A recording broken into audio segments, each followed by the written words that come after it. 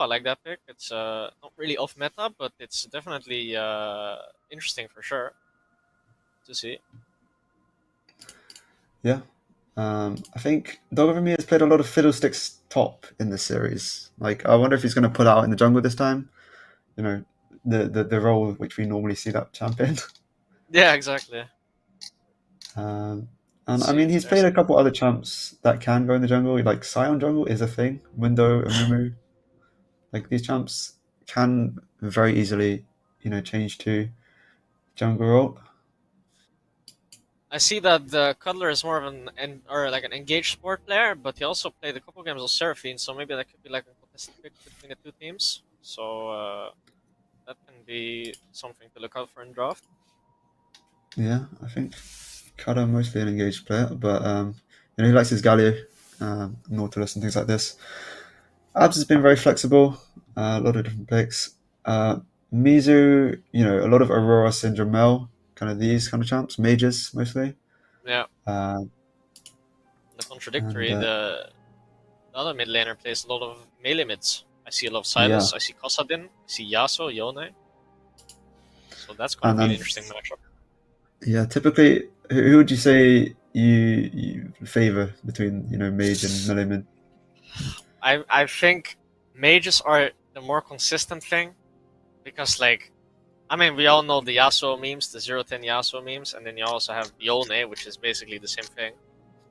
So in my opinion, I always prefer the mages, but a good melee mid laner can already or like always pop off. So that's Yeah, something and I think pretty interesting. Yeah, I think Rail has been really consistent throughout Fearless. He's been one of the kind of stand-up players for his team in a lot of the series, and I think he does have that carry potential on these melees if he can get there. Uh, and of course, I think the big wild card is new meta for Metacultist. He plays so many different things. Like he's Yeah, played I AP see. Varus top, he's played I Vayne, see he's Bane. played Yeah, Kale. very cool champion pool for sure. Yeah, and I So yeah, think like we might see him pull out something interesting this series as well. Uh, but hopefully we'll I be like getting the into amount draft of like soon. I like the amount of off meta picks both teams have. I think it's a cool thing, of course. If you can win on your own meta, why follow the other meta, right? So Yeah, exactly. Um, but yeah, I think we do need to dive a little bit deeper into the full implications of the series and talk about the different possibilities. Thank you, Tuba. So yeah, here are the different possibilities after this series. If obviously the winner of the series will progress and the other team will get knocked out. If Lost Cause 2-0, they will take fourth, with Assassino Cappuccino taking fifth and the Albanians taking sixth. If they go 2-1, they'll scrape into sixth, with Ace and As filling up the two other spots. If Metacultist 2-0, they will take fourth, and yeah, similarly with 2-1, they will take sixth. So yeah, this series is, I think, the last series that will decide standings for the middle bracket. Even though there is another series at 7 p.m. today, um, the positions for those teams are already locked, and this is the final kind of decider on which teams will be progressing. yeah, so it's gonna be definitely very cool to see both teams like brawl out for the positions they can achieve with winning Yeah, these games. and I think fourth and sixth are pretty big differences because sixth will Yeah, go against third in the first round of playoffs. I mean, like while fourth will go against fifth. So the positions will matter. Like a 2-0 versus a 2-1 will change things. Um, and I'm sure most teams would prefer to go against the fifth place rather than against the third place. yeah, for sure, definitely. Yeah, But um, after 1-0, the games are not played, so don't lose the confidence. yeah, exactly. Um, both teams got to keep fighting. But hopefully we're getting into the draft soon. and we'll be able to finally see some hopefully spicy picks. And here we go. See the lineups at the top: Mazvara, Dogorumi, Vrail, Skaza, and Jaculex for Lost Cause, and Metacultists with their full strength squad. Warwick Or banned straight away. Oh, I think we are remaking. I don't think Lost Cause had their full team in the lobby. I think I saw 4 people on their lineup.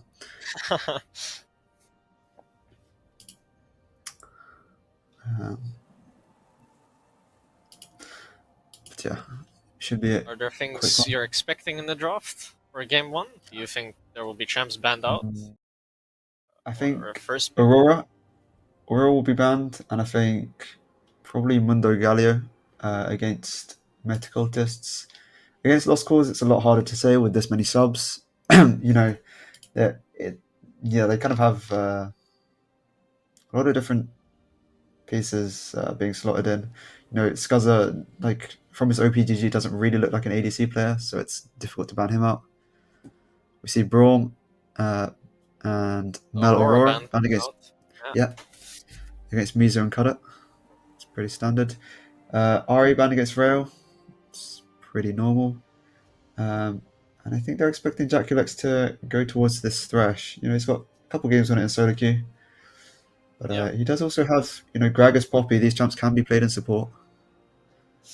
The Ash first pick coming out. I saw Yeah, Zeri being hovered, Kaisa. yeah. AD Abs carry has, first pick is something that is quite normalized nowadays. yeah, Abs has played 3 games with Ash already in Fearless, and that's a moo for Dog Over Me. You know, one of the champs we had talked about very briefly. Yep. I think Dog Over Me actually has one series in jungle. Yeah, last series, Mahasvara and Dog Over Me had swapped already, which is why he's got 1 game of Amumu under his belt. Sivir as the response into the Ash, which is obviously a good counter pick after level 6, because the Sivir can just like spell shield the Ash ult, Yeah. neutralize her ability. Zinzal picked up for Raccoon, and Seraphine probably going for Cutter. Right? Seraphine and Ash, big combo. You know, you get the slows, Yeah. so that first E is always going to root. Seraphine Zinza is also a great combination.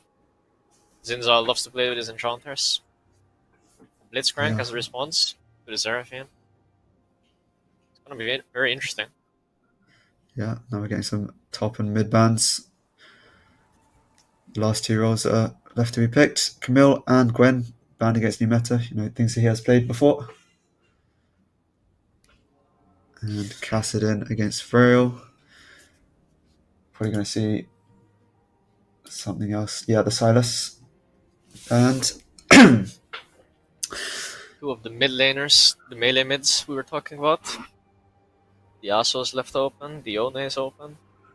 yeah, I think Masvar. Oh, they just Syndra picked coming Syndra out. straight away. It's kind of a denial pick against Mizu, you know, one of Mizu's big picks. Yeah. Um,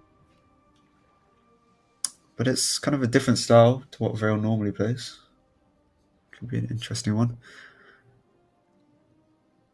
Blue team Oh, so maybe far the. definitely has a front to back team comp. The Galio coming out though. That could be I the think the Galio Galio support. support then. Yeah, I think it's Galio support and Seraphine mid. That Could would be probably flexing the make more Seraphine sense. mid lane. That would be quite spicy. Mordekaiser coming out. And Mundo for Marsvara, potentially. Yeah, Interesting there it draft so is. far. Which team are you favouring? Just straight off the bat.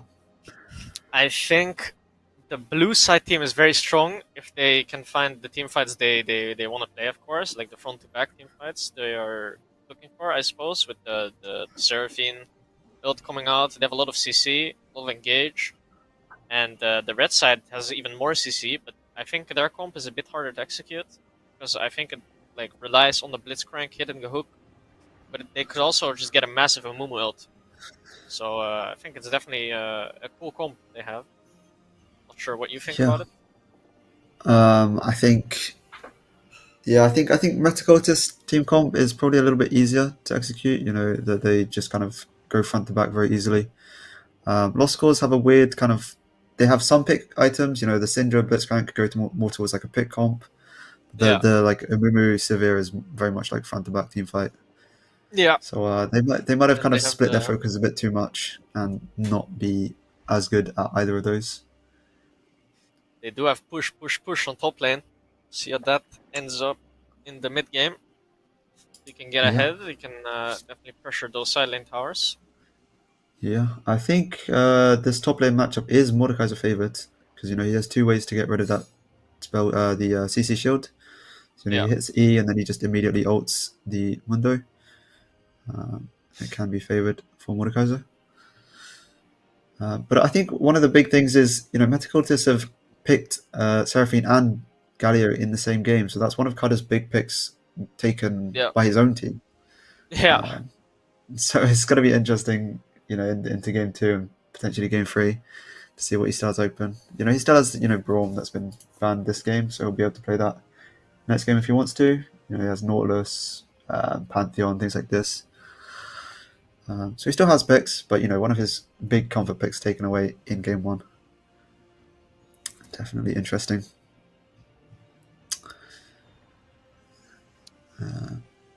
And I think, where do you think the junglers should be focusing on?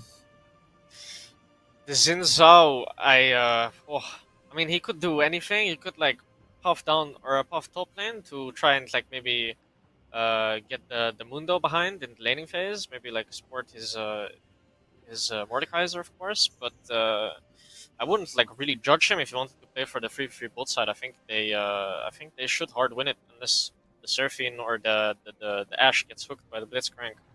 That they do have a very strong level 3 with the shielding and the slows. They need to be cautious for the Mumukyo and the Blitzcrank hook though. They have a lot of CC, but if they play their cards right, I think they should win the 3v3 both side. And Amumu? The Where do Mumu, you think I Amumu? mean, I think the Amumu should puff down and cover their bot lane because Mundo doesn't really want to be strong side right. He doesn't really. He just likes to farm and skill. I don't really think the Mundo wants to fight anything. Um, but yeah, maybe the Amumu just plays for permanent full clears and just tries to get ahead by CS. Who knows? Yeah, that's fair. I think Amumu with a few items can be really, really strong, disrupting the team fights. But I think with Zinzal, if Zinzal decides to, focus on bot, he has the Galio to come as well. You have just Yep. four-man bot lane if they want to go for that. Push 6 plus. I'm not sure about this mid lane matchup. Something I need to check into. I mean, the Galio always has like quite strong wave clear in the early game, right? So Yeah, assume so, but he could get poked down by the Syndra, of course. She has the range advantage. yeah. I think statistically it's very, very even matchup. About 50% win rate for each. So I think it will go down to skill. And it's kind of interesting to see the mid laners kind of switch roles. You have the mage player on more of like Yeah, a like the melee mid, melee mid, yeah. and the melee mid player on the mage. Um, we'll have to see which player comes out on top with the new roles. And the Syndra does outscale the Galio at some point when she has the true damage on the W. She has like way more wave Yeah, clear with the items she gets. But Galio is of course a bit stronger early game because he has more reliable CC. Shorter cooldowns, of course. I think Galio should be able to get the push. So we'll see how that pans out. yeah. I think Galio having push gives you a lot more openings to go for objectives, and we'll have to see if they capitalize on that. Yeah. Raccoon hasn't had too much like of these bruisery champs played. He's played one game of Pantheon, Wukong, and Viego. But Zinzao is something new, um, something we haven't really seen before. I mean, the champs are quite similar, right? They're all like melee Yeah, champs. They want to brawl, want to fight, want to skirmish. So it's definitely not gonna be too different, but yeah, it's of course a different kit, right? So yeah. gonna be interesting. I think Zinzao has some interesting mechanics, with the auto resets and things. Yeah. So Also, if you're just a not very used to it, strong champion. yeah. Um, but yeah, I think hopefully we'll be getting into the game soon and we can see how things pan out. Game 1 of Lost Cause versus Metacultists. Here we go. Alrighty, let's have a look at the runes and summoners. Nothing too unusual, I think. See the Conqueror and the Mumu. That I mean, you either go Conqueror or Aftershock. I'm pretty sure. You Yeah, opted out for the Conqueror, which is I think understandable when you're playing against Zinzao and the Galio. The Conqueror could get a lot yeah, of value, these. of course. Yeah, I think the beefy boys. I think you probably go more aftershock in like burst against burst matchups. You want to Yeah, survive that initial burst, but you know, you don't get killed very quickly versus Gallios and Zell. yeah. Both sports having exhaust. That Yeah, is maybe a bit unusual. Maybe they have a strategy cooked up. Who knows? yeah. I think Ignite could have been really good for actually both teams. You have Zinzal, Mordekaiser, and then Mundo on the other Yeah, side. Both teams with quite a lot of healing. yeah. I think both teams will definitely buy anti-heal at some point. Yeah, you would hope so. Yeah. Both junglers starting on the top sides, and they'll be clearing down. So looking to support their bot lanes here. Mumu is starting Raptors, which means his Raptors will spawn up sooner. New meta starts E, which is an interesting choice. Just gets that shield off straight away, but it doesn't do too much without more abilities.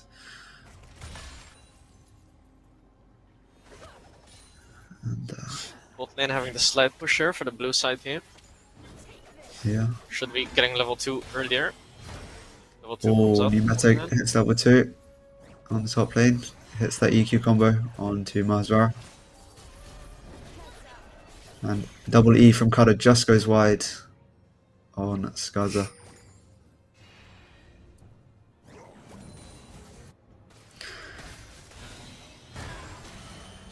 Top laner having massive push advantage here, which is expected. To the Mundo. Yeah. Mundo likes the CS, one likes the scale. Casting waves is not his priority. See, both junglers going bot side right now. Yeah, moving on to their bot side camps. They're pretty much tied on speed. Misa's going Yeah, they're in, looking lands a for one taunt trade. onto Vrail. And the passive auto as well. Gets a nice chunk down. Vrail down to about half HP. And the E goes wide as well from Vrail.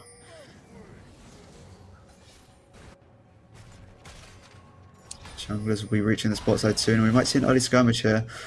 New meta again uses that E to get the shield off.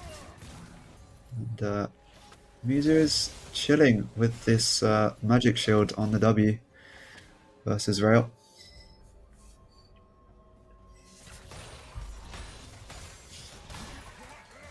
Mundo Oh, it looks looking like for he's the going for small engage here. skirmish here. Gets the pull Gets back. hit New by the meta's Mordekaiser. popped his passive and the shield as well. Flash forward with the Q. New meta with first blood onto Mazvara. See the Mumu going both side while the Zinza is hitting scroll. Maybe we can get something of action down there. Maybe not. Zinza Yeah. could be looking for the double scuttle. Yeah, Mumi's just Mumu's gone over a waiting in the ward, so bush. they know he's in there. Mumu's Raptor spawning.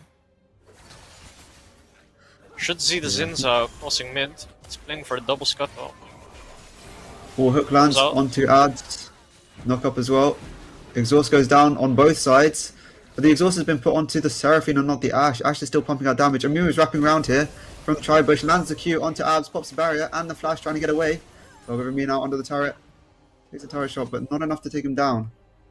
Both ADCs very low here. You see the massive play from the Zinza getting double scuttle, and now he's also taking the level 4 Raptors from the Mumu. This is gonna put him ahead. Does have to reset though. Unless he goes for the double. Yeah, we're going to see a replay on this top 1v1. New meta with the pullback and the passive procs. Does so much damage on this Mundo with the Q flash as well to secure the kill. isolated Mordekaiser Q, obviously dealing a lot of damage, even early on in the game. Yeah. Zinzao actually choosing to not reset and keep on clearing. Almost looking for an invade right now, but I think he will find anything. Yeah, got spotted out by Galio on the mid bush. But yeah, I think Zinzal not basing is gonna slow his clear down a lot, and he really should look for a base early. Rumi has the option to maybe go for the first dragon of the game, with Zinzal Zinzao looking resetting. for the resets.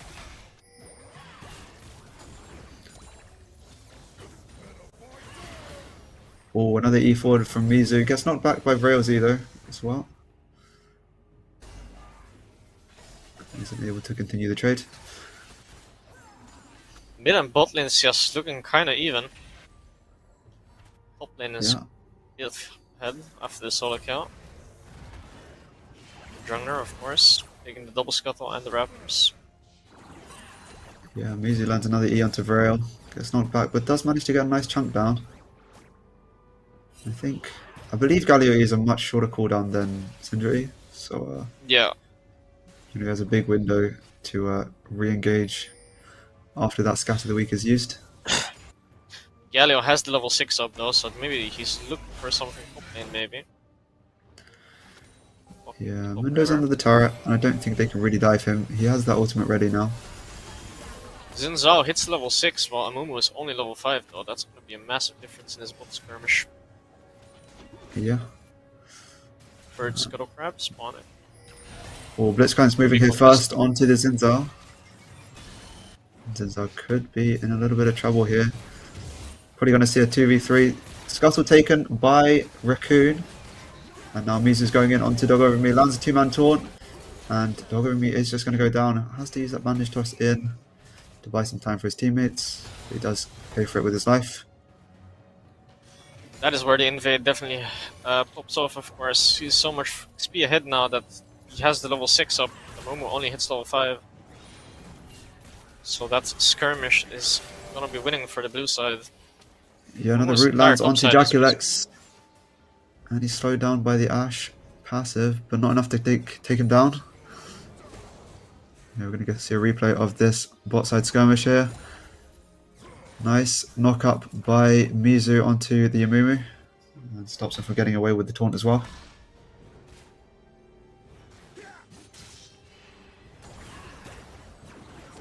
Zinzao crossing mid. This could be quite risky. Zinzao coming out. Yeah, it's going very low. Has to put the Crescent Guard. Now Vrail and Dog Over Me chasing down. Mizu buys a lot of space though. Still very healthy. And they're not able to get past him. And Skaza getting chased down. All hooked just short of Cutter. And yeah, Dino, if you're this Mumu, how are you getting back into the game?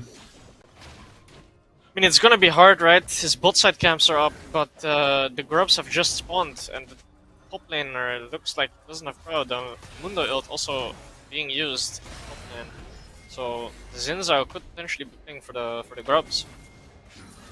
Mumu hits level 6 though, so that is a good thing. The Zinzao uses ult on the mid skirmish and also has no flash, so gonna be a disadvantage. But we see the support moving from the blue side team. Yeah, good Well, move their from Cutter Blitzcrank to just reset. yeah, nice early move from Cutter to go and cover the grub spawn. Taunt just about lands onto Vrail, and the passive auto does a chunk of damage. Blitzcrank moving bot, even though the Amumu is contesting the grubs. I don't think this is possible. Yeah, We'll have to give it. slightly uncoordinated there from Lost Cause. Mumu gets caught out with the double E from Kada and has to walk away. Oh, Mizu dodges away from the bandage toss, lands the taunt onto Vrail. Kada's here as well. The ultimate goes down. Vrail's charmed up, and the Curse of the Sad Mummy from Dog Over Me buys a lot of time. Vrail might be looking back here to try and pick up a kill.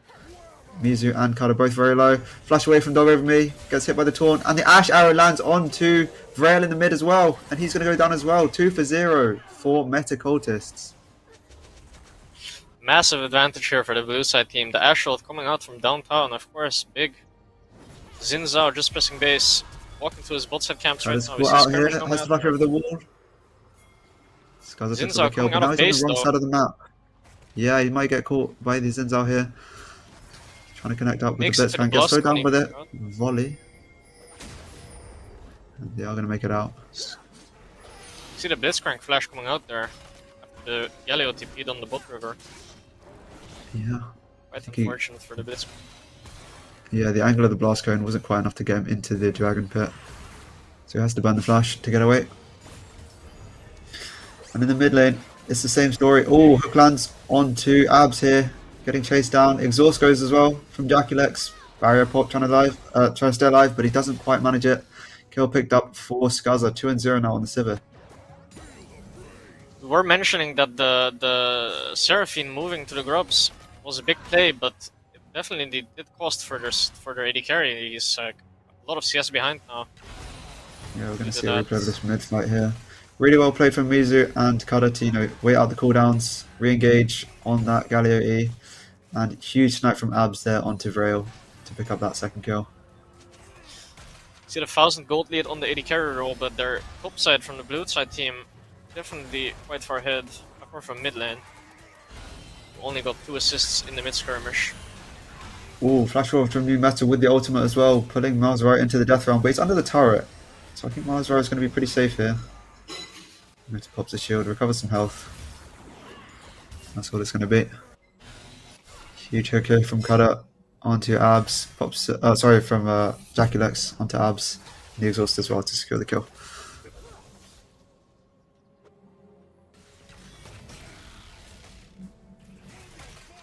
Lundo getting dangerously low here. Could be in range for 1 Q from Mordekaiser, but the Mordekaiser's tanking a lot of tower shots.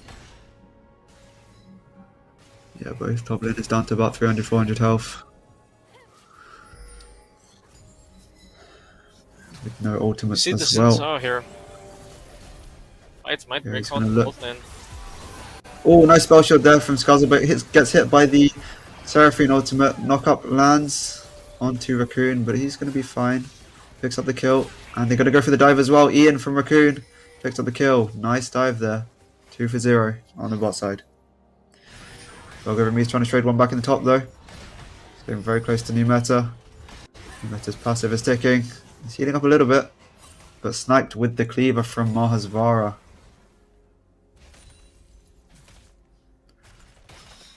Blue side team hitting the Drake now. I think this was a bit an interesting play because they see the Zinzao hitting the ward and they know the Mundo or the Amumu is top side anyway, but they walk up and get absolutely destroyed by all the cooldowns they used. Yeah. Taunt lands onto Vrail. He's walking into 2 people here. Dodges away from the wind, becomes lightning. And the double E from Kada. He's going to get knocked up here though. And he is going to go down to Raccoon. 4-0 on the Zinzao. And the Zinzao is massively ahead, 30 CS difference of course, after the level 3. The Amumu is invading here topside while his team is not there. This could be very bad. They don't spot him though. So he might just get out with it. Yeah, I think he will manage to get that recall off. Oh, Abs is chasing down onto Skaza here. Lands the slows, and that Q is popping off. A lot of damage. Just gets the 1v1 versus Skaza on the Sivir. First kill of the game for Abs. I'd be very happy to pick that one up. Ashe passive definitely very annoying if you're trying to run away from her. She just can't, or you just can't escape from it. Once you're hit, there's no running away. Mordekaiser ult coming out though. Mumu is getting dangerously low. And New Meta here. Asrar pops the ult. He's trying to buy time for Dog over me. He's going to be able to make it to the turret. Galio's also up here. And Vrail might be caught out here. 1 versus 3. Mizu's here. He's going to probably hit the knock up. Syndra has the full item though, so the damage is there definitely. Abs fires off an encounter crystal arrow. Will this arrow hit? I think it just goes wide. Abs is flashing away here, pops the barrier as well. Flash forward with the ultimate from Jaculex, picks up the kill. And the second kill goes over to Skaza. You on the top side. Marzara goes down. 1 versus 3. Rail not able to help. And Dog over me had already recalled. They're gonna look Yeah, for the dive here, vulnerable here to the maybe. dive. Ooh. Nice W there from the Zinzao. Lands it. Immediately picks up the kill on the Syndra.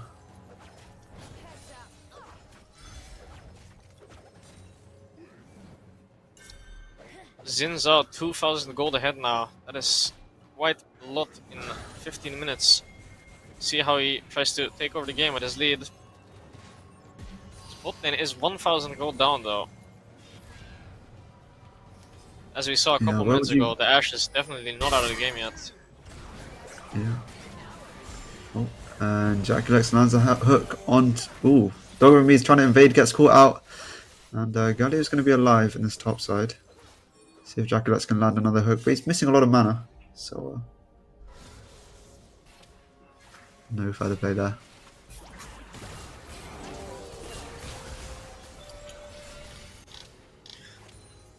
The Herald is currently up. The Dragon is spawning in 2 minutes. You see in the top right.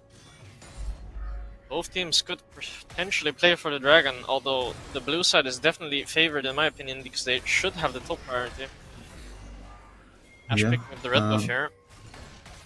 Cultists one objective away from picking up the feats, so they'll be definitely looking towards this Drake.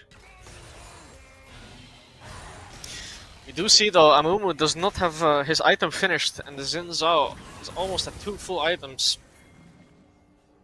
Or Veil's like one auto from picking away this first turret on the bot side. Jaculex and Skaza as well. Oh, nice spell shield there from Skaza to avoid the Enchanted Crystal Arrow, but Jaculex is caught out by the Bandage Toss. He's going to go down. Another kill over to Raccoon. Yeah, the Xin Zhao is definitely taking over the game. Almost 3,000 gold lead now. Will be starting the Herald, I'm pretty sure. Yeah. And I think that will probably be the feats of strength going to Meta Cultists. Another taunt lands onto Veil. And Mazwar is getting pretty low in this top side. Doesn't have the ultimate. Or he might have just popped it, I think. Skaza going forward onto ours, picks up the kill. Gets rooted up by Kada though.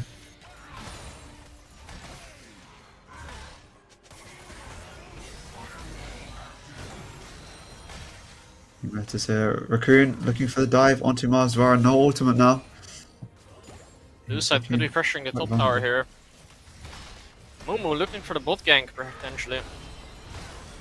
First turret over to new meta, and Mazwar is probably going to go down as well. There it is, kill picked up by the Mordekaiser. Mumu counter invading on the Krugs there.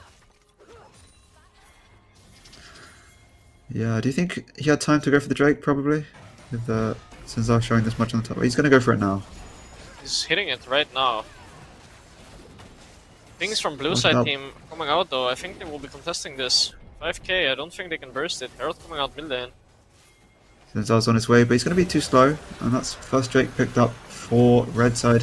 Hook lands over the wall, and Kada goes down. Hero's entrance from Galio knocks up 2. And Freddy Raccoon's in the backline. Skaza's 1 HP. Nice ult there from the Mumu. Stuns up 3 of them. And they're trying to still make their way out. Dog over me. Oh my goodness, they all make it out. Skaza and Dog over me living on 1 HP. Jaculex and Veil also very, very low. But nice peel to make it out. Very unfortunate from the blue side team, of course. Everybody almost living with the 1 HP. The Zinzao diving onto the backline, but not getting anyone down. All live on low HP. Yeah, and the shutdown. Big shutdown picked up on Raccoon. I'm not sure who picked up the kill. But that's a lot of gold over to Lost Cause. Let's see a replay of the fight here. Jaculex starting it off with a hook over the wall onto Kada. This is a straight up kill, I think, for Vrail. Skaza flashing out, Raccoon going onto the backline. Oh, there's more action here. New meta, getting caught out 1 versus 2. And I think he's going to go down.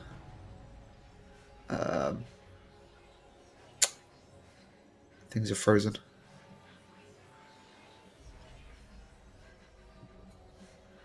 Dano, is it frozen for you as well? Yeah. Unfortunate here. Oh, we're going back to the desk. Sorry for the production issues. Not sure what's going on, but think new meta is about to go down. And how do you feel about the game state, Dino? I mean, we definitely see the red side trying to defend their towers, but the mid tier one and the top tier one has already been killed. So yeah, definitely they have the blue side team definitely has advantage on the map, power wise and objective wise. Now we do see that the Zinza is very far ahead, but they do manage to fight back, as we saw the last team fight. So that is quite interesting.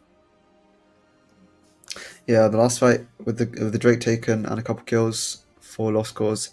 They take the gold lead down to about 2,000, which is definitely manageable. Curious though And what the plans will be for the Otacon spawning soon. Exactly 100% sure what the timer is in game, but pretty sure the Otacon spawns in a couple minutes. So maybe both teams will try to play for it. They set up some vision. yeah, I think Atacon probably the next big objective, something to fight over. I think the Sivers looked really strong in the bot side, and I think Syndra is getting online for lost cores. So they definitely have the damage to fight. Yeah, I mean the Syndra items are gonna be a massive thing for the red side team, of course. Syndra being the champion that she is, dealing a lot of damage. And I think in Those terms of Zinzao, overall scaling, lost cores is probably favored, right? I think so too, yeah, because the Zinzao definitely gets countered by the Syndra E and then the kiting from the Sivir. But they do have the Seraphine, of course, so Yeah, if there's a big encore to reach the backlines, Sivir could be in some trouble. But I think long range damage from Sivir Syndra is going to play a big factor in the team fights. and as we said in the draft, we established that the blue side draft is definitely way easier to play with their easier CC to land. Of course, they have the Asho, they have the Seraphine R to follow up, they have the Galio to peel. So it's gonna be interesting how they play the fights.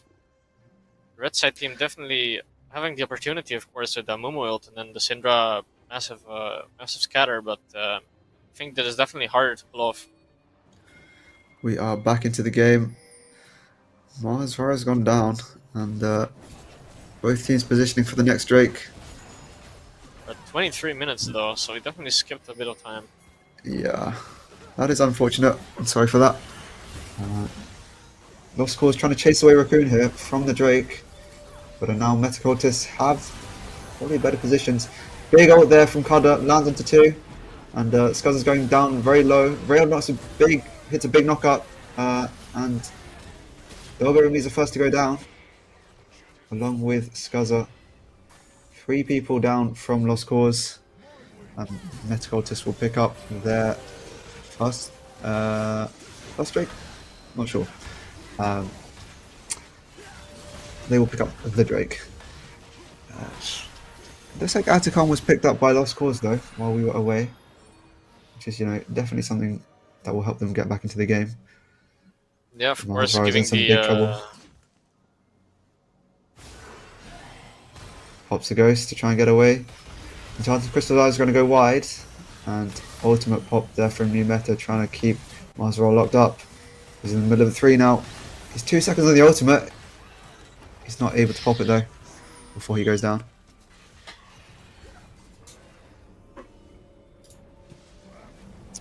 Yeah, big kill on the bot lane here. We see a lot of items coming out though. The Syndra is on 2 items. Mumu has reached 2 items though. He is kind of back in the game even though he has 4k gold deficit. So I assume the Zinzao buying a lot of gold. Yeah, exactly. We see the entire full Black Cleaver coming out from Zinzao. Sivir on 2.5 items though. Yeah, the Syndra's doing a lot of the Sivir doing a lot of damage. Yeah, the Sivir, the champion that she is, just pressing W on the wave and getting permanent mid-brow. That is very good for the red side team. Kada going to clear out some vision here on this Baron.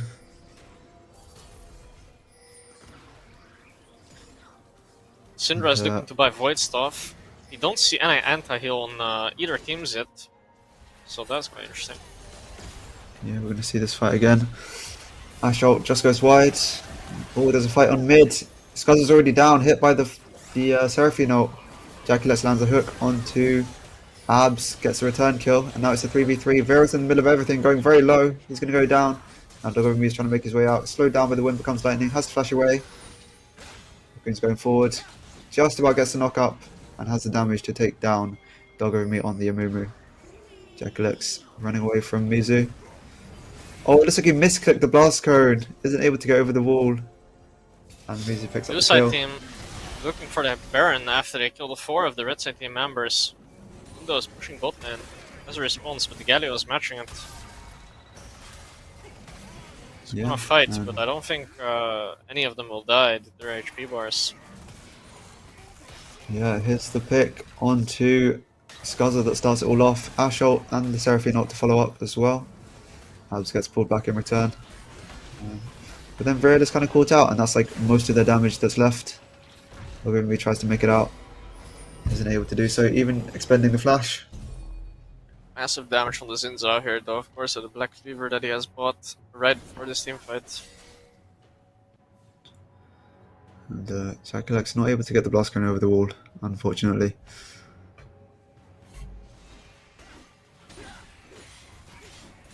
And the gold lead has kind of just exploded in favour of Metacultist. 7,000 gold ahead now.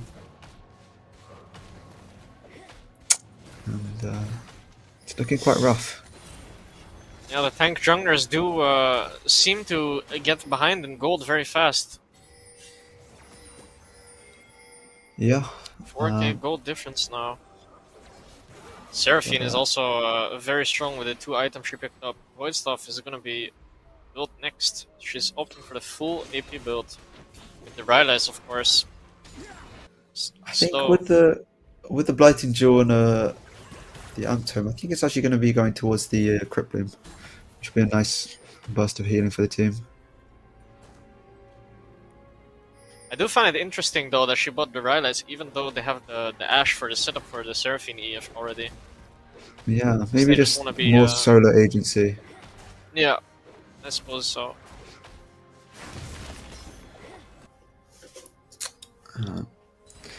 But yeah, Crypt Bloom has been finished for the Syndra. Yeah. What do you think about the Crypt Bloom versus Void Staff debate? In my opinion, I always buy Void Staff, but so I don't really know how good Crypt Bloom is. See a fight coming out here though. The hook lands on Galio. Not sure if that is the target you want to be going in. Gets knocked back by the Scatter of the Week. Taunts down onto Jackulex, and Vrail gets caught with the Seraphine ult at the back. Vrail trying to flash away from New Meta in the Death Realm. Knocks him back as well. And they are just running away here.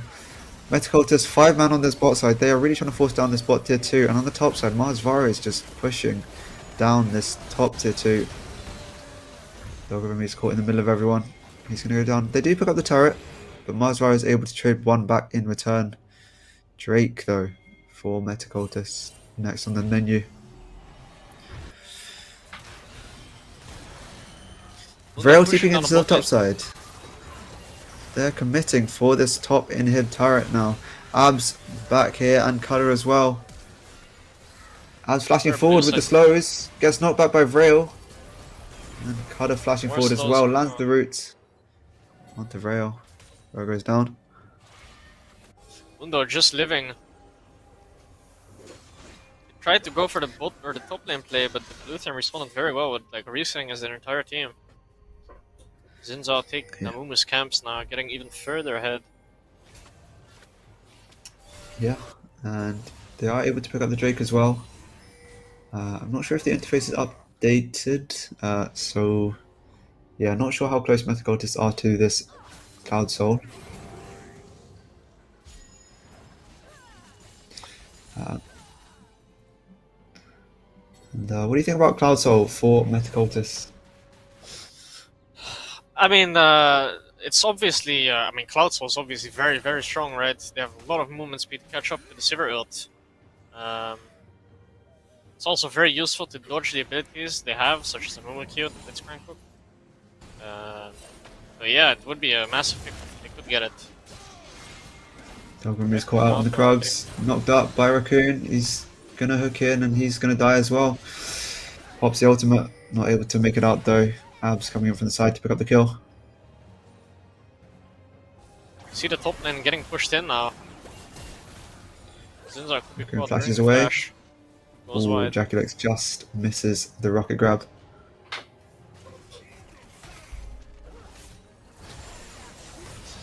Blue side Yeah, pressuring the base from the red side team though.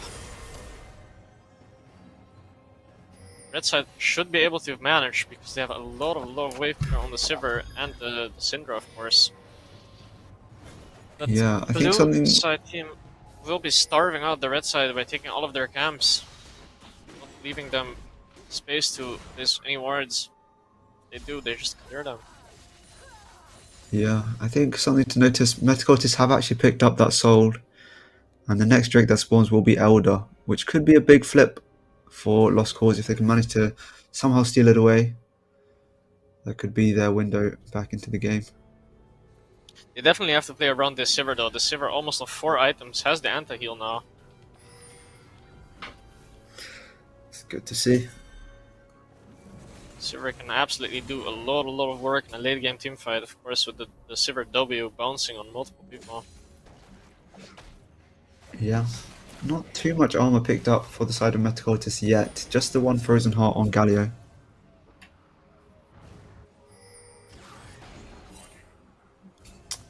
And Blue side players, has been doing quite well, keeping the vision advantage they have, trying to set up for the Baron that's almost spawning.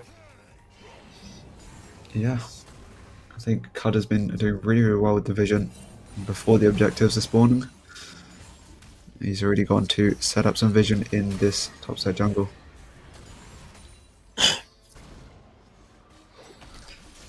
They are straight on the Baron as it spawns, and it looks like Lost Cause are just going to give it.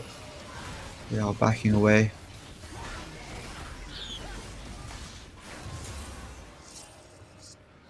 And do you think Lost Cause had the time to maybe push for that bot tier 2? Or Jesus had GA? He has a spell shield, especially. Oh. Um, yep, these are the other two teams that are fighting for the last couple playoff spots. They're already confirmed in.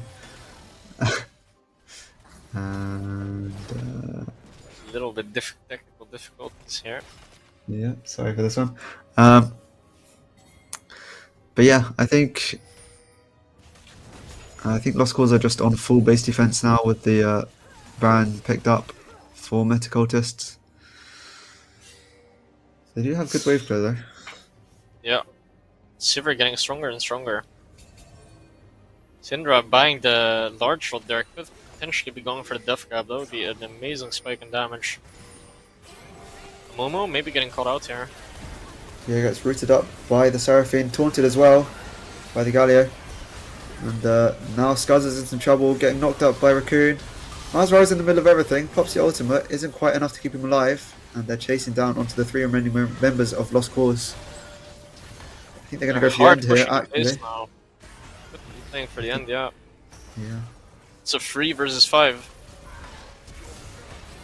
Oh, Flash flash coming forward in. from Mizu. Lands only onto Jaculex though. And Vrail knocks them back. Vrail is trying to get the damage down, but isn't quite enough. Abs is hitting the Nexus, and it's game 1 for Metacultists. Very strong game 1, very good early game from the blue side team. See the drafts paying off there with the front to back. We're quite dominant in the team fights. Let's see what they do in the second game.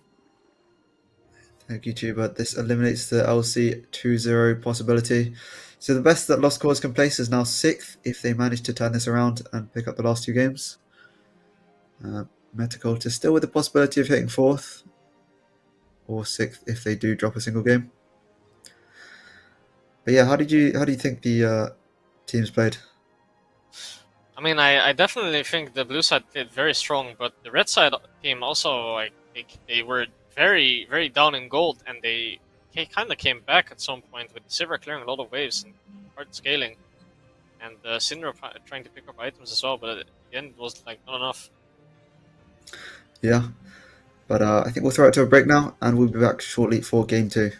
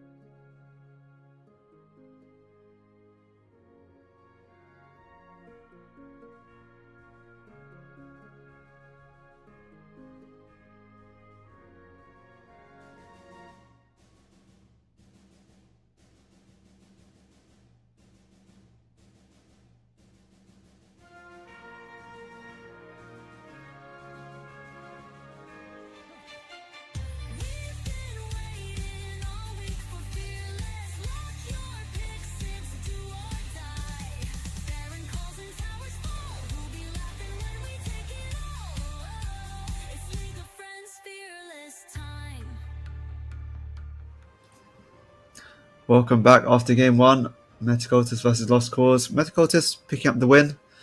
I think pretty much jungle domination from Raccoon. Yeah, definitely. We definitely saw in the early game, Until the late game, we definitely saw the massive gold gap in the jungle. Of course, after the double scuttle and the raptor invaded, it kind of started accelerating. Yeah, I think New Meta was kind of bullying um, Marsvar in the top side as well on this Mordekaiser. You know, um, with some help from Raccoon, but yeah, he was definitely ahead. And I think the mid and bot sides were fairly even. I think throughout the game. Yeah. But yeah, we'll be hopefully getting to the next draft soon, and we'll have to see if Raccoon can keep up the kind of insane performance that he had from game one. What do Yeah, you and predict about the side selection? Do you think they will switch it up and try blue side next game, or do you think they will go for a red game second time? I think red side has been popular for side selections for a lot of the teams because uh, it makes drafting a little bit easier. You know, like I think the strength of blue side in professional players, the kind of what they call like the OP picks, what's like really meta, was easily fast Yeah, pickable. But I think for these teams, you know, they don't really have that, and I think the strength of three counter picks is probably favoured. yeah, they do like their comfort picks. Not a lot of meta champs, but they do have their own meta in some way. Yeah, and I think we should probably talk about the champs that were banned in game one that are now open. You know, things like the Aurora, Famizu, Braum. What else was banned? The one of Silas, I'm Rail's pretty sure. champs. Yeah, Silas and Cassidin for Rail. They're Yeah, the champs that he's played quite a lot. maybe you can get onto like a melee mid now. That's like kind of a specialty. And maybe you can do more on those types of picks. Yeah, I mean the Syndra looked fine. Like I don't think he did anything that was, you know, kind of losing the game, Yeah, but it just wasn't maybe as strong as he wanted it to be in the early game. yeah.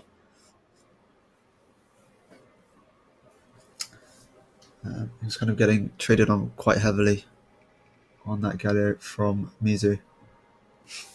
Yeah, And yeah, here are the possibilities. Eliminating 2-0 for lost cause. So most likely Assassino Cappuccino picking up fourth place, but that relies on lost cause picking up the next game. And I don't know, how do you think lost cause should bounce back from that game one loss? I think they definitely need to be like focused more in early game about the fights they pick and also what they do because in the last game we definitely saw, for example, the bot lane from Lost Cause walking up while their jungler was topside, and they knew the jungler from the other team was bot side. So I think they definitely be more cautious about that one. Yeah, maybe a little bit more map awareness needed. Um, and I think there'll be, you know, the kind of way they set up their team comp was maybe not what they had practiced too much. You know, with the mage mid Yeah, and kind of the split push top. Like Masvar has played a couple tanks, but he's played things like Cho'Gath Ornn that are more going towards like the team fight rather than split push. yeah. Um, so maybe they'll go back more towards comfort and kind of team fighting. You know, things that they have played previously. I guess the Mundo was also just to pick it away from Raccoon since he Yeah, has played a potentially. couple Mundo games. Now the Yeah, that's a Mundo's good point. out. But Raccoon has a big champ pool. You know, he's played a lot of different champs, so he's still got a lot of options to choose from. Yeah. And yeah, what about the mental side? How have you felt like mental throughout Fearless has been? I mean, losing game one always sucks, right? It's especially if you see the scenarios that are possible. Like 2-0 is not possible anymore, and I mean that is definitely not something ideal. But of course, if you get 2-0'd here, it's quite bad. So you need to like focus up more in the second game here and try to win it. Yeah, Lost Scores definitely. You know, they're on elimination point basically. Yeah, If they don't come back here, they will be knocked out of Fearless for the season. which would be a shame. And we'd love to see the series go to 3 games, and Yeah. then have both teams on the edge of elimination.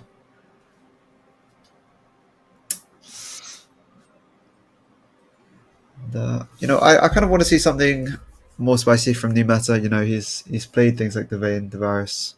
Mordekaiser was Yeah. good, but a very standard pick. Yeah. Um, See a lot of Camille in well, this match history. That is very an interesting champ. I like that champion a lot. Good yeah, Camille can really take over games. yeah, and there are some good pairings with junglers. Like Camille Sejuani is a really good pairing. Yeah. Um, Wukong as well. So Raccoon has options to link up with the top laner as they did in game one. For Cutler, his Galio being picked and the Seraphine being out, of course. But the Braum is open now since they banned it last game. So maybe Yeah, he's looking to play Braum. and Braum things like Lucian is, of Choppy course. as well. Yeah. Oh yeah, Braum Lucian is good. No Braum Ash because of course Ash being taken away, but I think Kaiser as well is a good combo with Braum. Yeah. Uh, Doubtless Kai'Sa is also a strong combination. yeah. Dog Over Me apparently has played a few games of Singed Jungle. Singed Jungle. Do you think we're gonna see Singed Jungle? I You're on elimination point. Do you just go for full comfort and you pull out the it ultimate pocket pick? it would definitely be hype, but I mean, I haven't. Maybe he knows something I don't, but I'm not a massive fan of Singed Jungle. But he can make it work. He can make it work, of course. Like Yeah. simple as this. Um, I think you have like nice lane gank potential. With the Singe passive, you get so much movement speed. You run behind your bot lane, get a Yeah, fling onto someone, and that's like an immediate pick basically. would be very hype to see, but I would not have the confidence to play it. Maybe he does, but if this was my elimination, or if this was my elimination game, I would not play Singed Jungle. uh, if the match didn't matter at all, would you play Singe jungle? Sure, it's cool. I like it. It's hype. Yeah. Some crazy plays with the fling. I think Sinch is Yeah. such a weird character, but he could like do some funny things, you know? Yeah, it's very funny to watch. Yeah, Um, exactly. but I don't really like playing it. It's um, yeah. I don't know. That'll be super fun to see. We'll have to see if they actually go for it. But hopefully we're getting into the draft soon, and we'll have to see if they pick it up. I really want to see a spicy top lane picker from new meta. Looking at his champion pool, that looks so fun to watch. Of course, you have the Mordekaiser out now. The boring picks has like Shen and the set. Just like set is pretty cool, but Shen is a bit boring. But of course, he could go for like the Wow, I can't believe you said that about Shen, man. Shen is so boring to watch now. Okay, just say you don't want to carry you on Shen. I see. Okay, okay, Okay, so we don't pick Shen next series then. Okay, I see. sure. Wanna see your Put me on Yone, bro? carries. Yeah, Yeah, put me on carries, exactly. man. I love to see that. Um, but yeah, I think Thresh as well for Jaculek. One of the champs that was banned. He looked pretty good on the Blitzcrank. He had a lot of good hooks in the other game, Yeah, but unfortunately wasn't able to make the most of it with the team. I mean, I And also Thresh think is it's kind of. just a hard So go Zinzao ahead. game, of course. If you hook the Galio, is that really what you want to hook? Or if you hook the Zinzao, and Yeah, yeah, it's a hard blitz game, I think. yeah. But Like if you're hooking Mordekaiser and then he just immediately ults your ADC, it's yeah, not it's not ideal. Um, but Thresh has kind of more layers of playmaking over the Blitzcrank. Um, Something that he could look for. also a champ that is But not super meta active. yeah, Thresh. That's true. But I think Thresh will always have like a special place in a lot of players' hearts because of Yeah, things like the Mad Life. yeah. Um, and you can do a lot of cool things with them. We're getting into the draft now. Lost Cause sticking on red side, as we suspected they might. Fiddlesticks ban coming out. Yeah, that's against Dog Over Me. Um, I don't know if he's played Fiddlesticks jungle yet. He's just played a lot of Fiddlesticks top. Yeah. Lucian Um, ban, trying to maybe avoid the Lucian Braum pick. yeah, For us, Lucian is very popular with the Braum. and Ivern against Dog Over Me. That's an interesting one. I don't know if he's played it. Oh, he has a few games of it. It's very cute. So it's something he knows how to play. The Varus versus Varus ban coming out. oh wait, that could actually be against new meta. To be Yeah. fair, And the Shen ban. Shen ban on from the blue side team. Guess they really want something to play. Maybe the Vayne? Pretty sure Shen is quite good into Vayne. I think if the spacing is correct from the Vayne, it's oh my god, are they just gonna first pick Vayne? The first big Vayne. Oh, maybe the Okay, it's Aurora. it's Kaisa. Kaiser for Okay. ads, so they might still go for this Kaiser Braum or the Kaiser Nautilus. Yeah. And, I'm sure what we're gonna see first picked here. Orn, okay, for Mahazara. Warren blind. The Oh, Sage. there it Oh is. my. Holy. The thing is, I He don't know actually if does it. this is Lost Cause not having the champs, but I think it's very odd that they pick the Orn and the Singed on one Yeah. two because probably if you're picking Singed, you want to kind of hide it and pretend it's a flex. Yeah. Um, Or you could like so we pick probably the would have, Singed first as like bait yeah, enemy team into picking a Singed top lane. yeah, exactly. But they picked on 1-2 and new master on Gwen Gwen and Sejuani Sejuani. picked this one. It's very Gwen very strong. good into Orn. Yeah. Sejuani is very good with Gwen, of course. The Yeah, E passive Gwen out attacks. yeah, and Gwen gets a lot of attack speed with the E and Nash's Tooth. Cogmore picked up for Scuzzer. Very good into Sejuani and Kaiser. You have a lot of range. Yeah. Kog'Maw definitely an interesting pick though. I don't see that a lot. Pretty sure it's not the strongest AD carry as of right now. Maybe it's good into Kaisa. I'm not 100% sure about that one. Yeah, statistically, it's the strongest ADC into Kaiser by about 5% Wow. somehow. Yeah, Let's see Cogmore how has a nearly it pays off. 60% win rate versus Kaiser. Wow. I think it's just that range advantage. You have the slow as well Yeah. to keep the Kaiser away.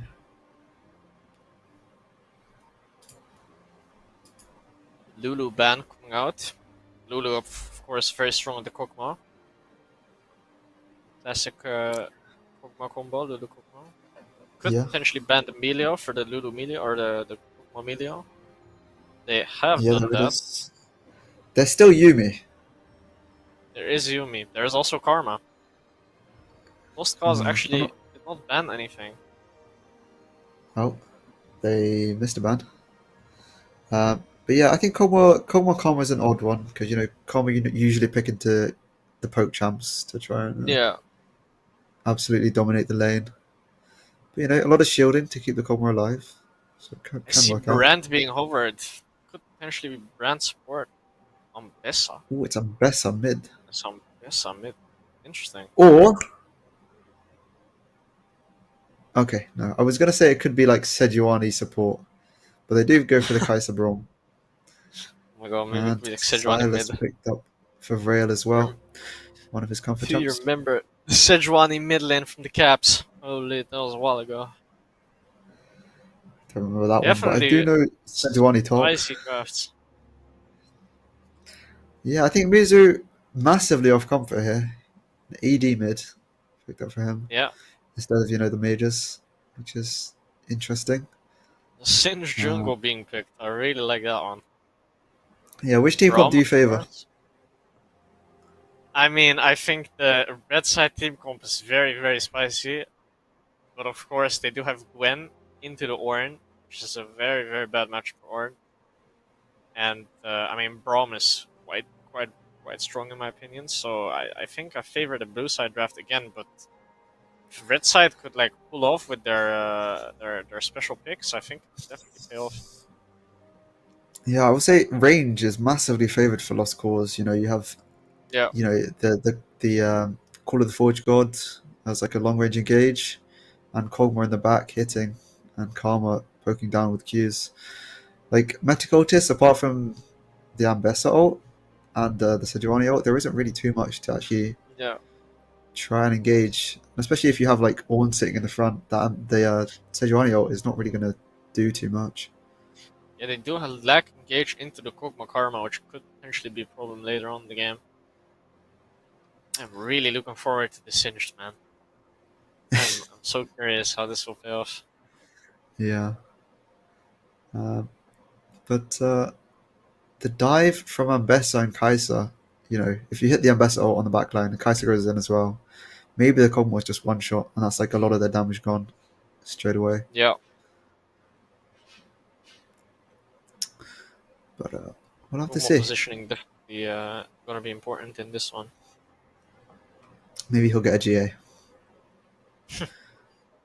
to have a second chance. um, yeah, Vero back on comfort. Mars Vara's on comfort, and of course Doggerimi on his signature singed jungle. I think Lost Cause have Ambessa a mid lane good is chance. also very spicy. I think Ambessa is quite good into the melee mids, such as Silas. Of course, they needed a melee mid laner because they have the AP from the Gwen and of course the AP from the Kai'Sa, who's like mixed champ. Yeah. Do you think Ambessa is better or worse than something like Yasuo Yone? I mean, I think I think Ambessa is easier to pull off. So if you're not comfortable on the Yasuo or the Yone, I think Ambessa could work. Yeah, Um, definitely a good point. but yeah, of course, the melee is also working with the Sejuani E, such as of course as well as Gwen. But Yeah. yeah, they do have a lot Yasuo of CC again. statistically, yeah, that is true. Um, Yasuo is statistically one of the best picks into Silas, but again, you know, if it's not something you're comfortable on, you're probably not Yeah, going to just first time it. yeah, exactly. Um, but yeah, Sejuani Braum, big combo, you know, double passives. You hit the slow as well from the Braum, and that Sejuani stun is getting procced.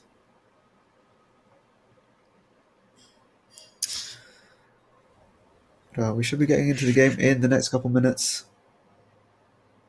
And again, to reiterate, Lost Cause is on elimination point. If they don't come up with a win here, they are out.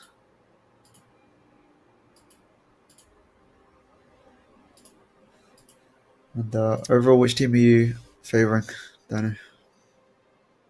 Draft wise, I think I favor blue side again. But it would be definitely very cool if the red side could take this one home, so we get a best of three, an actual free game series. But it's going to Yeah, be an important game for sure for both teams. yeah. Uh, and how do you think Singe's paths in this game? Like, I from have a like, never, I honestly have never seen Sin Jungle. I don't know how fast it clears. I assume it is pretty good into the camps such as Raptors, where it's like lower HP, but like more units in the camp. yeah, So because you can like take them faster with the Q on the AOE on the Q. But I assume the red buff and the blue buff and the Chrome they will take a long while. So yeah, you see the 5-man going bot lane here. Maybe they could look for an invade. They do have the Brom Q for the slow. Karma in the bush they're here. gonna, yeah, they're gonna spark come with the wards, but Jackalux is able to get away. And Cutter has unsealed spellbook, which is something we've seen a lot, especially like at MSI. Um, Yep. the kind of pro supports picking unsealed spellbook. Um, how do you feel Definitely about it? funny Do you when think you. it's good? I think it is very good. I think. I mean, we've all seen the plays where the support just randomly TPs into the fight, or the double Yeah. smite, of course. So I think Uh-huh. it is definitely quite strong. If used well, of course. I think it's not an easy rune to use, but if used correctly, I think it's quite strong. Yeah. Yeah, I'd like to see how Kara pulls this one off. I think other than that, the Singed. rune's pretty standard, and Summoners again, fairly standard as well. Singe starting the Raptors again, but this time it is Yeah, tank into like tank. So I assume the Sejuani won't get a massive advantage as the last game on the Zinza. yeah. But both junglers starting top again and pathing towards bot. Ooh, Mizu with a big early trade onto Vrail. Vrail's already down to half HP. He doesn't even have the W to get the healing back. And Grasp Rise obviously make a big Impact. difference there. Grasp Yeah, being such Mizu a with strong the rune early on in the game. and the passive ultis as well after using the Yeah. abilities.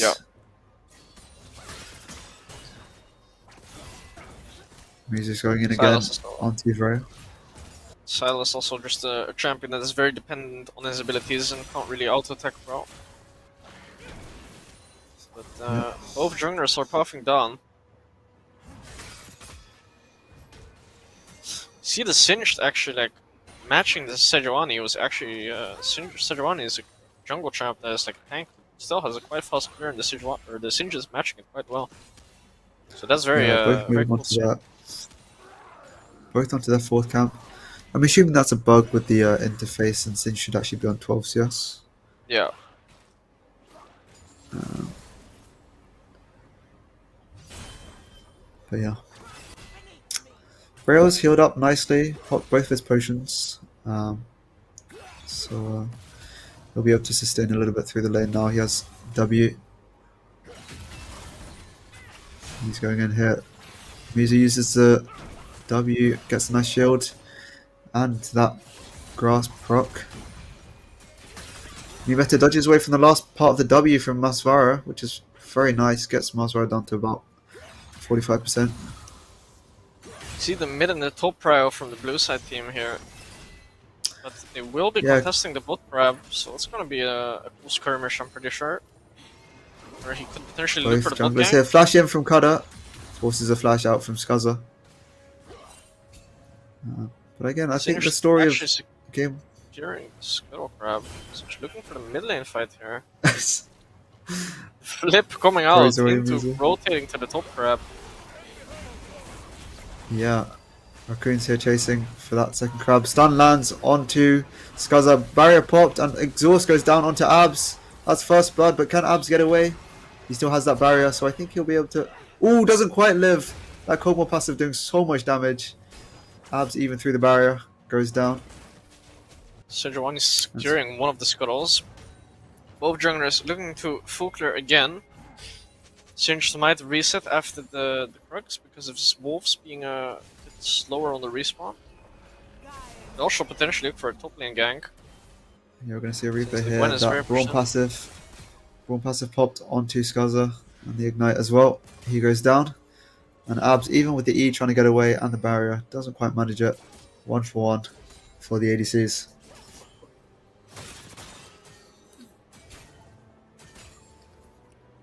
Both junglers looking to full clear again.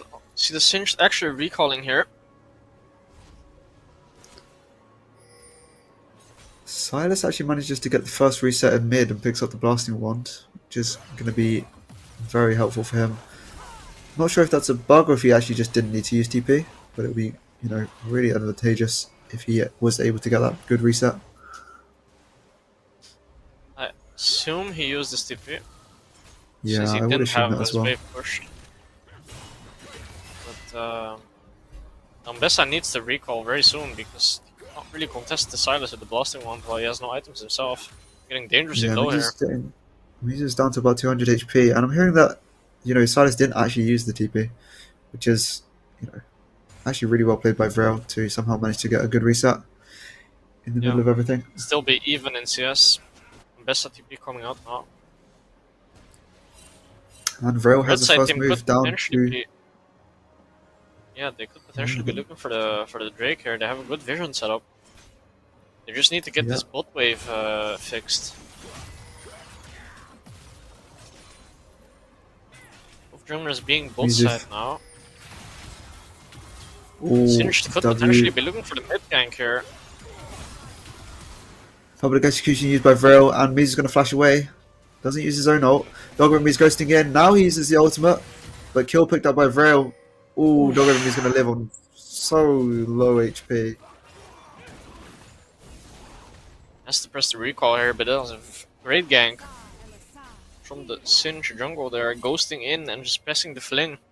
Even though public execution makes him unstoppable, he still dies to the damage. Yeah, Will give Silas the edge in the lane. gonna see the replay here. Mizu goes in onto Vrail, not respecting the Singe being close by. Gets stand up, and Vrail, with the stolen ultimate, manages to lock up Mizu for long enough to help Doggerimi get in and secure the kill for the team.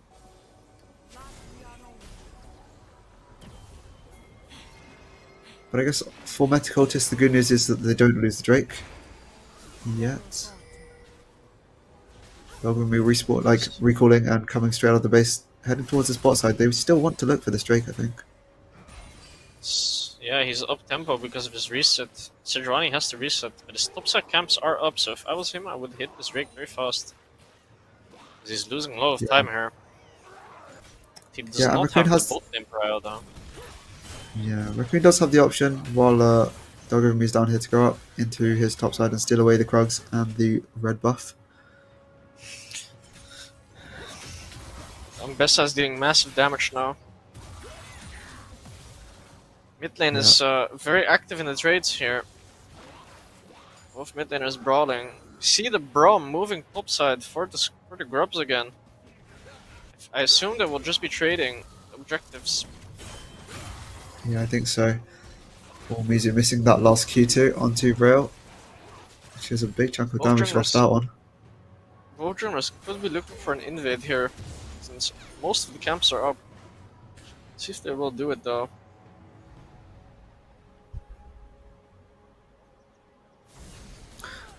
Looks like new meta's going into Doggerimi's topside jungle to scout out.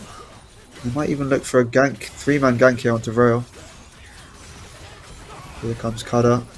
Oh, Oh, Braumont stolen by Vrail, buys enough time, and Cutter's flung back by Doggerimi. Exhaust pop down onto the Singe now, and he might be in some trouble. Pops the ultimate, trying to get away. And it's double snip from new meta. that was very well played from the Gwen here. Flash is a mastery as well. Yeah, this puts the Singe massively behind because the Sejuani can do whatever she wants. She is taking his red buff right now. Yeah, we're going to see a replay here. Doggerimi just kind of extending a bit too far. Gets slowed down by that needlework. And flash forward by new meta. Gets the double snip. Picks up Vrail and Doggerimi. Gwen 700 gold ahead now in the lane after that play. Yeah. Vrail's going in again onto Mizu.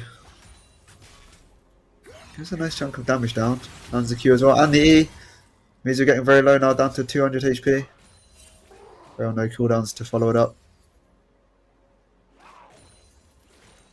This Gwen is going to be a very big problem in the later on in the game because Ornn can't really hold her on the side lane, so if they play it correctly, this Gwen should be able to like do a lot of stuff on the side lane here. Yeah. He's going towards that Nash's Tooth. Just a couple hundred gold off finishing that first item. Sejuani looking And it looks like mid, Vrail's. actually. Yeah, Mid it looks lane. like Vrail's going to go towards Aroa.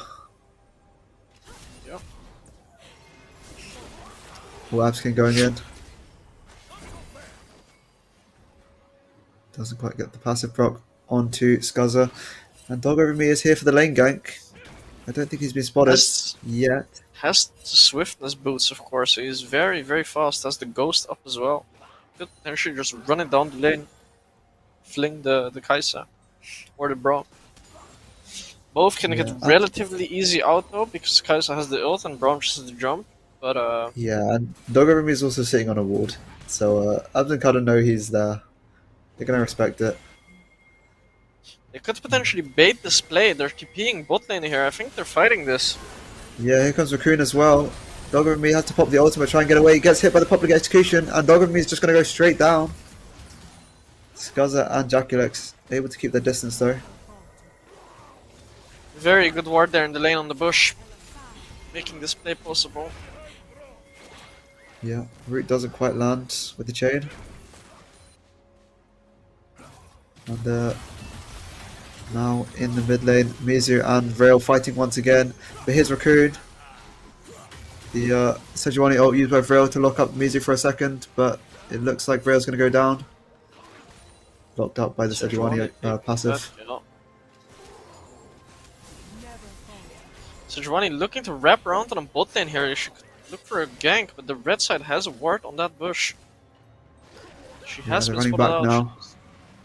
Does not have the Sejuani ult. Yeah. Abs lands the Void Seeker, but no ult to follow up. Means that Skaza gets away. Singed being spotted out here, looking to cancel the Gwen's reset. He might actually just die. Numeta's so strong. Pops it. Yep, there it is, the Conqueror and the last snip. Manages to pick up the kill. Mazra is trying to trade it back, but Gwen is immune. Gwen is immune. Mizu is here. Flash Ooh, going out. Mazra flashes over the wall, gets a double knock up. And the Brittle proc onto the Gwen to get the shutdown. Vrail's here as well. Mizu has to flash over the wall. Very well played from the Ornn there with the flash as well into the E. Yeah, we're going to see a replay of this lane gank not quite working out in favour of Lost Cause.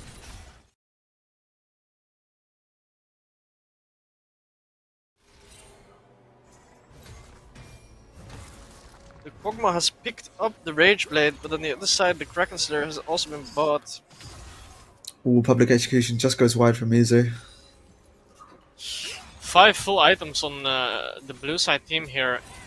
And the bot lane from Lost Cause only has their item. Top side does not have their item up yet. So we get a replay here's for a the kill replay. here. When Numeta is so strong. I think he already had the full item at this fight. And with the Conqueror proc, you know, does so much damage onto Dog Over Me. With the immune, Marzara doesn't even go for the recast on the ult. Just chases after him, flashes over the wall, and gets the Brittle to take the kill.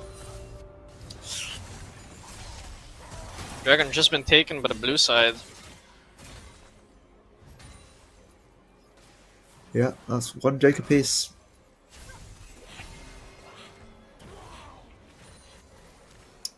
Roa has been purchased for the Silas, so he should be getting that free level in 10 minutes, around the 24-minute mark. Yeah, what's your opinion of the Roa versus Rocket Bolt for Silas? I think in this game Roa is better because it has more value. Because Ult lands onto 2 from Kada, and Skaza is locked up with the stun. Teleport in here from Vrail, trying to turn it around.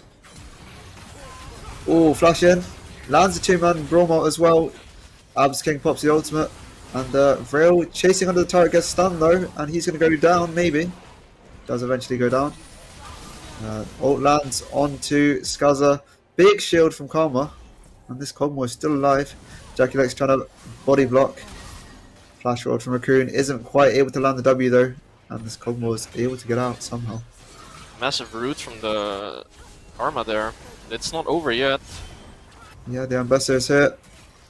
Lands the public execution, picks up the Karma.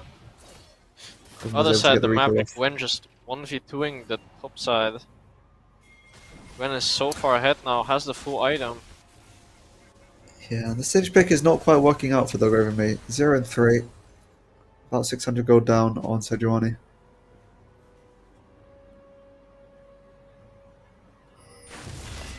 As we see, a steady 2000 gold lead for blue side team here. Every Vrail's roll going kind in of being again. ahead. Vrail is not doing too much damage to Mizu. With the Eclipse and the W shield being procced.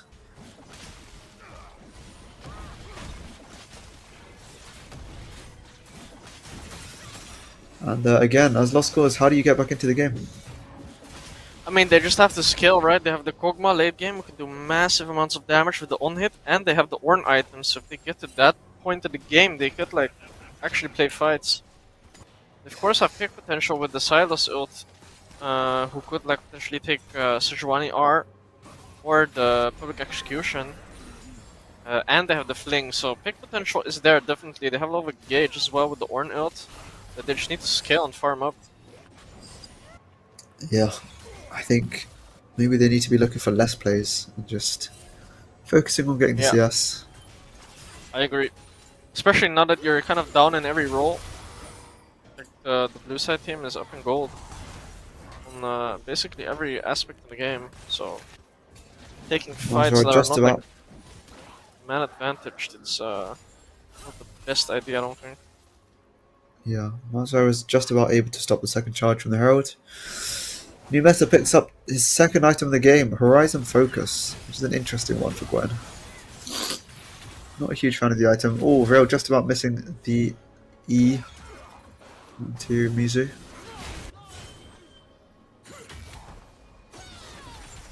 The Gwen on And the side lane Mazra is in already some having trouble that now. power. Needlework coming out, and I think Mazra is just going to go down here. There it is. Solo kill for New Meta, 4-1 on Gwen. Yeah, this is the point where the Gwen just kind of takes over the game on the side lane, right? Public Mid lane fight Execution though. and Sejuani ult onto Vrail. He's just locked up and goes down very quickly.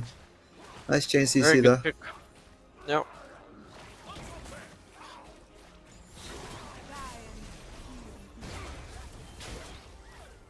Empowered Q there from Karma lands onto Abs. He's pretty low. There's maybe a couple potential here. TP from the Abyss are coming out on the bot side. Yeah, I don't think they've seen it yet. No, they're going to be having to make their way out of here. Jaculex going down very low. Oh, trades one back onto Abs though before he goes down. Has the shield as well. And Mizu is able to pick up the kill just about. Dog over me now, going forwards. I think he really wants Cutter. Rail Silas keeping TP in coming on out the though bot as side. follow up. Link could be Yeah, Rail possible. just about misses the public execution. Dog over me still chasing down onto Cutter. He's going to get the fling maybe onto Mizu. No, he's going to make a run for it. Barely got the fling there. Lucky he did not get it. The Gwen taking the top tier 2 though. Looking on the bot side of the map right now. Spots the singed. Gets flinged. Runs away. Yeah, Dog over me has to drop the Grump though. Yeah. This Gwen is 2,000 gold ahead of Mahazara on the Ornn. New Meta's putting up Yeah. a huge performance here. Horizon focus on the Gwen though. I've not seen that. Oh, Rail's trying to trade it back. Both needleworks used. And Rail has the damage. Curious what the reasoning is for the Horizon focus. Normal Yeah, I thing think I it's see is the an Rift interesting one. Maker. Yeah, I think Or Riftmaker the probably Death Cab. versus Gwen Singed as the pick here. Ignite used onto Dog Over Me. He's going to go down. Skazer is in the back, hitting down onto the Sejuani. And shut down Huge over to comeback, Mahazara. though. I think you would want to give the Kog'Maw that shutdown though. I think the Kog'Maw Yeah, could most definitely take likely. over the game if he is heading gold. Abs is hitting this top tier 3 here. Gets a chunk of damage down, but he's going to back off now. Scared of the Ornn moving up.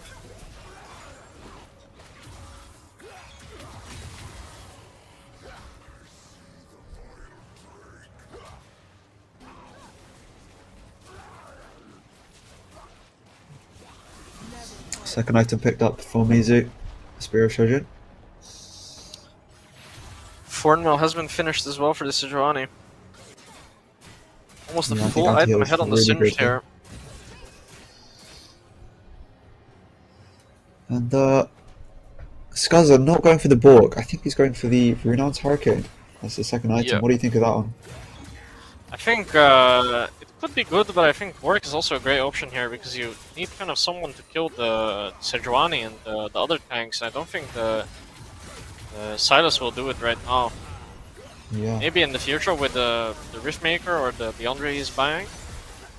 Vrail and Not them Jaculex in the spares. 2v3. Cutter's going very low, but the needlework buys a lot of space from new meta. Another Mantra Karma Q don't landing. work though with those mantra Qs. And here comes the Call of the Forge God. Blocked by the Ornn though, but it buys enough time for Vrail to get on top of him. Picks up the kill. And they're able to pick up this bottom tier 1. 5 man in the bot side. 4 lost cores. And they're looking for the Could Atacon. potentially be hitting the Otacon. I think they're deciding to press B. Oh, they're not. They're hitting the Otacon actually. They have a lot of DPS on this with the Kog'Maw. The Gwen is really low, but he has TP. He is in base. Maybe they Yeah, contest it. Raccoon's I moving doubt. here. Raccoon is here. They can maybe go over the seal, but he gets zoned away from the Atacon by Jaculex.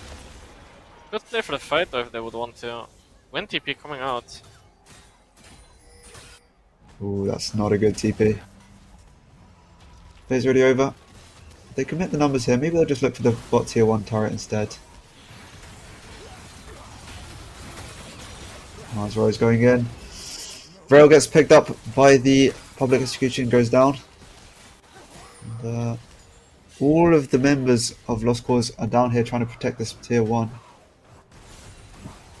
Riftmaker coming out though from the Silas here, so I think their play is to definitely try to aim for longer fights with the Kog'Maw DPS and then the rotation of spells that the Silas can offer.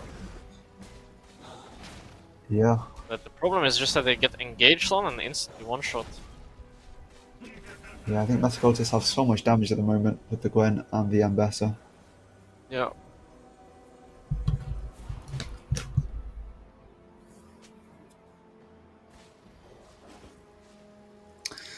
The Both gold lead is teams slowly walking up shrinking. top side here.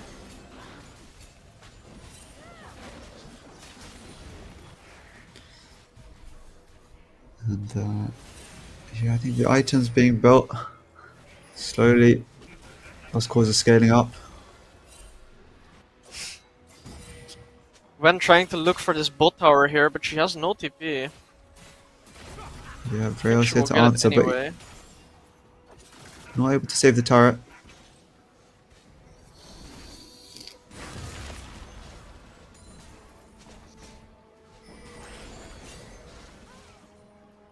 And Rabadon's picked up for new meta as well. That's a big spike. That is a gigantic spike. She's gonna be a demon on the side lane here. I don't think anyone can hold her. She could just pressure this bot tier 2 maybe. She doesn't really know where the enemy team is, so I guess she will just like, play it slow. Oh, new meta's going in onto Vrail. Doesn't have the ultimate yet. Well, actually, new meta does have the ultimate. But Vrail can't steal that away. I think he's just used it. The Roa has been fully stacked though, so there's that free level for the Silas. He's actually ahead Yeah, 600 gold here. Has 2.5 items. They're looking to trap here for the Singed maybe. Looking to contest this dragon. Oh, he's always going to face check it. He's away. There is going to be a fight for the dragon now. All of the members down here on this bot side. Dog over me is going in. Flash away from Abs. And new meta's in the middle of everything. Vrail manages to pick him up with the E. Dog over me is getting stunned up here in the middle of everything. Goes down. And Vrail's trying to engage it back. Now Vrail in the middle of 5. Going very, very low. It's just 3 members of Lost Cause. But Metacultists are super low. Kog'Maw is chasing down. Brittle prop by Masvari is going to pick up the kill onto Sejuani. And they're actually going to be able to pick up the Drake here. This is where the Kog'Maw pick really shines, right? Just long, Yeah. slow team fights, and she can hit the enemy. As we said in draft, they kinda are low range, so once they use those, engage those, they can't really come onto the Kog'Maw. Yeah, I think Dog over me and Vrail kind of threw themselves into the fight. They got to play a little bit slower and just kind of peel for the Kog'Maw. As So long they as the do go Kog'Maw down. can hit, the fights could be really good. Aiming to hit the Nash here. As the Sejuani is dead for another 10 seconds, but I'm not sure if they can do this fast enough. Yeah, Ursa is Singed is kind of racing out of base. And Vrail's TP TPing in. from the They do have the Silas numbers coming here. I think they can do it actually. Maybe a Vrail's trying to massive zone off turn the in the enemy game. team. They could get it. I think they will It's down get to it. 5,000. Yeah, but Ursa is giving this. That is massive for the red side team. Yeah, and the gold lead is down to only 700. However, most of the gold lead is on the Karma though. That is not ideal. Mid lane being a bit far ahead as the Silas picks up maybe his third item. I think he just picked up the second needlessly large rod. Isn't able to get the Rabadons yet.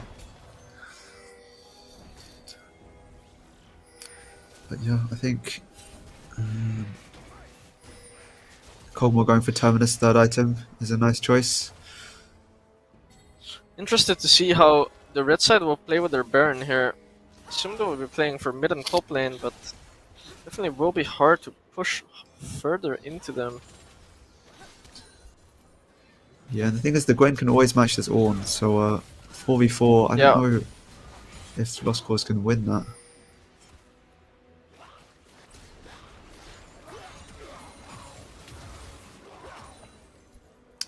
It looks like they're just going to go 5-man mid and try and force down this mid tier 2. I see the Gwen on the bot lane here though. Sejuani maybe being caught out, has no E, or no Q. He gets flung back and stunned up by Vrail. But the Sejuani is so tanky, so I don't think Dog Over Me has the damage at the moment. Green's still going lower. Vrail steals away the Sejuani ult, and now they're looking onto the Brawl. Kind of flashes over the wall. And he gets taken down by Kog'Maw from range. They are just diving this tier 3. Abs is getting chased down now by Dog Over Me. And this is where the Singed is starting to shine here. Gwen is pushing on side lane longer than I would have expected. She's only resetting right now and it's already a 2v5. I don't know if they can hold them. Pokemon being very OP. New Meta's trying to get down onto the Kog'Maw. New Meta has the damage, takes down the Kog'Maw, and now Briar's Impact coming in with the public execution, trying to clean it up. Vrail is fighting back though. Actually did defend it. Back to base. 2v5, that is quite impressive. The Gwen damage being insane. The blue side team has to avoid fights without Gwen. I don't think they can win 4v4. They need somebody to be able to get onto the backline. If they can't get onto the backline, they need to be able to kill the front line, but they need Gwen for that. As you saw in the last fight, the Singed kind of just runs through their entire team and applies his Rylai's and then lings whoever he wants to. They definitely need to be more cautious about that. Looks like Skaza's going to go towards the Wit's End as a 4th item on the Kog'Maw, which is probably a smart decision. As, you know, Gwen is a big chunk of Cultists damage. Dragon almost spawning though in 1 minute. Curious what will happen to that one because it's 5th dragon, I'm pretty sure. Yeah, it's 2 jokes apiece at the moment.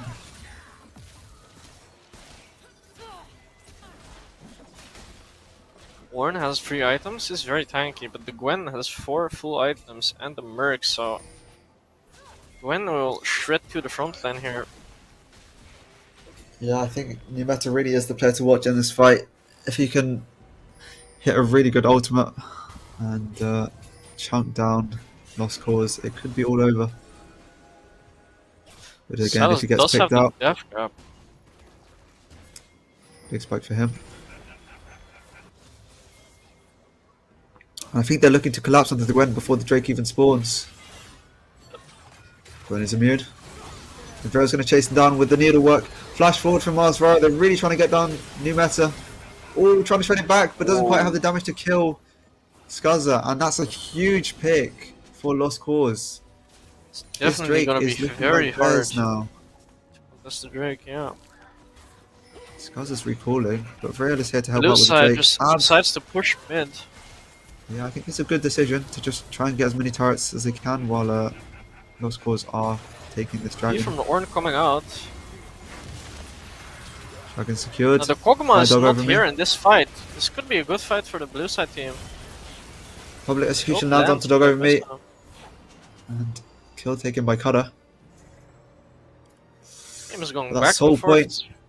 Very, very good watch. Yeah, soul point for Lost Cause now. And, which team are you favouring?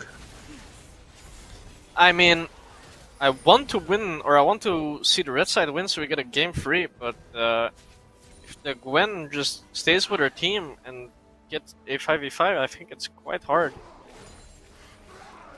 But the Yeah, Kog'Maw I is would agree. very, very strong. They can play around this Kog'Maw well. I think they can do a lot of work. As we saw in that the pick on the Gwen, the Kog'Maw still kind of gets one-shot by the Gwen. It was 1v5, but almost one-shots the Kog'Maw there. Yeah. I think Scuzzer needs to play more to his range and try and avoid as much of the Gwen's damage as possible.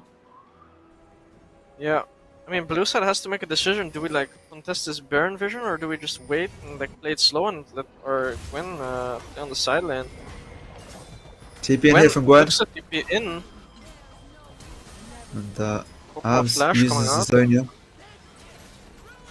Public execution onto the Karma. Draculac flashes away, but it looks like he's going to get stunned up here. Big pick onto the Karma with the Baron spawning. Absolutely massive. They get the Baron private, they also get the Kog'Maw flash. You know, Did this this fight looks correctly, I really think hard to they play. get the Baron here, as long as they zone the Singe from entering the pit. Yeah, Singe with no flash. He does have the boss going to get into the pit, possibly. Braille doesn't connect on anyone with the normal. And here comes... Oh, nice knock up there from Cutter to deny the recast on that Call of the Forge God. But Lost Gwen is Cause are getting able to very zone away. low though. Without Gwen is immune, it's really hard for her to walk up. She one-shots everything, but she also kind of gets one-shot, she has no defensive items.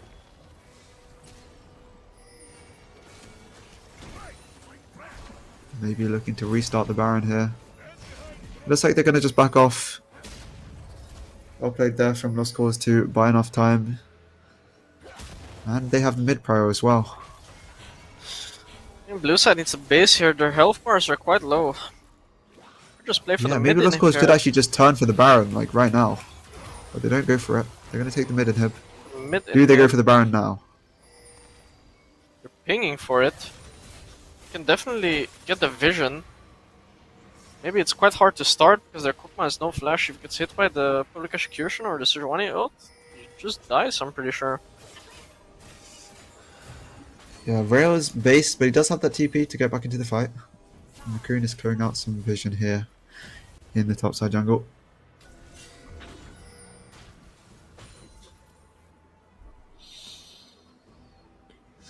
Mahasvara and Skaza basing here. And they're actually just giving up the prio. Maybe Metacultist could have a second shot at the Baron.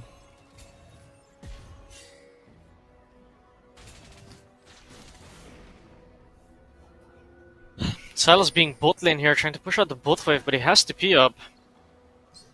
Yeah, no TPs for the side of Metacultist, so they can't really send an answer. Silas Starts basing, I think he tries to buy his item and then he TPs to the fight. Doesn't quite have the item. The ornament's again, coming out Metacultist- though. Yeah, all of the upgraded items completed by Mahasvara. That's a lot of gold value for Lost Cause. And it looks like Dog Over Me is going in. Pops the ghost. And he backs off. They get the Scuttle Crab, which is very great for the vision.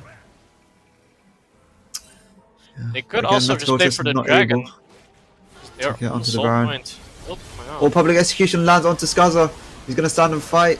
And he manages to take down New Meta before he goes down. Draculac is in trouble now. Flash forward from Mizu. Gets the damage down. 2 for 1. On the backside. Braille in the middle of everyone with the needlework. Gets exhausted. Stunned up. And he's going to die eventually, I would assume. Yeah. Kill picked up from Mizu. And it's 2 for 3 for the favor of Metacultist. There's a massive public execution there on the Flash's Kog'Maw. Very well played from the Kog'Maw though, trading on the Kai'Sa there. Gets 1 for 1. They should get this dragon though. Gives both teams soul point. Oh my 35 goodness, minute this game. is a pretty intense game. Both teams going blow for blow. Fourth item now picked up by Kog'Maw. Wits End. Well, another Negatron Cloak. Can't have another more Probably the against Jack Gwen, I Show. suppose. Yeah, he's looking for that Jack Show as a last item. As you mentioned, in drop GA could also be a great option for him. He should have flash up next fight, so can potentially flash the engages.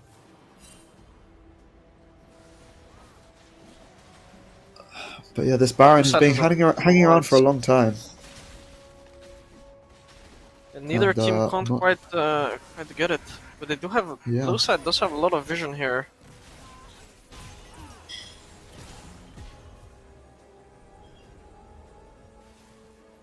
Problem is just that the Lost Cause has the mid inhib, so they have the super minions. They don't touch the yeah. mid wave, they should just get prow, but first on the mid wave here, they're catching the mid wave high. I think Lost Cause are a bit scared of Metacultists at the moment, so they're not going up to support their wave.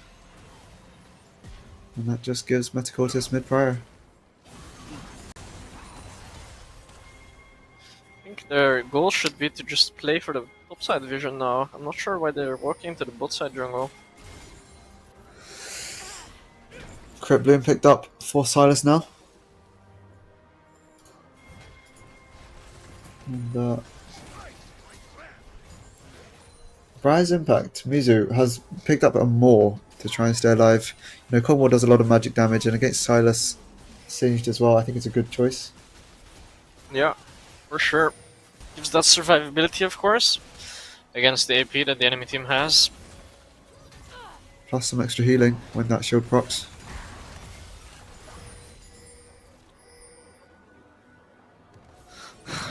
Lost Cause has the priority though. They can set up the vision for the Baron. They also get the scuttle here. I really want them to pull the trigger here.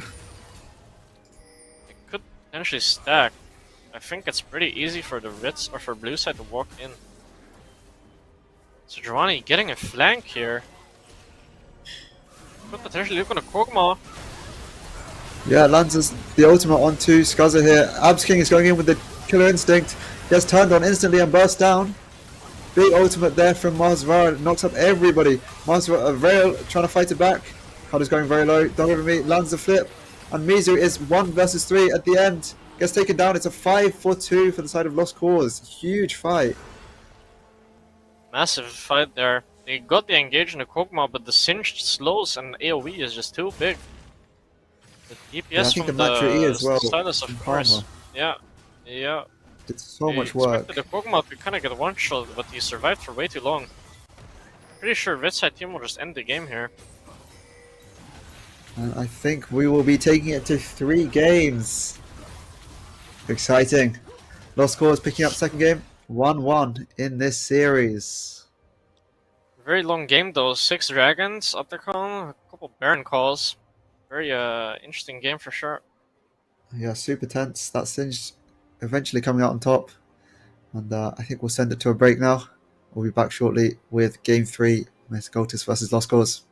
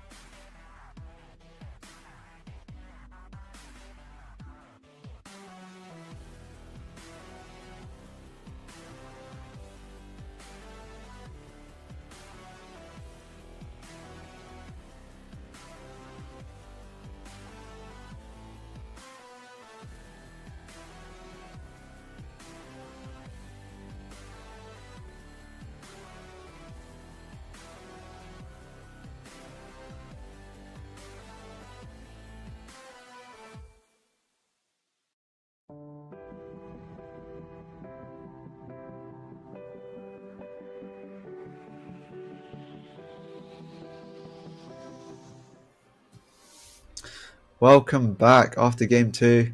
Lost Cause taking it this time to tie it up. And we are into silver Actually, scrapes, going as it were. game 3. Yeah. Yeah, both teams on elimination point. They really want this last win to make it into playoffs. And it's the best of one now. Singed though, I gotta say it again. The early game was rough, but the mid to late game, he definitely paid off with the Rylai's and then the Ghost. I love that pick. It's very interesting. Yeah, I've never seen it before, but it actually had value, even though it didn't get an early lead. yeah, I think it worked well with the on engage, and it just kind of allowed Singe to run in, deal some damage, create some chaos, and yeah, Lost Cause coming out with the win. I think the Cogmore was massive, doing a ton of damage from the Yeah, back for line. sure. And new mess from the Gwen, even though he gets a massive early lead, isn't able to carry it for his team, unfortunately. Yeah, I I think think we they could probably have. would have liked to. I think they could have played a bit better with the side lane. Like the Gwen was Yeah, really popping off the side lane, but they just decided to pick fights that like they shouldn't. In my opinion. yeah, I would agree. I was going to say like they could have just played a lot slower and had the Gwen pushing out. And yeah, so this means Ace is locked in 4th, the Albanians are locked in 5th, and the winner of this game will take that 6th spot for playoffs. Albanians are very happy with that result.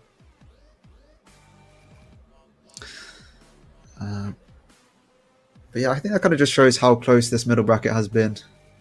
You know, Yeah, for I sure. mean, with the exception of Hero Submarine, like all of the teams had like really good playoffs contention, and it goes down all the way to this last game to decide it. Last game was according to the banner, pretty sure. I hope we get another one of those. Very hype. Dragons. First Yeah, game would be massive scope for either side. your Mike's doing something a little funny there. Not sure what's happening, but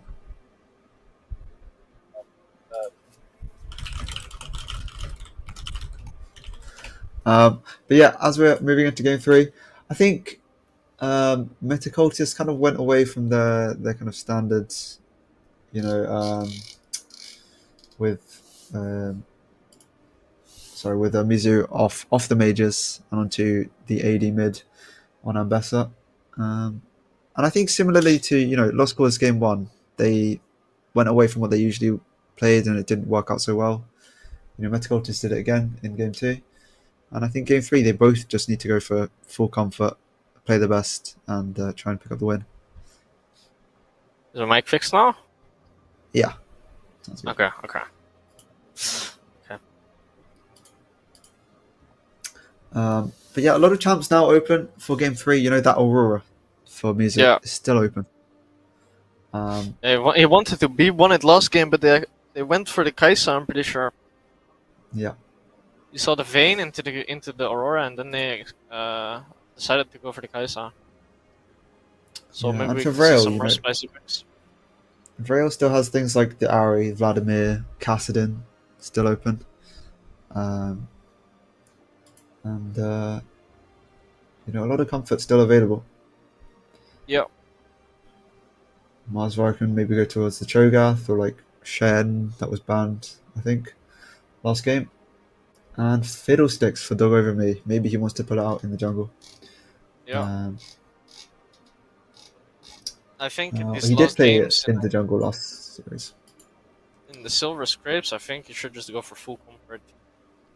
Yeah. I think, especially in Fearless, comfort just pays off very, very, very big. Yeah. And I think for most teams we've seen comfort doing better than, trying to deny picks from the opposing Yeah. team. Maybe we'll see Meta back on something like the Camille or a range top. Something that he's played quite a lot. Hopefully we'll be getting into the draft soon. Abs, he still has things like the Lucian available.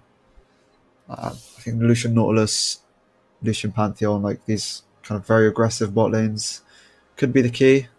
I think but the bot lanes for both teams have been pretty even across both games. Um, Yeah, I agree. and maybe Metacultists, want to go for something aggressive to try and push the tempo and actually like Yeah, especially start winning in the through bot. first game, he got the solo on like level 2, level 3, and then he just kind of won his lane through that. I think his goal should be to just pick a lane dominant champion and go on from there. Sorry, who? The new meta, Yeah, the yeah. Mordekaiser in first game, yeah, Yeah, I think both games New Meta has been showing some lane dominance. Unfortunately, game two wasn't able to close it out. But he's looked very strong in the lane. But again, with Masavara, on the tanky champs, it's kind of what you expect. for sure, yeah. Yeah, but with the Ornn giving you a lot of value from the upgraded items, the Lost Cause were able to scale back into the game and take game two.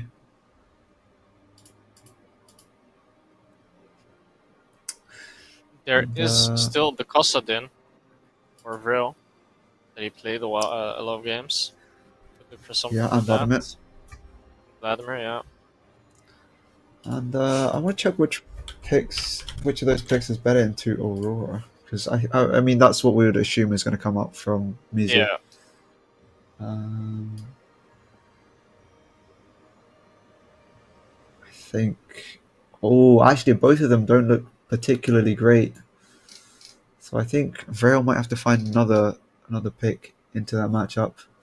Otherwise, you risk Mizu having comfort plus a winning matchup is a recipe for disaster for Lost Cause.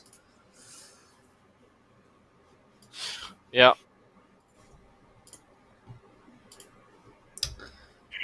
Uh, but yeah, I think both sides need to kind of look for comfort, look for things that they've played a lot of, kind of not stray too far from their winning recipes, because that's kind of been the theme so far through the series. Teams going away from their comfort have struggled a bit more. Yeah. In comfort is also just important in Fearless, right?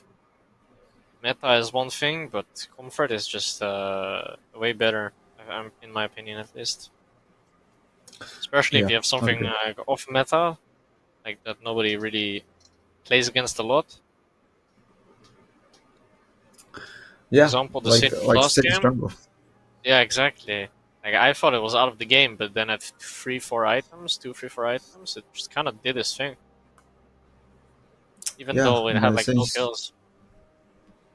Since gets tanky, he has utility, he has damage, and he's just kind of annoying in a team fight. Yeah, exactly. Um, so you know, Doug over me got quite a lot of use out of that. Um, but yeah, I think I think Raccoon has actually had a lot of his champs taken out of the pool already. Mundo, um, Sejuani, the Amumu as well. Volibear is still up.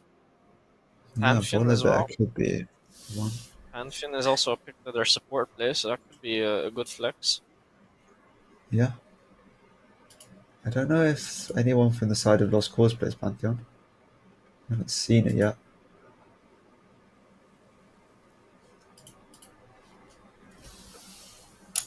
But yeah, I think probably Lost Metacultist will probably just play like something tanky in jungle and support.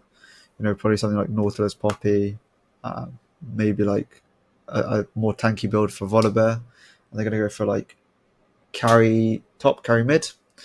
Um, something like Vayne, Aurora, things like Yeah, that, and then Abs is just going to be chilling on something. I want to see util, but like the Ash is already gone, and I think Jin is the other big util ADC. the Um, Sivir is also out. Here is the playoff picture. Yeah, the winner of this series is going to be locking in sixth, and they will go against NA with Love, that third seed, um, in the quarterfinals. and then the potential to go against. Actually, if they do win the series, they would go against the Furious Five in semi-final as the last quarterfinal seeded winner.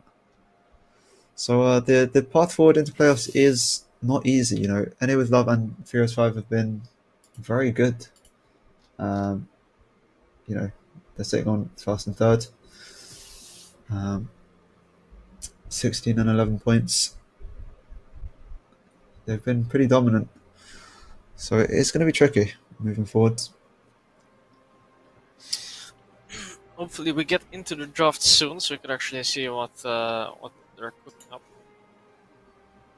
Maybe they go for the vein this game. Maybe the Fiddlesticks you were talking about. It got banned last game, so maybe he picks it up this game. Yeah, the thing is, Fiddlesticks is a tricky one to kind of fit into a comp Yeah, I agree. because you probably, I think Fiddlesticks with like an Orn is great. Fiddlesticks with Cho'Gath is a bit harder. Like obviously you can land a big cube, but because they kind of all scatter when if you hit a big ultimate, it's a bit harder. Yeah, Um, for sure.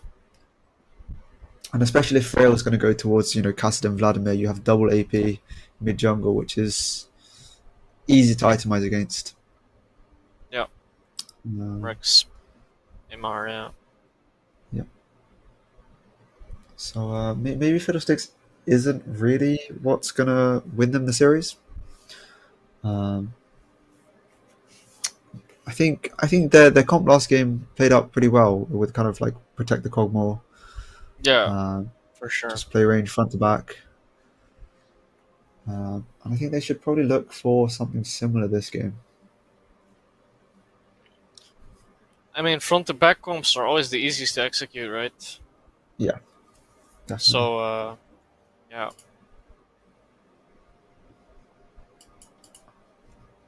Okay, apparently we're just a couple minutes out from draft, but we'll be there soon.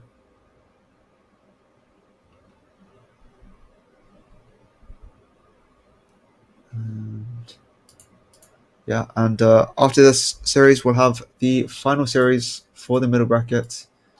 Um, Elo Submarine versus Any with Love. Their positions are locked, but maybe we'll see some fun picks coming out for those teams. We're getting into the draft now. Looks like Metacultists take red side. Yeah, I think as we said, red side has been favoured for most teams. Yeah. KO banned against New Meta, and MF banned away from Scuzzer. Um, Poppy taken away. Are they target banning Scuzzer now? I think you know Scuzzer isn't really an ADC player in solo queue, so maybe they're identifying that as like potential weak point. Small champion pool, Yeah. just trying to take away as many ADCs as possible to get him off comfort. Yeah, that is obviously good strategy, right? Especially in game 3, getting somebody off comfort while they're already 4 ADCs gone, and now you get another 3 gone. He goes for the They just first Tristana picked first. Tristana, yeah, and Rel taken for Cutter. I like it. It kind of plays towards what we were hoping to see. Obviously, very strong champion. And the Lucian for abs. There's the Fiddlesticks Fiddlesticks does come out. for That the could guy from also me. mean the Tristana could be flexed mid lane. Fresh. Yeah, but the thing is, it doesn't really play to Rail's champ pool very well, so I would assume it's going towards bot. Yeah. Volibear picked up for Requiem The in the Fresh also jungle. good matchup into the Rel. Fresh can flay the Rel W. Yeah, and also one of Jack Kulex's more comfort picks. Cho'Gath banned away from Mars Barrett. And, I want to say Volibear wins this jungle matchup, but not sure if you have any more insights. I mean, Fiddlesticks doesn't really win any matchup till he hits level 6. Like the Yeah, champ kind of does nothing until he gets ult. Because if you get invaded as Fiddlesticks, you just Q and you run away. And Volibear is definitely very strong early game, but it definitely falls off. On Bessa, however, yeah. I'm not quite That's sure. not allowed. Yeah. That's also not allowed. Doing a little bit of trolling. Camille picked up for new meta. Camille actually does come out though. Shen for Mohasvara. And I Well, think you're the they're Shen going. there. Yeah. Is that a good matchup for Shen? It is a good matchup. You know, you can block a lot of the Camille's damage. But I mean, we've seen new meta being very dominant in lane so far through the series. Yeah. We've got to see if he can do it again. I'd say it's a skill matchup overall. Oh, Veigar picked up That for is your Mizu favorite instead of the champ. Aura. Uh, my highest mastery. I don't know about favorite, but Ah, um, it gives a lot of pick potential with things like the Veigar cage, Camille, yeah. and Volibear as well. Um, hmm. I also In just terms of think comp, the red side team comp is just quite good in my opinion because you have a lot of lockdown. You have like the Veigar cage with the Rel combo. You have Camille ult. You have a lot of lockdown into the Tristana, for example. That can't really dash away. The problem is though that Victor does kind of do well into this comp. I like the Victor pick a lot here. If they engage, if Meta Cultists engage into the fiddle and they don't know where Fiddlesticks is, that could be a massive problem. yeah. I mean, overall, which comp do you favor? I mean, it's hard to say. I think again, team comp from Meta Cultists is easier to play because you have so many ways of getting a pick. But if Lost Cause plays the cards right, I think they can definitely win this game. Yeah, I think if Metacultists go behind early, they are kind of locked out of the game. You know, like Camille's not going to be too useful. Volibear falls off, and it's Yeah, just really this Veigar that scales really well for them. yeah, Um, and Lost Cause has really good scaling with Victor Tristana. So yeah, I think both teams need to look for an active early game. Make some good early plays, and I think that Volibear is helping a lot more than the Fiddlesticks. yeah. No, I agree. Who do you think has like the more comfort picks though? Because obviously we see Dog Hmm. over on the fail sticks, so there's like the signature champ. But apart from that, Yeah, I think Lucian for Abs is something that he's played a few times, and the Volibear for Raccoon, and the Camille actually for new meta. Um, Veigar and Rel, we haven't seen too much of those, but definitely, I think Cutter actually has maybe a game of Rel. No, no games of Rel, but the engaged champ kind of stereotype is something that he's gone for a lot. yeah, So I think they do have more comfort champs. Like Victor is something slightly out of Rail's typical style. Um, and I mean, yes, the Fiddlesticks is there for Dog Over Me, but he's played a lot in top lane, and I think his one performance on jungle didn't go too well last week. I think he went 1-8 on the champion, which is unfortunate. Um, so yeah, I think Metacotis has more comfort, and if Raccoon can make the plays early, his team will be just fine. And I think overall, I would favour Metacultists in this game, just from the draft. yeah. But we'll have to see Should how be it plays getting out. should be getting into the game soon. Yeah, just a couple minutes on that spectator delay. But yeah, exciting game 3. This is for all the marbles, Yeah. playoff spot on the line. What are your predictions? Do you think Lost Cause will take it all, or do you think Metacritic will? I think Lost Cause will be, winning out early. They've shown lane domination in top and mid for like the last couple of games. So did I say Metacultists or Lost Cause? I don't I remember. think. But Metacultists have Yeah. been a bit stronger in lane, I think, overall. Um, and that will help the jungle kind of facilitate plays in early game, and it will just kind of depend on whether they can close it out cleanly. Yeah. No, I agree. Yeah. Like having winning lanes is obviously super helpful. You can go for an invade if you want, which into the fiddlesticks would be pretty good. For Um, sure. Yeah. and your laners will be Denying there the first. Fiddlesticks from scaling is obviously a very big point. Fiddlesticks can like free farm. That trap is very scary. Yeah. Um, We'll have but to yeah, see we'll have how to the see game how plays out. exactly. I was just about to say that. If Raccoon can make some early aggressive plays, but yeah, should be getting into it just now. I think It's been pretty Lost Cause does successful have though. potential. Sorry. Raccoon has been pretty successful in like the early game though. On the Xin Zhao and Yeah, on the Raccoon has Sejuani, looked he's good. also pretty hit. So I think he Yeah, can like find something. yeah, Raccoon has been playing very well. I think Lost Cause has have potential for an invade here with the Thresh. If they can get some picks, level 1, that could be really good for them to start getting ahead. Yeah. But invades haven't been super common through Fearless. Not really sure why.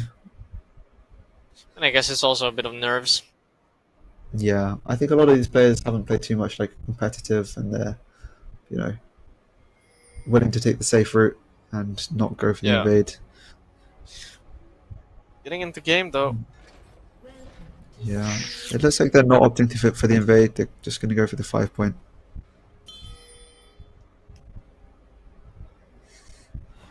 And, they have spotted out Mizu already on this mid bush. Oh, Masvara's got the mythic skin with the chroma. That's pretty cool.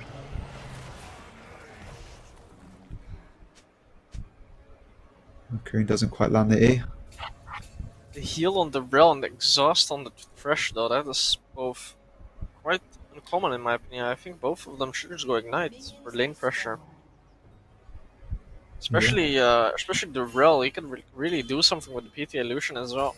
If he had ignite, I think heal is a bit weird in my opinion. a bit too safe. Yeah. And Mizu's got that spellbook again. We didn't really talk about the spellbook last game for the Braum. Yeah. Like we noted it at the start of the game. We didn't really see anything fun come out from it, but it was there. And again on Comment this on the Vega. Fiddlesticks. Yeah, I think that's a bit unusual.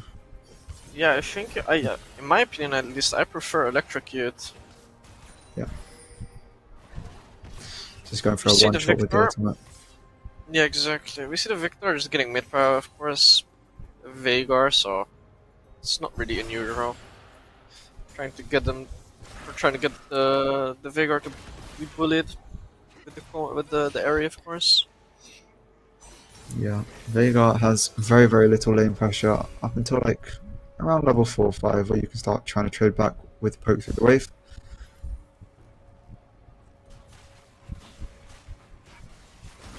Both junglers just full clearing down, I assume. Yeah. What we've seen the last 3 games, last 2 games, and in game 3. True, yeah.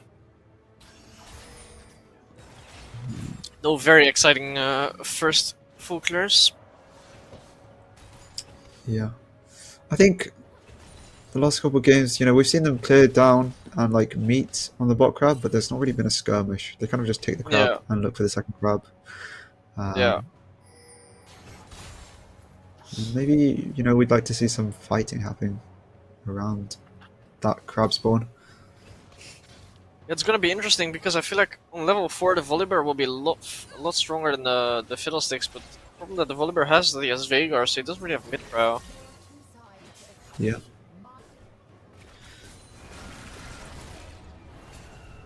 Rizu trying to lantern spells onto Vrail. Hits the cage and the Q. Couple extra Volibear stats full for clear being him. a bit faster though. I think Volibear can just one-shot the Skittle and get out. Yeah, I think that is the case. Oh, the smite goes for Raccoon. And that's first grab secured. Dog over me, Fiddlesticks being pressing forced away. He's E and going the to keep the Volibear push. is probably playing for the double crab. Yeah.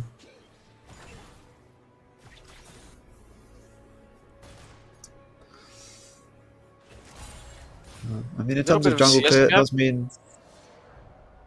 Yeah. The tier Does first mean. buy though from Veigar. Yeah, probably going to go for that Roa Seraph's build. Not a huge fan of it myself, but does make you a little bit more tanky. Yeah.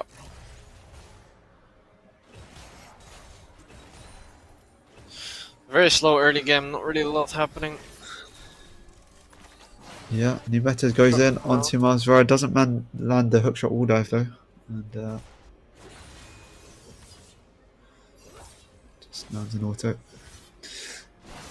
We're seeing new meta again, kind of starting to take control of the lane. But Camille early game is not great. And he's not able to kind of exert the amount of pressure as he has in the last two games. Yeah.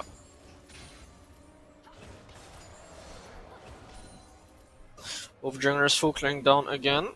Could potentially be looking for the Drake, but the problem is that the Volibear hasn't reset yet because he took the double scuttle. So now he's resetting, but Fiddlesticks already took a reset. So he's a bit up in tempo. Yeah, if Dog Over Me recognizes that, he can look for an early Drake start, but he's still just taking his Raptors. He's probably going to move to the Krugs, and there's no real threat for Metacultists. Veigar getting quite low on mana and HP. He has to reset soon. Yeah, I would assume he's trying to just hold out for that Lost Chapter. Because, Lost Chapter first base is very nice. Oh, actually, if he's going for the Rower, then probably it's the 1300 for Catalyst. Catalyst, yeah. But yeah, he is getting very low. I'd love to see how much gold he's sitting on currently. Ultimate pop there from Vrail. He's looking for the solo kill. I don't think he quite has the damage. He And, used the Veigar Mizu's flash though. Yeah, Mizu uses a flash, and he's probably going to have to TP in here. He actually does get the Lost Chapter like predicted. Yeah. So he might just skip Roa and go for something like Blackfire Torch. Yeah, I think Blackfire Torch is a useless item for Veigar, but they're looking for a 3v2 on the bot side here. Flash away from Scuzzer from Colours Engage. Now Jaculass also having to flash. Flash forward from Abs as well. All of the flashes burnt, but it's first blood for Lucian. Massive engage from the rail there. The flash, fortunately the Tristana flashes away, but still has the kill, or still finds the kill. Yeah, on the top side, New Meta uses the Hextech Ultimatum and the flash to get away from Dog Over Me. And there is This does no kill on mean the top that the side red here. side team is getting the dragon though. Yeah, Moose is moving up as well. Maybe they're looking for a skirmish here, but they are 3v2. That is not ideal for Lost Cause. Yeah, we'll get a replay here of the first blood. Cutter with the flash engage has to flash away for Scuzzer, and Jaculax just caught up with the W from Real. Pops a flash, but unfortunately not enough space to keep him alive. New Meta's going very low here. They might look for the dive. New Meta also no teleport available, so a reset Exhaust. would be Oh, exhaust, of pretty course, from the tough. spellbook. Yeah. Fiddlesticks is looking for the invade though. Volibear is matching it. Yeah, Raccoon's trying to cover his top laner here, which is he's actually just gone back towards the red buff. Fiddlesticks is not level 6 though. You will look for this dive, they have no Camille ult. Fiddlesticks has just hit 6, and they might just go for the dive with that Fiddlesticks ultimate. Mizu is going very low. He's going to die to the static field, also the arcane field. That's what it's called. And Dog Over Me with the ultimate goes in, gets the kill. But I think New Meta able to trade it back with the turret shots. Turn though. There's not Yeah. Not ideal for Lost Cause there. Yeah, I think Dog Over Me did have the flash to try and maybe get out of turret range. Doesn't invest it though. Although New Meta will lose a big wave. Volibear is up a lot of tempo now though, he cleared this top side already. He's looking for the invade. Fiddlesticks has 6 camps up. This is not good for the Fiddlesticks here. Fiddlesticks is opening top side, which means the Volibear can just take his entire bot side camps, and he could actually look for a bot dive. Due to the fact that the Lost Cause bot lane has no flashes up. They have Volibear ult, of course. Yeah. Hook lands onto Cutter, pulled under the turret. Cutter uses the ultimate there. Skaza's stunned up. And Mansfire invests the ultimate to save his ADC. Hook lands onto Abs, doesn't quite respect the death sentence. And now it looks like both bot laners for Metacultists are going to go down. Double kill over to the Shen as a reward for his efforts. New Meta and Dog Over Me fighting out over the grubs. One secured by New Meta. That's very good comeback for Lost Cause there. Getting the grubs and the bot kill. It's a good Shen ult. Only problem that Shen has is that Camille probably crashes wave, but he can just TP back then. Yeah. I think plays on both sides of the map for Lost Cause is really good for them. Here's Raccoon trying to chase down Skaza, flashes forward, lands the stun and the E to secure the kill. Yep. It's a good kill for the Volibear there. You can just continue to clear. He's already up 20 CS and going to be even more after he clears his bot side, and then his top side will respawn. Raccoon ahead in the early game once again. Yeah, I think maybe Dog Over Me has been a bit more active on the map, you know, with the top dive and securing the grubs. But Raccoon doing a great job, you know, effective farming and getting ahead in gold. Yeah, for sure. We'll be looking for the Oh, Fiddlesticks the E ult just here. about goes wide from Marsvara, and New Meta's just out of range of the Fiddlesticks ult, gets speared by the Q and silenced up. New Meta is going to go down, kill picked up by Dog Over Me, 2-1 on Fiddlesticks. Very good Fiddlesticks ult, yeah. It is very good. The Volibear is gonna full clear now, I suppose, and then they could just pay for the dragon that is spawning in 1 minute. Fiddlesticks picking up a lot of items though, he has the Oblivion Orb now. But the Volibear has a full item already, he is gonna be very, very strong in that dragon fight. Not sure if Fiddlesticks will have his ult back up for the dragon fight as well. I think they need the Fiddlesticks ult if they want to contest it. It's probably on the pink ward. As you say, Cosmic Drive already secured for Raccoon.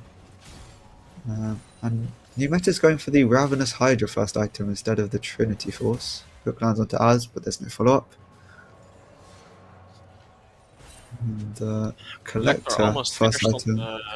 Yeah, almost finished on Abs here. Victor finishes the Ludens just before Drake spawn. TP's in. It's a good spike for him. Fiddlestick showed the bot lane here, but he does not have his R up yet, I'm pretty sure. Should be coming up very soon. I'm gonna try for a lane gank here. Not quite sure if this lane gank will work because red side bot lane is just under tower. Yeah. We saw Dog Over Me going for a lane gank on the Singe game as well. He was spotted on vision. Yeah. Not sure if he's spotted this time. But Abs is respecting. Oh, here comes the Pro Storm. And that's just a one-shot.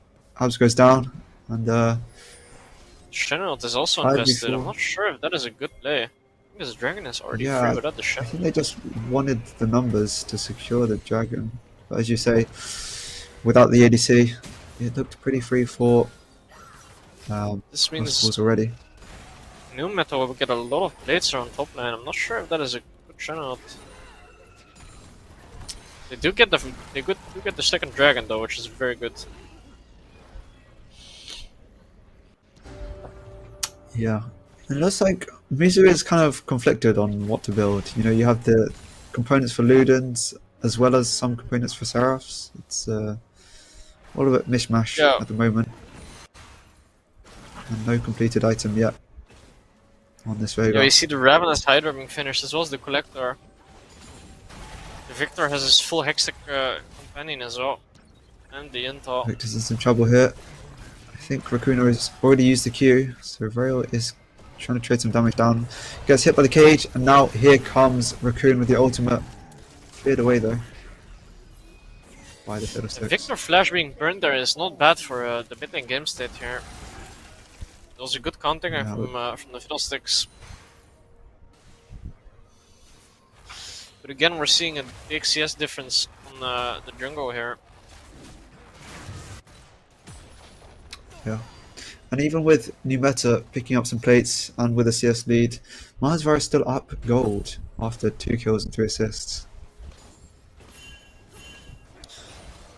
Emil's actually proxying here. Very interesting. I mean, it It is does something work you though, can do. since Fiddlesticks is bot side, yeah. He also has the Ravenous Yeah, Hydra and- to help with the wave there, I Yeah, suppose. exactly.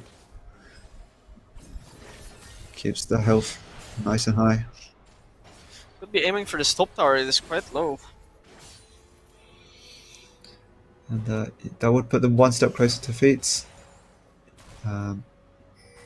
Both junglers currently on one objective, so that feat is still well away from completion. Towers Proto are, Belt, actually. wow, that's a good trade from the Vigor there. Yeah. He has the... Mizu's gone for the Proto Belt, which is definitely an odd one. Not something that I've seen a lot of. Yeah, me neither. But I don't see Vigor anyway, so... He does have the barrier and the ignite now, due to Unsealed Spellbook, of course. Oh, the stun Oh, he's lands. going forward. Oh, hits the full combo, and Mizu's going to pick up the solo kill on Vrail.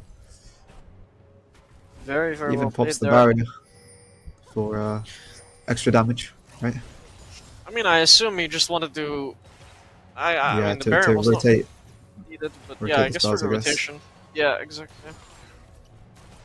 Volibear is bot lane here, looking for the bot lane, but I don't know if they know the Fiddlesticks is here as well. Oh, two-man stun, two-man fear, sorry, from Doggo with me. And now Abs is trading back with the Cully. Cully's in the middle of everyone. Marsvar is just short on the E, not quite able to taunt Abs. TP from the It Victor is. coming up top lane, but maybe the Camille also already gets the tower. They're racing for the feats though, and blue side actually gets the tower first. Yeah, 2,000 gold up for Lost Cause. Nice plays here from Doggo with me. Like, these ganks have been really good with the lane cheeses. Yeah, definitely. It's also very good that they invest the Shen TP bot lane, but then they can match it with the Victor TP on top side. So they don't lose that much. Yeah, and this Yeah, early in these the counter game, ganks from the Veigar, Fiddlesticks are... yeah, he's very good. really smart. Yeah, Fiddlesticks Uh, or Veigar already on 2 items after that solo kill. Yeah, picks up the Seraphs. But yeah, I'm gonna still be confused very about this tanky. rocket belt. Like, you don't really need to be an engaged tool as Veigar. You know, you have Volibear, Camille, and Rel already. So, Yeah. Blue Government gets Government. split out here though in his own jungle. oh, Hextech Ultimatum comes out, and he's just immediately slain. Nice catch there. And the Herald is spawning as well. I suppose they will just play for the Herald, yeah. Mizu lands another stun, flashes forward, but the Lantern gets Very Scuzzer out. close from Veigar there. If the W hits, he could potentially kill the Tristana, but it barely misses due to the Lantern. New meta's going in. Ultimate pop from Vrail, and Camille has to flash out. Meta Cultists actually choosing to not go for the Herald there. Yeah, interesting call. I think they should have. I think so too, yeah. They take the reset and they're looking for the Drake instead. Also think they need to change their lane assignments a bit. I don't think Camille wants to be laning into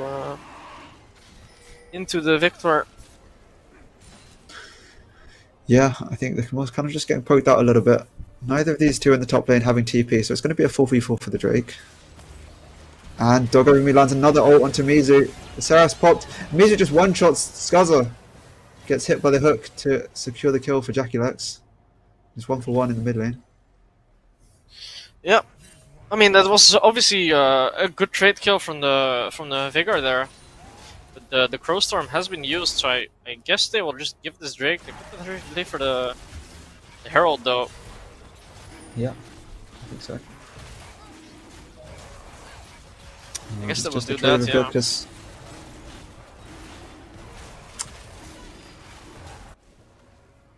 Cultists moving up to 2 Drakes. Yeah.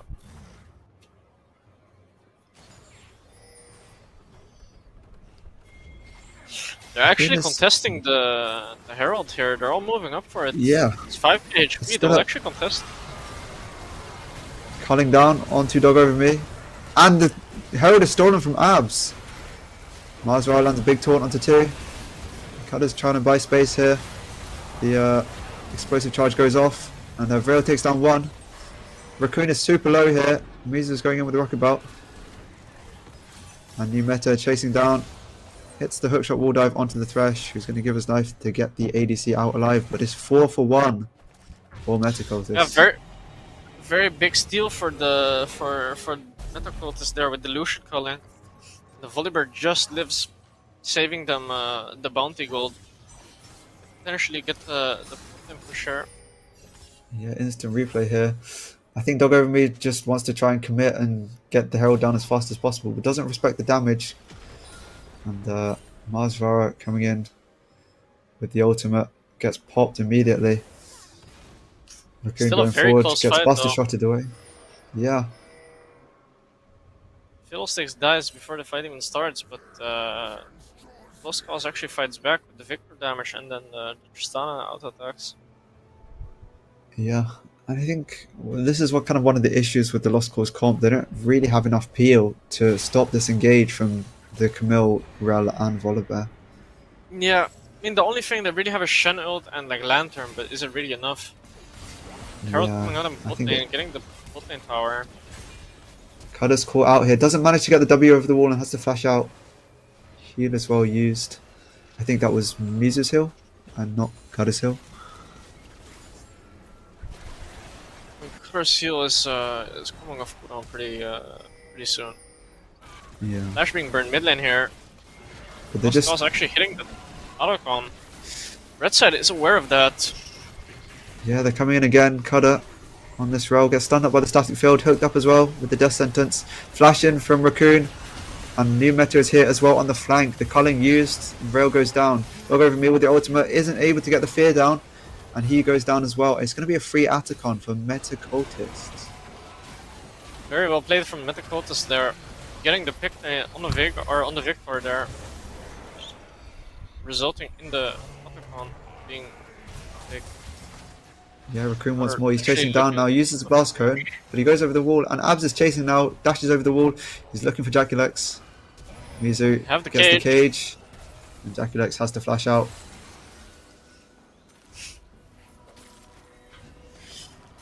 Volibear has his 2-item power spike. He is quite squishy though. This build really needs a tank item to pop off. Yeah, I think some MR would be very good. Maybe a Spirit of Visage. Does some extra healing. But yeah, I think it's now over 2k in favor of Meta Cultists. I'd love to see the gold graph, but we are getting a replay first here on the Atacon fight. Yeah, Cutter's caught out immediately, but he's pretty tanky, and Vrail doesn't quite have the damage now. He busts down immediately. Dog Over Me over the wall doesn't quite hit the ult where he wants it. Yeah, very unlucky Fiddlesticks ult there. Meta Cultists is a little over 2k gold ahead, but like one good Fiddlesticks ult can like change the entire shape of the game. Yeah, I'd love to see the gold graph. Yeah, thank you, Tuba. And we're seeing it, 2,000 gold ahead in the early game for Lost Cause, and now it's kind of swung in the opposite direction. Meta Cultists in the lead. See the IE coming out from Lucian as a big power spike. The Vigor almost has a death cap finish. That would be insane. Yeah, Skuz has not quite finished his IE, so this Tristana is a little bit weaker. 500 gold down, even though he's up CS. And here's New Meta with the E flash onto Scuzzo. He's popped immediately. Hextech Ultimatum also used to lock down the Tristana, and Vrail's TPing in, but he's in some danger, has to flash out. That was very well played in the hookshot and flash there. Cage Yeah. coming out. Hook lands. There's a 3-man ultimate from Dog Over Me. He's in the middle of everyone now. The Veigar goes down, and Dog Over Me is flashing out. Vrail here moving forwards into the meat grinder of Meta Cultists. Not sure about that one from Vrail. He definitely could have had a bit more space and time to throw out his abilities. The Fiddle ult was very big there, but they just don't really have enough damage without the Tristana, and the Fiddlesticks only has one item, so he doesn't really do that much. You kind of need the AD damage from Jaculex. big Oh, hook. Jaculex lands another hook. He's going in for the kill onto Abs. I don't know if he can get it. Flays back, gets the auto. Solo kill for the support. And Mahasvari is TPing in here as well. That was a very good Raccoon is slay already- blocking the roll W. Yeah, but Raccoon already picks up the Drake. And it's Soul Point. Oh, sorry, it's is it Soul Point? I think No, it's it's Soul only Point. second Drake. I'm not sure. It's only second Drake. The other one is Otacon.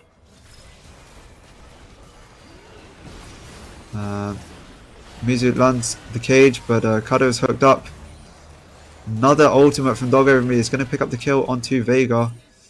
First kill of the game for Skaza.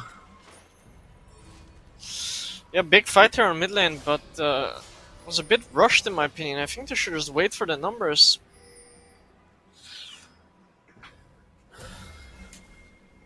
Yeah. They're gonna try to get burn vision now. Kills. And the gold is dead even again. 2k, Yeah, two Fiddlestick side, can, and just swinging back. Fiddlesticks can just swing it, yeah. I would like to see more of this Camille on the side lane, though. I think he could definitely take over with the Triforce. Yeah. Meta's gonna have to hookshot over the wall. But yeah, I think maybe New Meta is a bit worried of getting matched by Vrail. You know, earlier in the game we saw Vrail doing a lot of damage to this Camille. And, Yeah, for sure. He's very strong. 2.5 items on his Victor. Still no def cap on the Veigar, though. That would be very big if we could get that. yeah. And I'm hearing that it is Soul Point for Meta Cultists at the moment. Marsvar is in the bush, misses the E though, and Misa's going to be able to get away with the Rocket Belt. Third item picked up for Abs. That Lord Dominic's regards.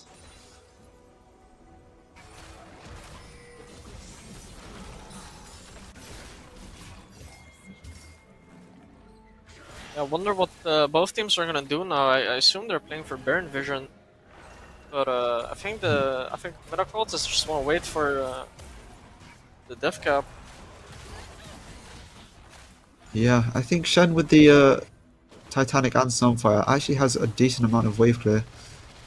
Skaza jumps away, culling pop by Abs, and he just takes down the ADC in a 1v1. Solo kill for Lucian. Well played. Not sure why the Tristana doesn't flash the culling. Yeah, maybe not expecting the damage. I think he Yeah, had I flash guess so. and barrier available. Solution is very, very strong now with the free items and lucidity boots. Yeah. Lucian, a champ that really spikes around 2 free items. So let's see what he can do with it. Def cap has been finished now. Waterbear almost on the Deadman's plate.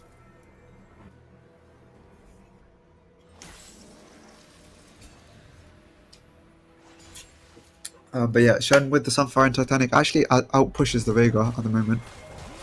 So he's able to get bot prior.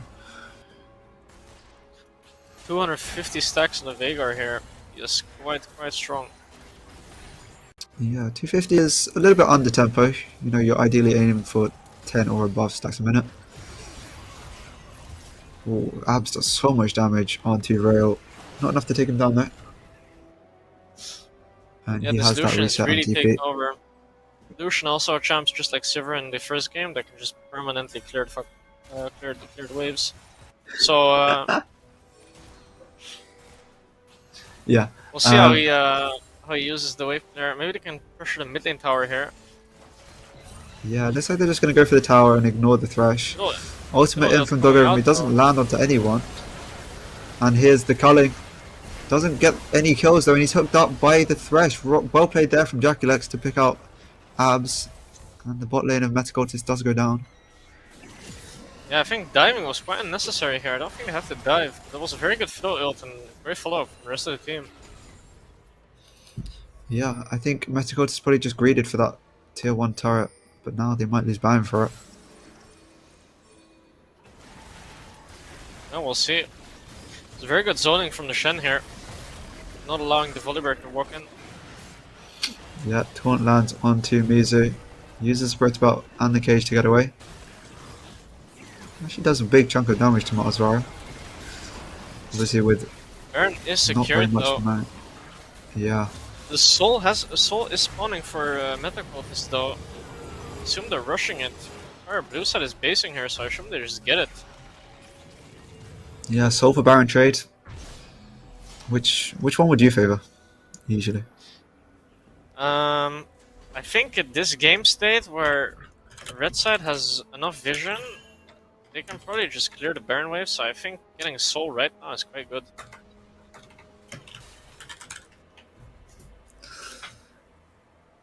Yeah. Veigar, I will say though, Chemtech Soul, not the best Soul. Um, but some decent users of it. You know, Camille, Volibear. They can do a lot of work with Chemtech Soul. But overall, not ideal. yeah, I think Metacultist should just stall at the Baron, and then they have the soul to play fights with. Yeah, they do have a lot of, a decent amount of wave clear, you know, with Veigar and Lucian. Yeah, Raccoon is going to look for a 29 play, minutes maybe soul onto is Mahasvara. quite fast. I think this game is going to Elder Dragon. Guess they can get the very big mid push here. Tristana does so much damage to the turrets. Cutter's going in with the flash ult. Doesn't manage to lock up Scuzzer though. Vrail and Mahasvara in the middle of the cage. Mahasvara is so tanky though. Taunts up Raccoon, and they're going forward actually. Numeta and Mizu on the side. Kind of out of position. Another cage landing there. But there are no kills yet. Cutter's going in to try and clear the wave though, but he just gets burst down. I think Metacultist Mizu lands have the played way 4-man slower. cage. Can they turn it around? Masvar and Vrel very low. And here comes Raccoon. Doesn't have the ultimate anymore. And 4-man ultimate over the wall from Dog Over Me. That's a huge ult. Everyone is cleaned up. Vrel doesn't even go down. And that's a 5-0 ace. They might look for the end here now. They have Baron. And nobody's respawning for another 40 seconds apart from Cutter on the rail. I think this might be game. Yeah, very well placed Fiddlesticks ult there. As we said, the Fiddlesticks ult can just take over the entire game. Yeah. It's Very, going to be very game scary 3 champion there. for Lost Cause. They're hitting the Nexus. Cutter's trying to do his best to stop it, but you know, he's just not enough on his own.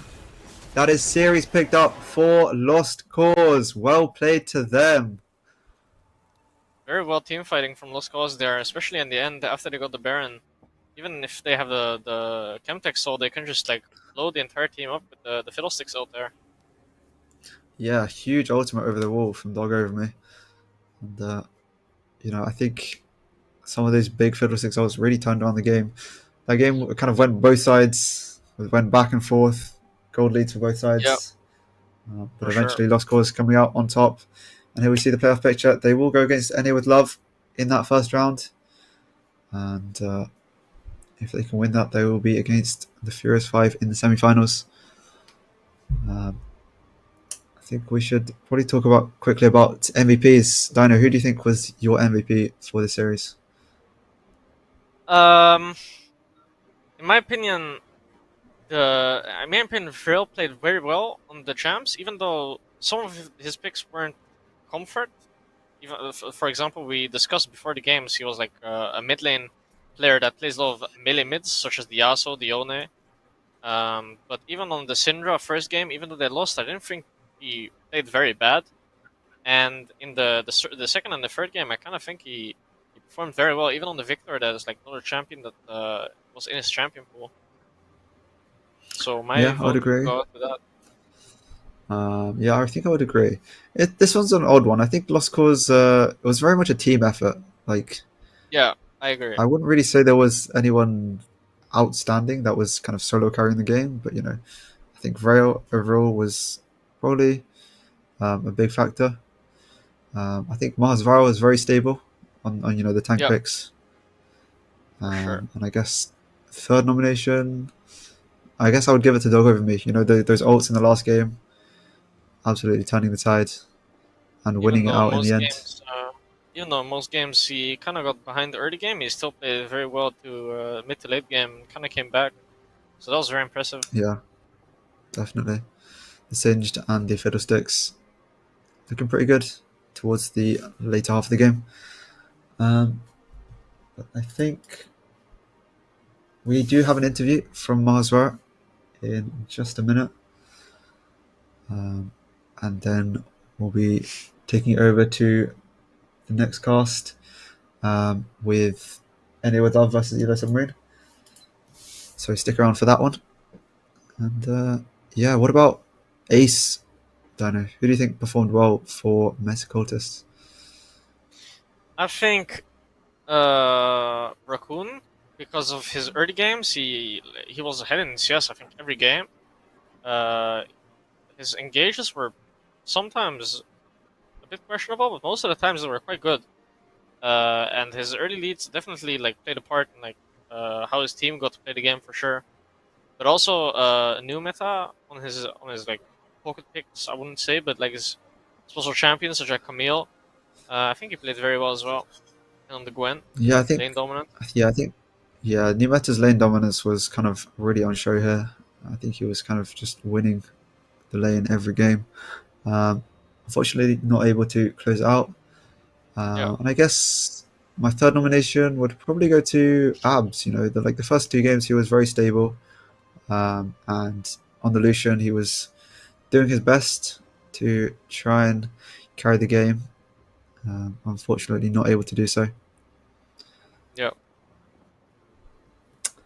But hopefully, we're getting Mahzvar in here. was definitely a great comeback after the first game though. The first game was kind of one-sided in my opinion, but they came back in the second and the third game. Yeah, I think game two and three were very tight from both teams. It could have definitely Yeah, gone either way. But eventually, Lost Cause managing to pick it up.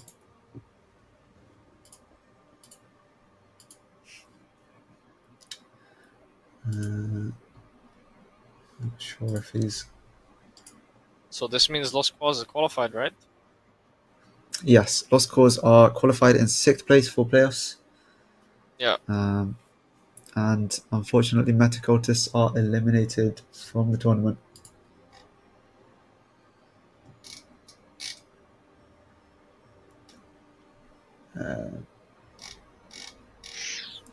Yeah, which is it's a shame, but the way the format is, only the top six teams can progress. yeah. There's so many teams, right? Yeah,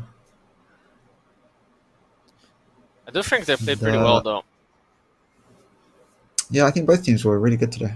Um, Yeah, definitely Lost wasn't Cause eventually one-sided. coming up. Like both or like all games, or from maybe the first one, were quite winnable for each side. Yeah, definitely.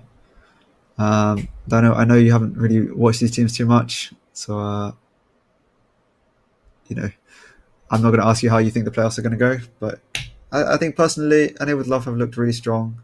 But Lost Cause today, like they looked great. I think they definitely have a chance to take down NA with Love, um, and that could be a bit of an upset for the first round. And Ace versus the Albanians, I think this will be a banger matchup. Both teams have looked really good. Um, I think they're both kind of like fan favorite teams. A lot of popular names in the server. Um, I think to see those two battling it out will be really fun. I'm not sure.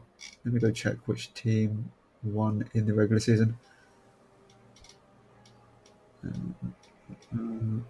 Ace edged it out 2-1 in their regular season head to head. So we'll have to see if they are favoured again in the playoffs. And I think, I mean, Furious 5 and Nessie's Kittens have both looked really strong as well. They'll definitely be tough opponents in the semi final. So I think overall this middle bracket playoff series is gonna be really fun to watch. Um, and genuinely, I think any of these teams could come out as winners.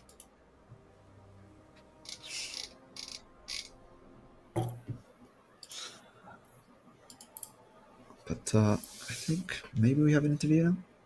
Oh, hello. Hi, can you hear me? Yeah. Yes, we can. All right. Congratulations on winning the series today. Thank you. Was We had our troubles. We had some troubles, but we managed to iron them out, and it was a team effort.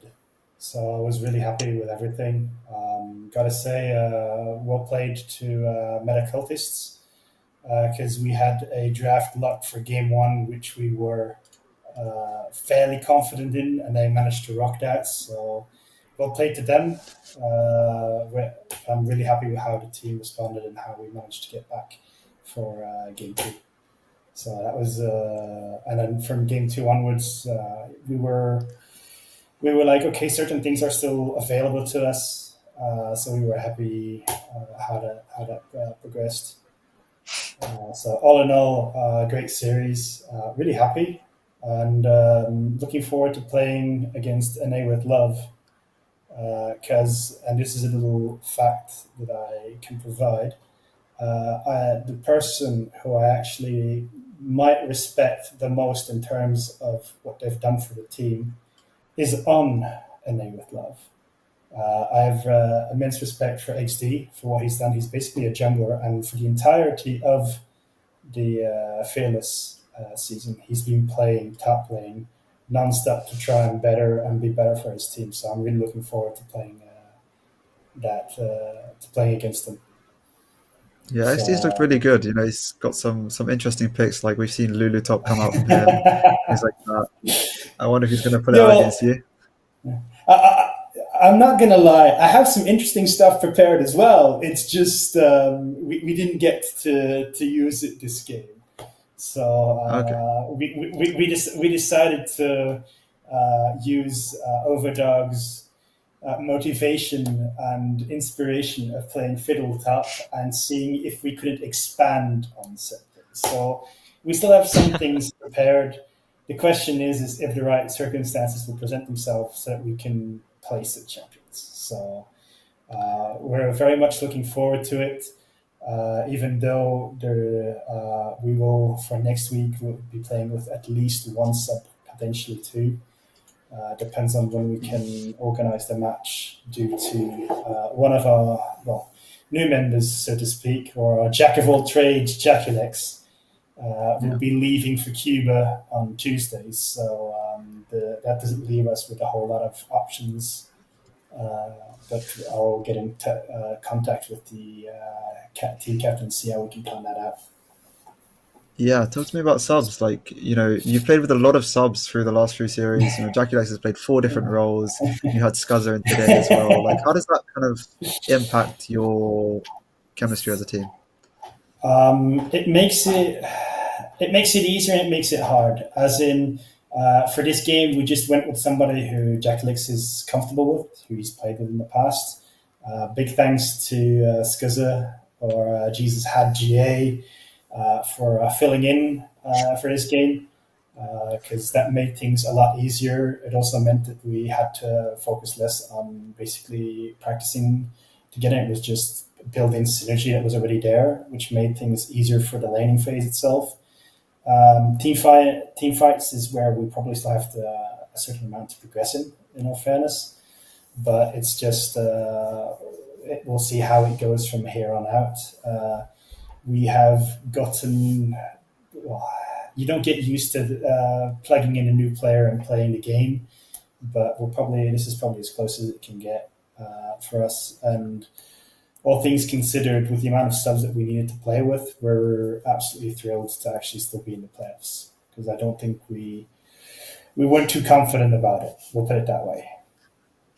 Yeah, it was definitely a tight Because series.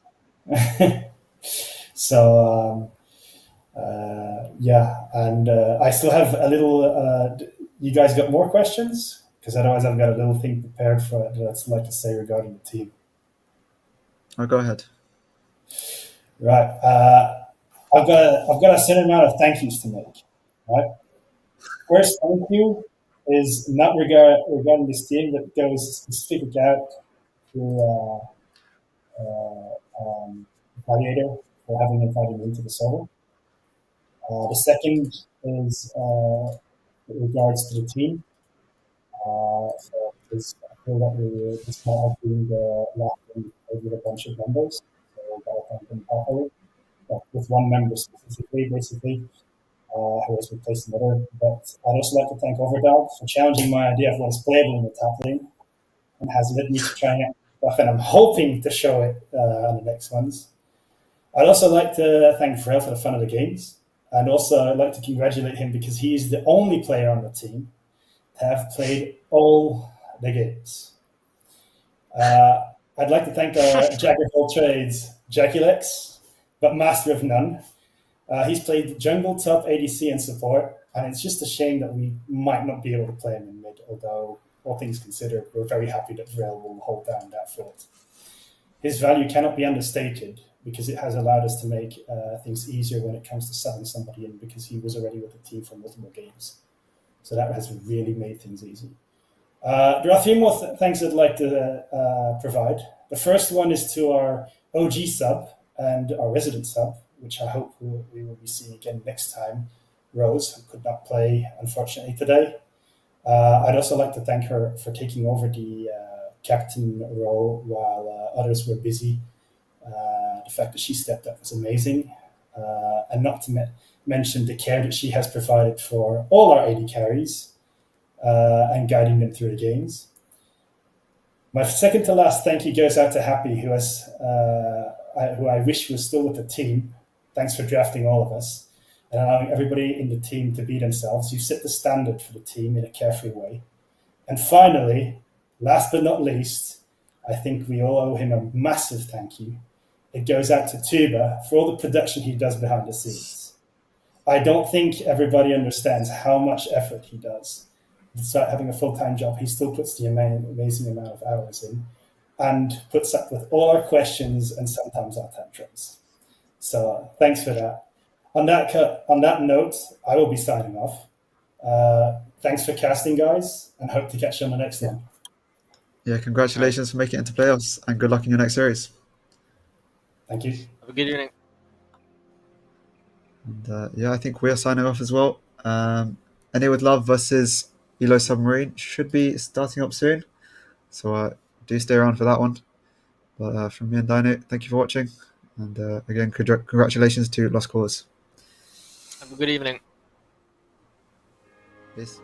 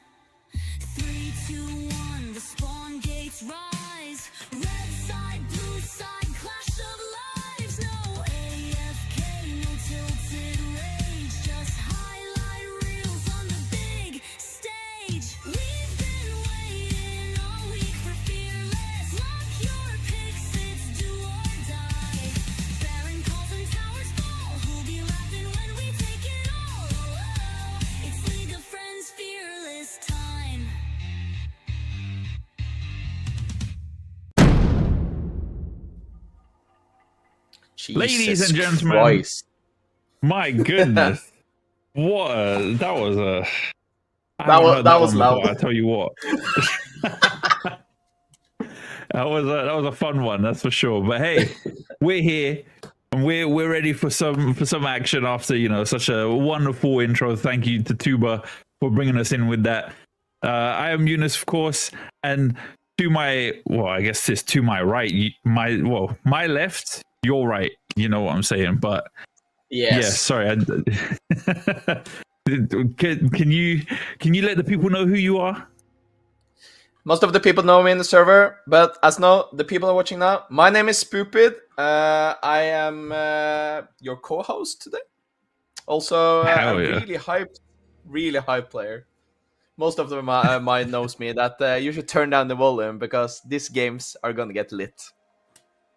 Well, I mean, we'll have to take your word for that, but the excitement is definitely not short today as we've got the Elo subs and from NA with Love going at it today. This is I think this is, to my understanding, this is a fun one for today. It's it doesn't really affect the bracket as much, but it's more so just to tie up loose ends and get things done, have the results set in concrete in stone, and everybody can then have their bragging rights or their sad times to reflect on. But shout out to Tuba for bringing this up. Here's the bracket in play, as you saw from from the previous game.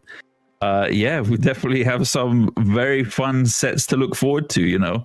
Lost Cause definitely we'll definitely see more of them soon. But yeah, we do. We had the game a couple of hours ago where Lost Cause grabbed the 6th spot now. So, like you said, though, nothing can change except some points that maybe NA with Love can take with them. We do know that Meta Cultists lost 2-1 against Lost Cause, and it was very, very close. It was a good game. So, yeah, absolutely. I'm very hyped. I mean, for it to go to a game 3, it's nothing short of a good series, So that was then. This is now as we get into the game 1 straight away, immediately. Stupid, run us through the runes. What are we looking at here? Let's see, though. We do get an Aurelia. We do have a Conqueror. Is that a Darius jungle? That is Darius jungle. That is like. Hold on a minute. I almost choked on my water. What the hell? Darius Katarina jungle? There's no way. There's like a lot of picks here that you can see, though. We got Aurelia in top lane, Darius jungle. From the Elo submarines are going with the Raider Strand draft. They're going in for an invade as well, though. Oh my goodness, Team Master is definitely gonna suffer right here. Gonna regret picking Chapati over Rotti, but forcing the flash right there. I mean, yeah, losing flash on Nautilus is not that big of a deal, but when you're going up against a Morgana and I guess it's a Draven, right? It's not gonna be a Hui. Okay, it is a Hui bot. Well, wait, hold on. We have a Thresh top lane as well. What a stupid! Explain this to me. What is going on? Okay, so we do know that Elo Submarine / can't qualify. That doesn't mean it's not. They're gonna play the hardest. From NA with Love, that they're trying maybe try to have some like good drafts, maybe taking away some picks. We don't know. I am very hyped to see if that Thresh can get souls and stacks if they can one-shot people in this game. It's interesting. That is definitely a shout. I mean, at the end of the day, this is Fearless, and they are definitely feeling bold. So we'll see if I mean, it's a great idea as you propose. They're probably picking these champions to deny it from Elo subs, but at the same time, you do have to play an entire game with these champions that you've selected. But we'll see if Corrosive can bring in any results with that Thresh top lane. The Darius jungle, though, still has my attention. He's going for a pretty efficient clear so far. Not even matching Jarvan. He's ahead of Jarvan at the moment. Yeah, Darius jungle is just like as a top lane player, Darius is just a bully when it comes to like fighting. In the jungle, it's just like you can still get a fast clear and go and get the little bit of I say Scuttle Crab and then still be ahead of Jarvan. But we will see though, when it comes to fighting, taking objectives as well. I am very much on still the blue side of the draft. We also see that Jasomat is playing still full fearless from what I'm seeing now. Yeah. And what we definitely just see is Thresh. Thresh getting a first blood on Irelia in the top lane. You heard that correctly. If you didn't hear that right, I'll repeat it for you. Thresh solo killed Irelia, top lane. It's happening. No ignite, TP, flash down. My goodness. It's I think we're gonna see some fun in the top lane with this Thresh. I think we have like a little bit of a bow special, like a fanboy in the red side here, probably. It's I can see the illusion from NA with Love with the team comps they have when charging down and caging for example Jinx, but going in with Thresh Hook as well. Nautilus is going in though, going for a fight though, stunning in Nautilus with the Morgana though. Cheese is just holding. They don't need to fight. They don't need to force anything in the bot lane. They can just chill and farm up. Oh, absolutely, and especially.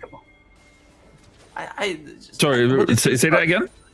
What do you think about the bot lane though? Because you can see, we come back to the bot lane. You can see him from the top lane here, where Thresh is just like getting passive on stacks. Relay is taking a little bit too much of an aggro, taking the minions going in. You can see just Corrosive just bullying with auto attacks, everything, and Flashes has to get burned as well. And a little bit very nice, actually. Yeah, it was. It's just a standard Thresh top lane, you know, when you're auto attacking them to death, though. Like I wanted to see lethal tempo. Here comes XD though, and he goes out. I don't like the fact that you said. I don't like the fact that you said standard Thresh top lane. It makes me very concerned. It's definitely not something I'd want to see often, but you know, with results like this, it definitely should be pulled out a little bit more, you know. XD with the flash though onto Jasomat, straight under the turret. He's gonna eat 2 shots, maybe 3, and he goes down. Unfortunate trade right there for XD, but is able to help find the kill on Jasomat. I mean, it's a 1-1 dive right there. Yeah, it's just like it's. Wait, hold on a minute as well. Pause a little bit. That is not a regular oh my god, it's probably AP Jarvan. No, it's what? He has Summonary. Oh no. This? Summonary, he's probably going in. He's building a tear as well. This is starting to get very interesting of a game, though. I'm concerned. I am very concerned as well, because you don't see. I'm used to like a little bit of show match, but Nautilus is going in on Morgana. Cheese has to spell shield himself though. They're fighting. Very nice. They cannot catch up. They cannot catch up on Quay though. But here comes XD though. He's charging in. XD is pulling up. Combo. Yep, claims the feat of warfare for red team for the NA with Love, and here comes Jasomat. I mean, the Luxor was there and the Luxor was gone, just like that, just tickling his back. Picking up 2 kills from NA with Love as well. You can see the gold graphs here going. They're getting more and more on gold. They can buy themselves some good shoes now from Adidas or Nike, and just run in and then get the feats. And it's going in with the charge with denying. Guy is cleaning basically up top lane, telling here. Oh my god. Listen, I think we need to have a talk with the League of Friends HR department, because at top lane I'm seeing harassment, but Katarina putting the harassment onto Jasomat, finding the solo kill, even getting the turret shot to add on to it. But I mean, if you look at the minimap as well, you can see Darius chasing. Well, it won't be able to find anything. Turns his attention onto XD. XD just aggroing onto the Raptors for some reason. Okay. Gomish has been enabled. 4 stacks and out. I think he's gonna get out safely, but hold on a second. Corrosive has pulled up. Darius, or not Darius, Draven ult is gonna hit his brother, and another kill for Corrosive. Are we gonna see a top Thresh carry in this game? I see. Oh my god, it's just like I have seen solo queue games where Draven go mid lane just completely running it down because it's so strong because of an ADC advantage against this. No, I've seen the Fearless. I have played 3 seasons of Fearless. I have never seen Thresh being 2-0 after almost 8 minutes. They're going in the bot lane. Cheese has the burn flash there, getting out. A good flash over the wall and getting the ultimate from Tinko. Off the Big is just popping really nice ultimate, and Rocket goes hard. And then Darius still has insanely damage and really good champion. Like, Of I course. wonder what they banned. I wonder what they banned game 1. To be fair, like what we will see more though, because it's standard bot lane. It's just speaking of bot lane. And Katarina wants to go down, can't go down, sadly. Well, I mean, you mention possible picks and bans in the draft, but we'll get to that in a minute as Katarina is caught out in the mid lane bush. Oh, but XD pulling up, turn things around. Jasima will find the kill onto Katarina though. Will he be able to get the second? Nope. That will be a double kill for XD right there. Easy 2 for 1. I say Eve died. Jason Matt almost getting that kill as well. Uh-oh. What is happening top? I'm scared. Stupid, I'm This scared. is scary. Oh my god. This is like, it's... You can see Katarina now has Bloodthirster. It's 9 minutes Bloodthirster. This is bad though, because now Drake is in its prime. It's starting to get more and more frustrating dealing with Draven as more damage will come. But you're gonna also see how are they gonna shut him down. Who's the problem in the team? So this is playing safe. Oh my god, I can't, man. I can't. This is shaping up to be a very, very interesting game. We didn't get a chance to look at the draft. So, we're just taking everything at face value. And as the game goes on, the draft kind of speaks for itself. The red team definitely with some unconventional, unorthodox picks. And I mean, the one thing that definitely isn't saving the red team is the fact that they can't stop eating these Nautilus hooks. But the Hui ult comes out, hits both members of the blue bot lane. But Morgana is down. Cheese, it has molded. Chapati trying to find another kill onto Crispy Chris, but he's gonna remain fresh a little longer. And the lot good dodge as well. Very close, very close. We get information on the sideline that the bans from the red side is Viego, Mundo, Katarina, as well as second rotation Yon and Kiana. Where blue side is banning Blitz, Bard, and Belwet, and then second rotation is Bran and Briar. So it's starting really good. It's some juicy picks and bans. It's like I'm intrigued. Oh, absolutely. I mean, like we said, the picks and bans are definitely speaking for themselves. Corrosive right now is showing us why Thresh top might possibly be a problem. When you see Thresh putting the pain on Aurelia like this, 3-0, it doesn't even have a CS lead. Something is afoot. There are problems right now, and Katarina is definitely facing problems too. Oh my goodness, it doesn't end. Oh my god! Oh, what no. am I watching? A collapse is getting. Jason Mats gets out from that even flush ult and still gets out, killing NM, Katarina, and XD. Elos and Marine was, not gonna lie, very bad from the early game. Like, it played a little bit skeptical, but now they're catching up on kills and gold as well. Yeah. It's starting to get really, really juicy in how it is while they are securing Cloud Dragon here. And to be fair, like here you can see Corrosive is coming down as well. Oh. I can't believe what I just saw. I just saw Corrosive miss he missed a hook on a completely still target, which is the dragon, but never mind that, as Crispy Chris is finally gonna face his end. Double kill coming out for the Draven, managing to get another kill onto Floof. And will he be able? Oh my goodness, the flash dodging the snare, life steal. No. Oh my goodness, Katarina, don't do it. He's just a man. Oh no.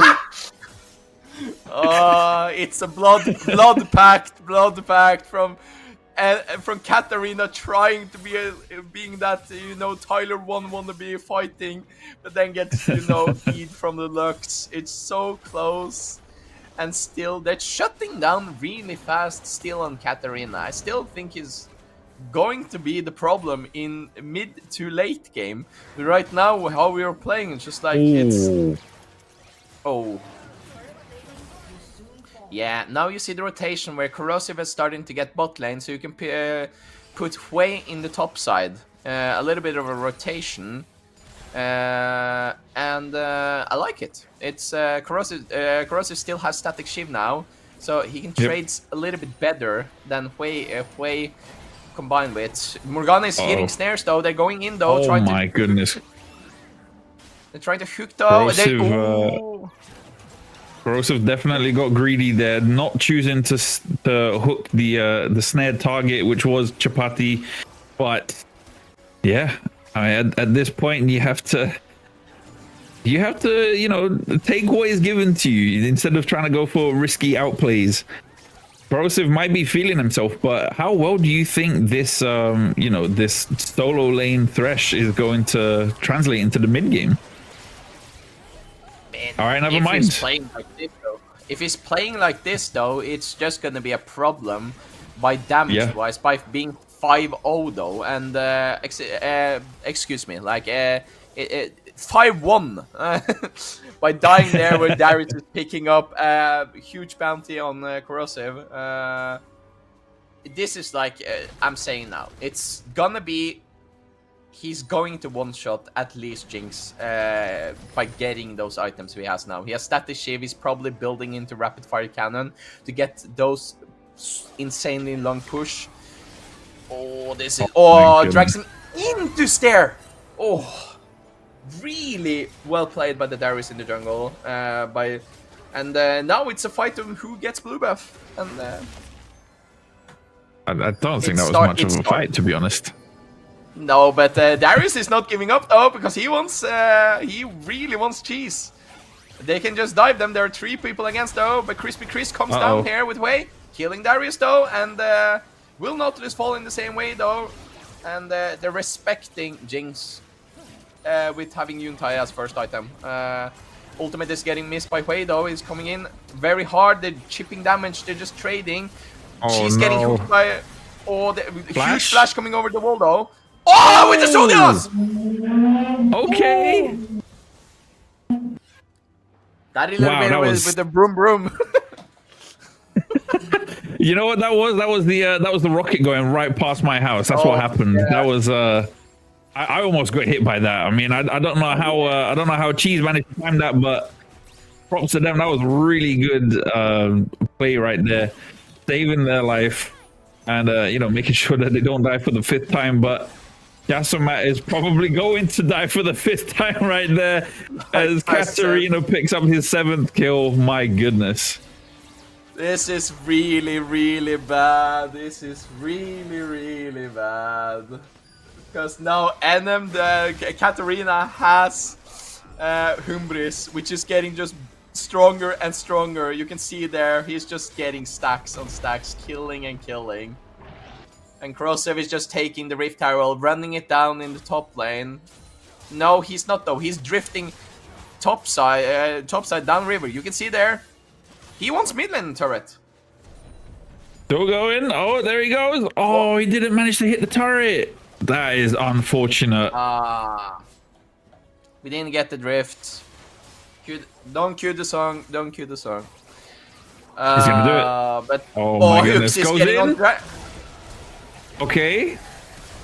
Roof with the barrier, flashing out, doesn't manage to get away, but Katarina doesn't even find anything else, and the shutdown coming out for Floof onto Corrosive as well, finding his second death. Yeah, definitely that was a little too greedy of a play. Yeah, red side is a little bit greedy now. And Yeah. and then instead. No, he's dead. Yeah, oh, no hold way, on a like, second, goes back in. Yeah. No I know what this is. If you take a look at J4, I've seen that build before. That is. What is that? That is something we. That is something we're joking really about happened in season 1, where Fubliwitter, with the combination of Unending Despair, gave, like, for example, Jace really tankiness, as well as being like super good with damage, because everybody knows that Jace is really strong. That is something we called the Chinese build, because for some reason it's just like a lot of players in China play that build. Oh. But speaking of builds though, and Fluff gets another kill on that stack though, so he can build some more items. They get their second dragon though, because XD is coming down. Will he steal though? No, he can't make it. No, he's definitely too slow.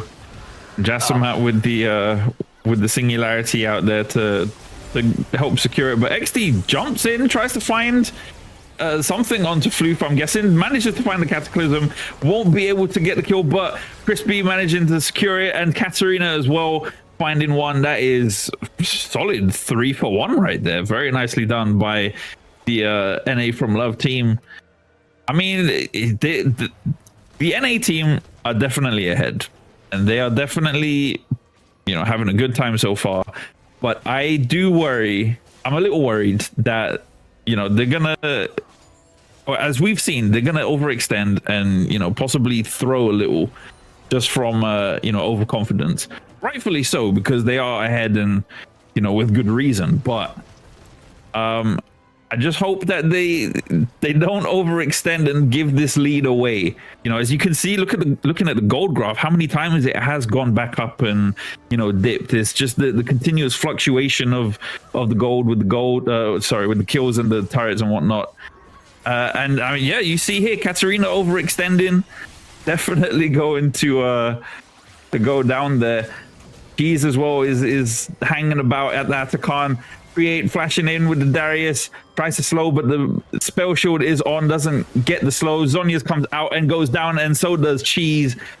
And yeah, the gold graph goes back up. But hold on a second. Look at that damage. Oh my god. Blue side is so securing the Atacam. They're securing it. Oh, so close to stealing it. He tried to steal it. Oh no. The blue side is securing Atakan though, while Corrosive is getting topside. And a mid lane turret, secondary turret, the gold graphs is still huge. Like you said, no. I feel like they're toying a little bit with their lead though. Katarina's getting catched up. They're getting catched still with 3 items in the lead. But I really feel they're getting catched in a little bit of a how can you say those stupid mistakes by playing in the fog. If you're playing in the FOE, so you're getting like catched really bad situational. You can see that they're fighting in the bot side now. Reda deals a lot of damage, but auto-attacking from Draven is just basically asking if you want to die here. And yeah. And then he is. Yeah. Sadly, it's just like you can see now Corrosive is playing a little bit with his food. This is bad. Really bad. But they're really good engage on to dodge that Q though from Darius, because if that Q was gonna hit, that's gonna be like full stacks from the hemorrhage passive, which is going to kill XD though. And you can see now, because now Cheese is coming up again though, getting healed. He got the full attack and Cheese is stealing that kill, saving XD though. And again, like I said, Katarina has to flash away from the Nautilus, getting killed here, and can just secure it. Jason Matt taking the kill. Again, saying that NA with Love is playing with their lead now. They've done it absolutely. early mid game. They're doing it early mid game. They've done it in mid game, and they're doing it in late game now. So it's starting to get a little bit like, how can I say, aggressively. Like they have lost 2 objectives with Atakan as well now. They have lost. They have lost. Pretty sure they did not lost Ritaro. But it's starting to get really, really like what will happen. Even though it's a little bit of a fun match, but now we will see, because now Thresh has Infinity Edge, and now we will see, because he has, if I'm not mistaken, 75% crit. So he has bigger chance to crit and do damage now. I can't wait to see what he's gonna do with that Jinx. Oh goodness! I mean, yeah, the corrosive on this attack speed crit Thresh is going to be something to see. But I do agree with what you're saying about you know, the overextending and playing with their food. I mean, we see right here, definitely not playing with their food, as they managed to successfully plant a death bush, get and create on that Darius as he goes down to corrosive, and possibly securing their first dragon if they manage to coordinate this correctly. Flash coming out right there, avoiding the Lux ult, but XD EQing away as well on that Jarvan. But there's still 4 members alive, despite the fact that the jungler is down.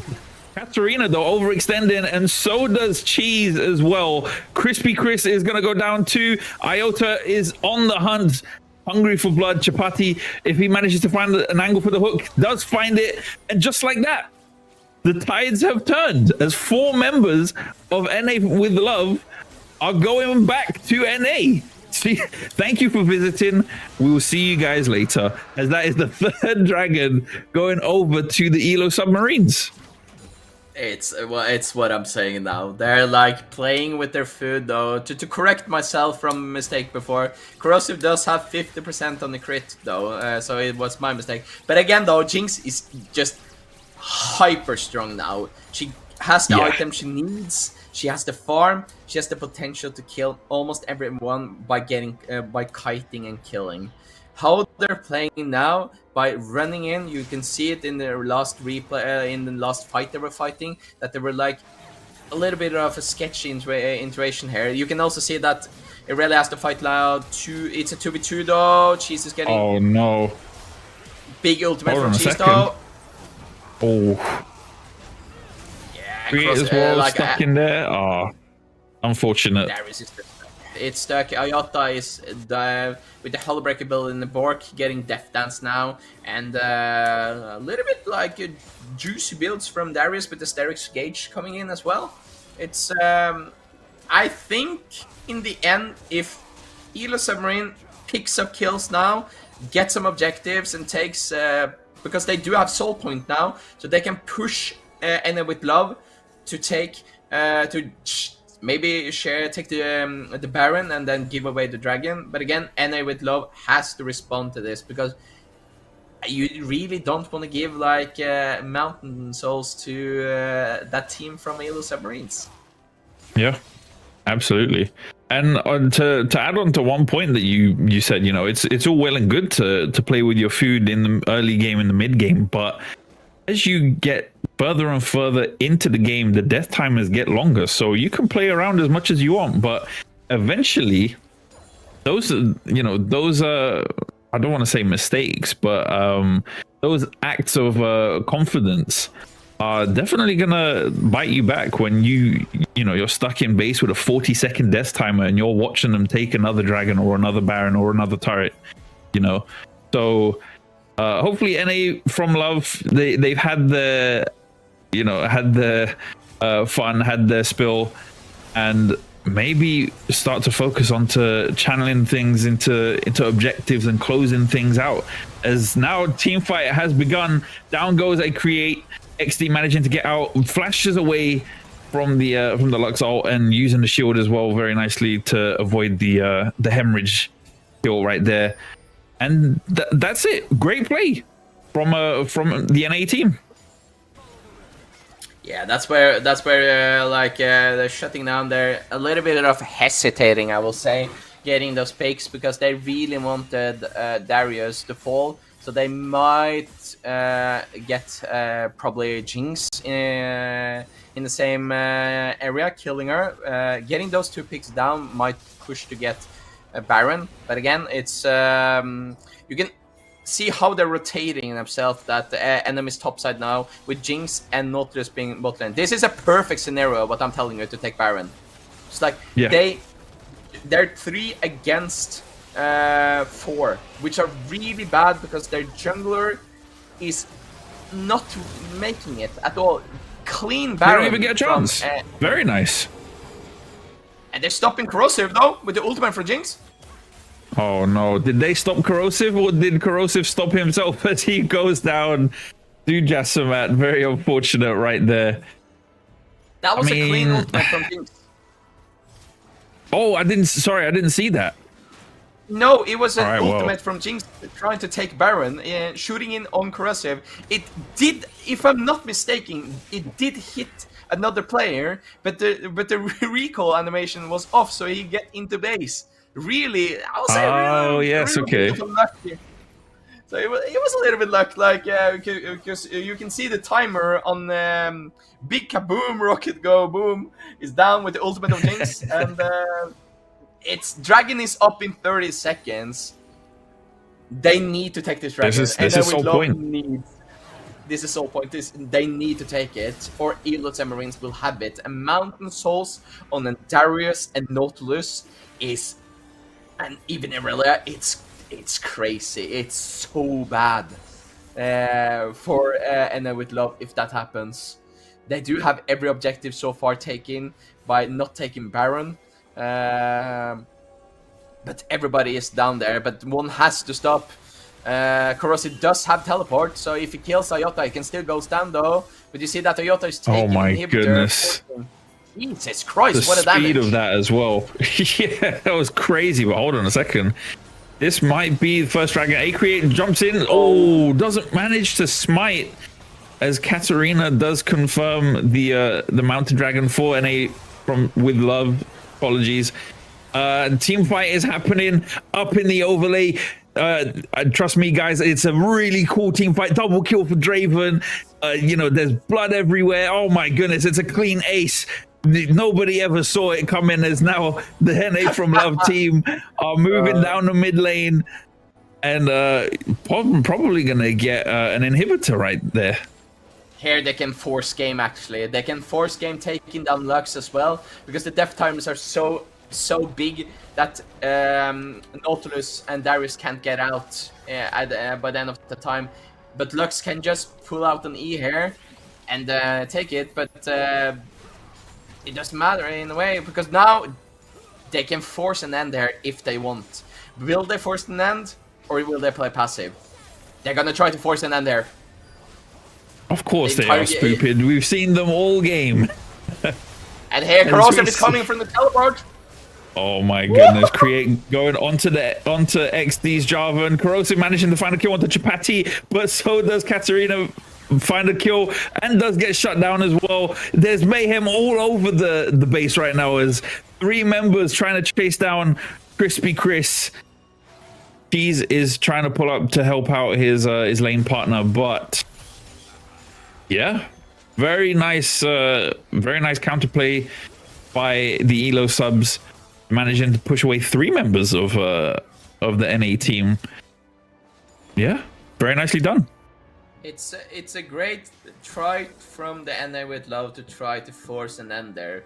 It is a good idea. I'm very happy to see like stuff like that in the middle bracket. Try to see if they can end the game or not, or if they want to like play it safely, take an inhibitor, and then maybe try to take some other objective, for example the bot lane turret down there, and try to get just slightly push in a little bit now.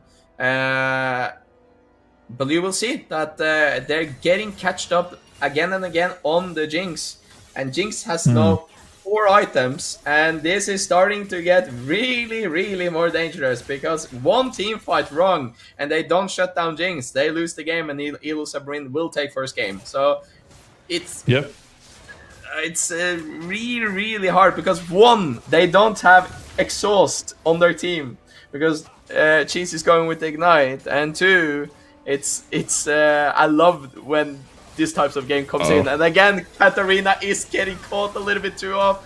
Cheese Oh has my to flash goodness. in. Yeah, He's not going to escape. Oh, no. And the Zonia's as well to guarantee the eventual death, as that is 2 kills for Floof right there. Damn. I mean, you called it, and we might possibly see it. This is looking like, a possible turnaround by the Elo submarines, as they are now standing at the door of the NA base. Mid inhib turret is going down now and has fallen as the inhib is getting chipped away. Crispy Chris getting absolutely charred by Floof right there, as the inhib will go down as well. That is 2 inhibs open in the NA with Love base. I mean, these guys are definitely sending a packet back to NA. I don't know if it's full of love, though. It's probably more full of resentment, as just like that, game 1 goes over to the Elo subs. What just happened? I told you. In the mid, from early to mid game, they were throwing a little bit, and they're basically playing ping pong, just like going in, going out, going in, going out, getting catched. It's typical. We've seen it before, and it happens. And then we have ADCs catching up. Yeah, I mean, like we said, you want to play around with your food, that's all well and good. But when the death times start to add up, you're going to feel it. And I think they felt it at the end. It's what happens. This is like Fearless. We have seen everything before. It's been like, it's always fun to see when the underdog teams are catching up to the 4th seed or the 5th seed. It's the 3rd seed, actually, in the 3rd place, and they're trying to playing a little bit. They played extremely cocky, I will say, early game, getting those early kills on early games on Trash. It doesn't matter, because Irelia in that time will catch up. They catched up. They played phenomenal. They catched Katarina again and again and again. I can't count on 1 hand or 2 hands how many times Katarina got a little bit of catched up, because he played Draven and didn't look at minimap, and it's what happened. It's the Draven treatment. Yeah, I mean, that's definitely one way to put it. Yeah, it's such a shame to see, such a very fun draft go down so bitterly. Just, I mean, it wasn't even like they got outplayed or anything. It's more they. Do you know that Scara quote? Up until they lost, they were winning. Yeah, I think that perfectly sums up this game 1. Yeah, but then you have the same quotes from I'm a Cutie Pie back in the days. It's just like, if we don't know what we're doing, how will the enemy knows what we're doing? Yeah, I mean, it very much speaks for itself. It's what I love about how the different mindset of the players / teams. It's so many good picks, as well as good. Some has star champions. What they will sell. They're most popular the champions. We're seeing it how Jason Matt is playing full Fearless for the 2nd seasons in a row. I hope that he might play something that's a little bit more what will I say? More in front, being a little bit more aggressive, because playing defense with Lux is a little bit we've seen it before, by throwing out stuns and E's and ult, and it's working. It's really good. But I want to see some aggressive mid laners, some we've never seen before. I hope. I know for the fact that I have the bans from game 2 on my side monitor here. What's happened? No spoilers. No, it's no spoilers yet. It's coming. It's juicy. Just wait. But we were Wow. taking a little bit of a break, though. We were taking a little bit of a break. We'll see you Absolutely, guys we later. need it. A little bit of a change of mind. Like, I can't wait. We catch you in a little bit of a bit. Like, cue the sequel. I don't know how long, but I can't wait for next game. See you guys soon.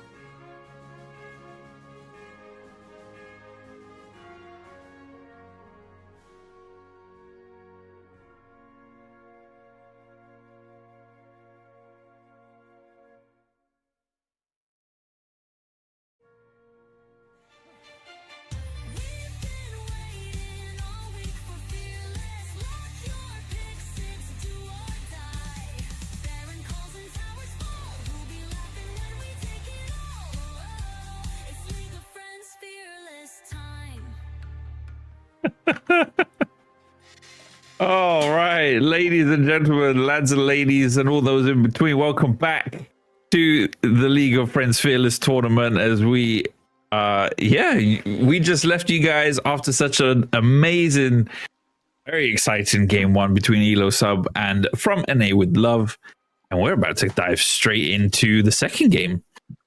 But after seeing the draft that we just had in the first game, can we even make predictions, Spoopid, as to what we're going to see in the second? If I see something that's gonna be like AP Blitzcrank mid lane or something like or full crit, it wouldn't surprise me if they Jungle do. Yumi. Like,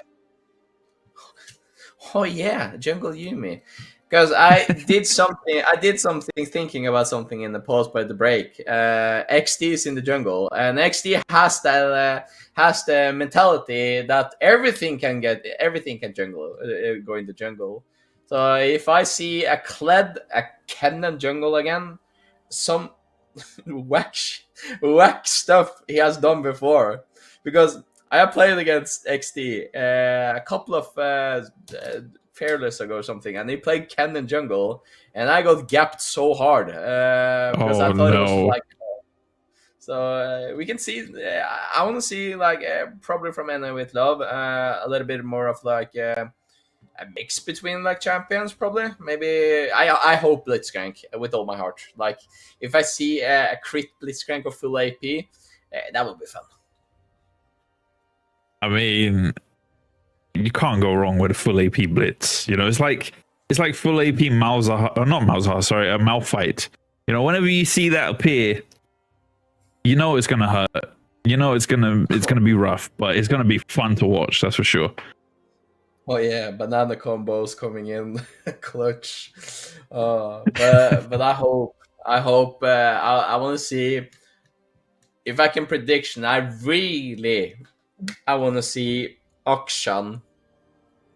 I want to see champions you don't often see in middle bracket. It will be cool to have like an Akshan. It will be cool to have an Erland Soul.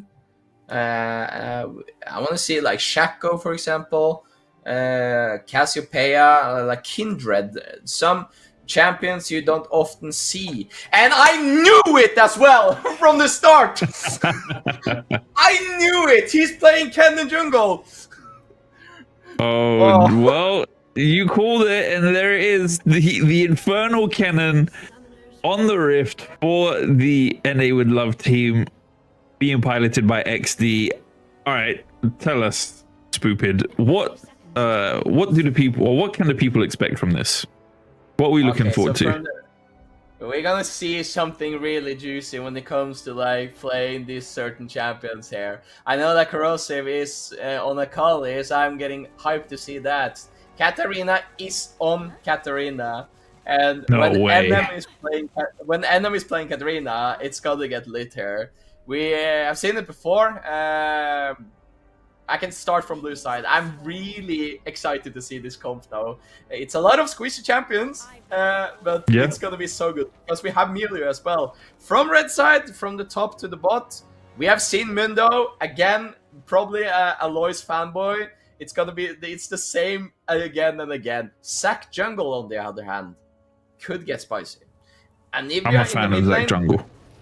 Yeah, we've seen a lot of in lower bracket that Anivia has been played as support. I'm happy to see that she's in the mid lane.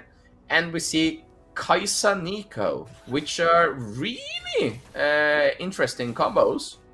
I'm getting hyped. Like, I really want to see how both teams will deal with this, because Neeko can be a little bit of a trolley champion as well going in, because you need to count how many minions. And a lot of people don't do that, and they're just like, "Oh, Neeko." So I'm getting. That's a very good point, actually. So I hope I see some red blue buff coming in mid lane and be like, "What's happening now? Why are we getting ganked by blue buff, for example?" But I think Katarina is going AD or tank, because we do have grasp on Katarina, and okay. So, or Akali might also go tank them with the Heartsteel. I'm really hyped for the draft on the blue side. With Cannon in the jungle, if that's AP, that could be really potentially good in the team fights. If it's AD, it's probably going to be like kiting forward and back. But with they having Vayne, I will say that's going to be a lot of AP if Katarina is going AP as well. I hope it's a tank Katarina, because it's fun to see some Clunk and Heartsteel procs. I mean, it's entirely possible. The grasp does give away to a possible tank build. You know, the theory is there. It's all a matter of if Katarina wants to make it a reality, wants to make it a practical thing as opposed to just a theory. But Iota, on the other hand, is going to go down to Corrosive in the 1v1 once again. Not looking too good. 0-2, well, I guess 2-0 for Corrosive with the first bloods in this set. Crispy Chris was a little crispy there with the ignite on him, but we'll be able to escape. And yeah, I mean, we'll have to definitely keep eyes on the top of mid lane, see how the NA would love team members decide to build, because anything is possible in this series, as we've already seen. Yeah, we have seen how, speaking of how as well, XD is trying to take that Scuttle Crab. Bot lane is fighting really hard as well, and here comes Katarina! And getting... and Cheese is claiming feats by the double kill on the bot lane.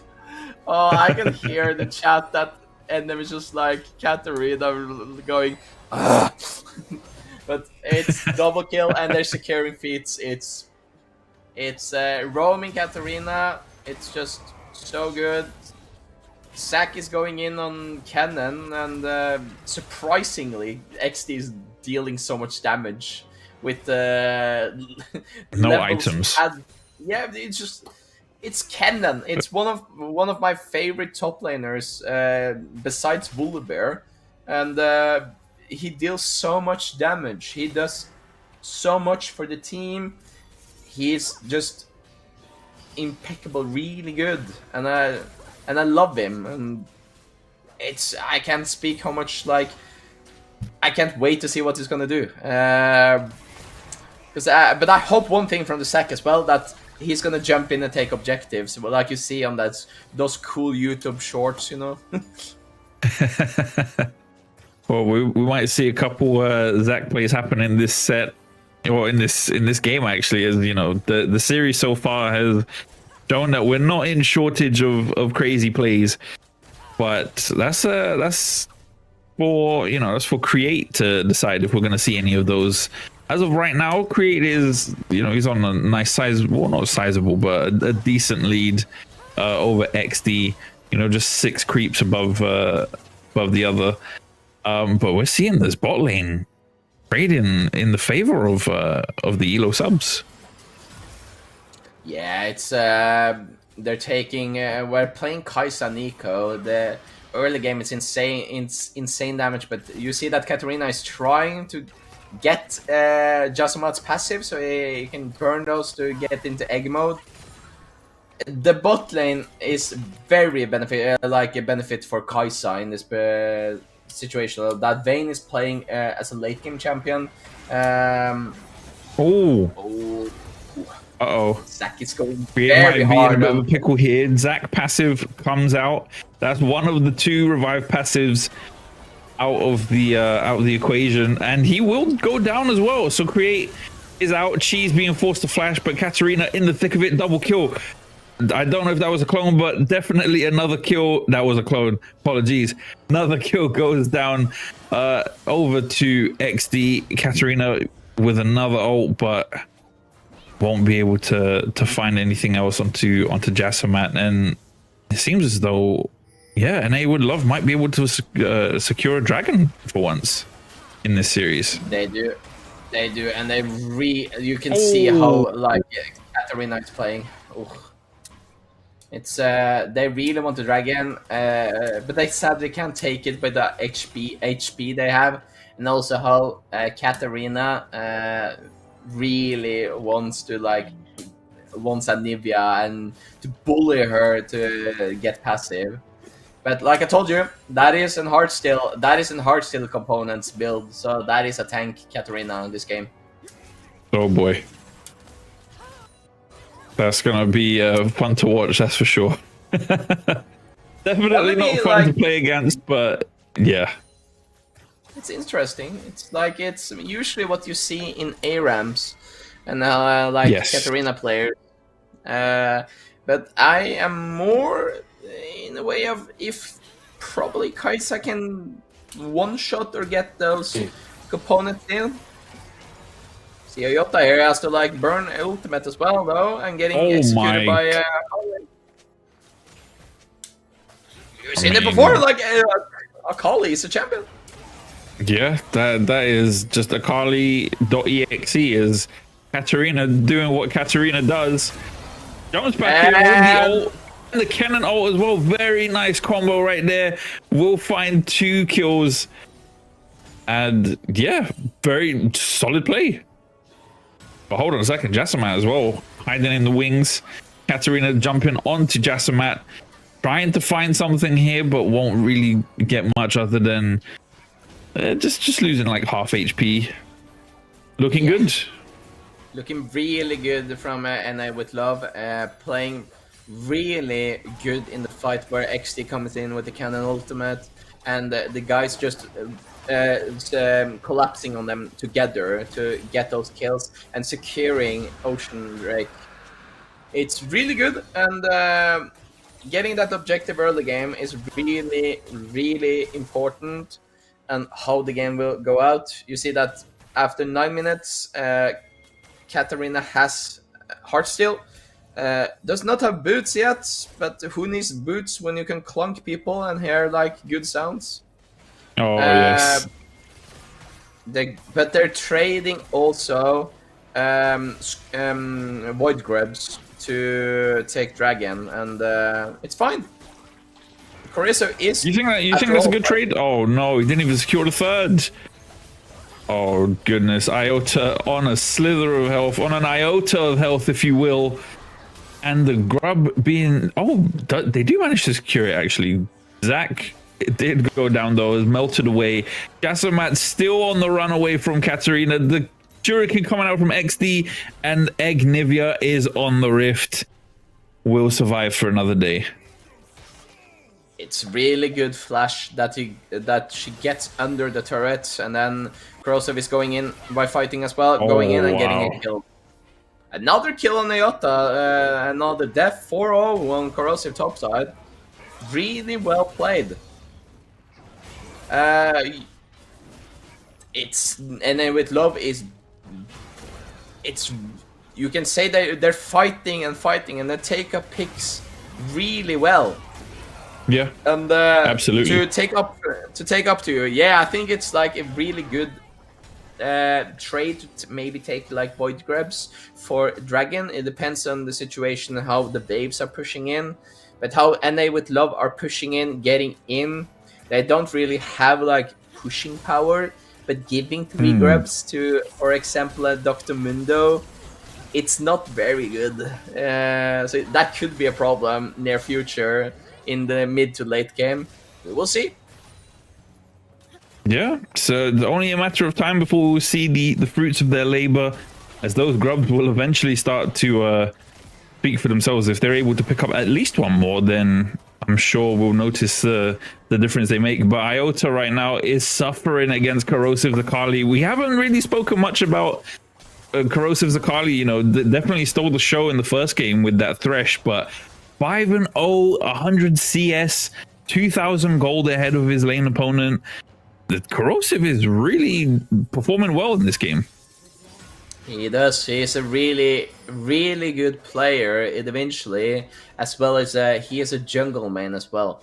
Mostly the jungle players do have some secret picks though, so I'm pretty sure that Akali is a secret pick. This is, after all, one of the better, I will say, players in the pools in the top 6 that are playing. And Katarina is just, again, killing Jasomat under turret here.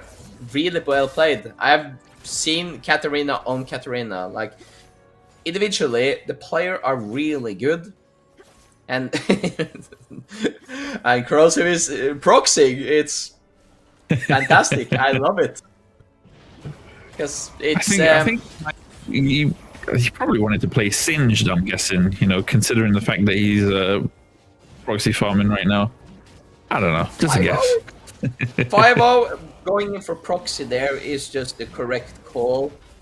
To take a wave, go out, and then force Mundo to push a little bit up or go and prox himself. But then plays a little bit with his life by having 0-4 in the score, as well as not done Warmugs. It is very dangerous, but you can see there he jumps down those plates to get, and now Corrosive has teleported up, he's ulting away, Iota has to run away now. He does not have Ghost though. He is really bad, loses Q and gets executed again. Under turret. I never thought there would be a day where I feel sorry for a Mundo getting absolutely shredded, but that did not look enjoyable at all. Meanwhile, 3-man ult by Cheese, or sorry, not Cheese, by Chapati Master right there, but won't really find much else as Floof does go down. Katarina did fall as well, and we see the Vayne ult being popped there. Chapati Master dancing a little too close to the wall as Crispy Chris is able to find the kill onto Chapati right there. That is 3 kills for 1 in this bot side skirmish. I can't believe that she's surviving. She's surviving again and again in the last fight. If you can get a replay on that last fight, you can see how well played of how they fight Fluff there as well. And Cheese is just playing incredibly well in that fight. It was so well played by having over 100 ping as well. Because Cheese is literally from NA. Oh wow, okay. Well, that's how you complete the NA experience. As Iota as well is seemingly committing to providing care packages for the NA team. 0-6 as Corrosive goes 7-0 in that top lane. We did see the Dragon as well being picked up by the NA team, so good stuff there as the Mountain Dragon has entered the Rift. So I don't think that will really affect the map much, right? Aside from just a couple bits of terrain here and there. Yeah, trains from the top lane to bot lane. It's a really good map for shutting down people as well. Like in the, how can you say, for example, that is not good for Corrosive, giving that shutdown to Zac. And then XD is coming. Hello, guys. And wow, that was a sequence right there. Well, hold on a minute. Katarina managing to Shumpo away. Doesn't get pulled back in by Zac. Create is continuously teetering this line as Zac, despite being half health. XD is going to go down to Floof. Overextended by a mile right there. As, you know, the Elo submarine team were able to collapse onto him. And Katarina is still dancing about here, underestimating the 0-6 Mundo. Oh, he's underestimating. He's not underestimating. I think he's a little bit disrespecting to get those hard steel stacks there. Because they can just keep going, clunk them out. That makes really sense. It looks like, I mean, good, you can get a kill on, but okay. Here we see, like, this is what you get. Trying to kill though, but they're just diving Katarina under there. And to be fair, I'm gonna say this here, and I put that statement, that is deserved. For disrespecting Iota and just get hardstyle and go out. That is a deserved death. And now it's just popping off like with the Nico ult and Flood though. Flood is getting out with the Reef Tarot. Don't clunk, don't clunk. Way. Yeah, run away. He's drifting. Run away. He's drifting. Get also this drift. Getting into. He crashed into a wall. If you check the minimap. Oh no! But he's gonna run away. Iota is standing under this mid lane turret while you guys are watching. That is doing his absolute best to stop Corrosive from pushing in any further. And I think he got out. Floof got out. Floof got out. Really, really good play by Floof.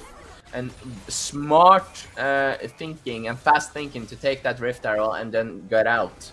Just get out from the fight and don't give any kills and deaths away from your team. Because, like you said in game 1, death timers are building up now.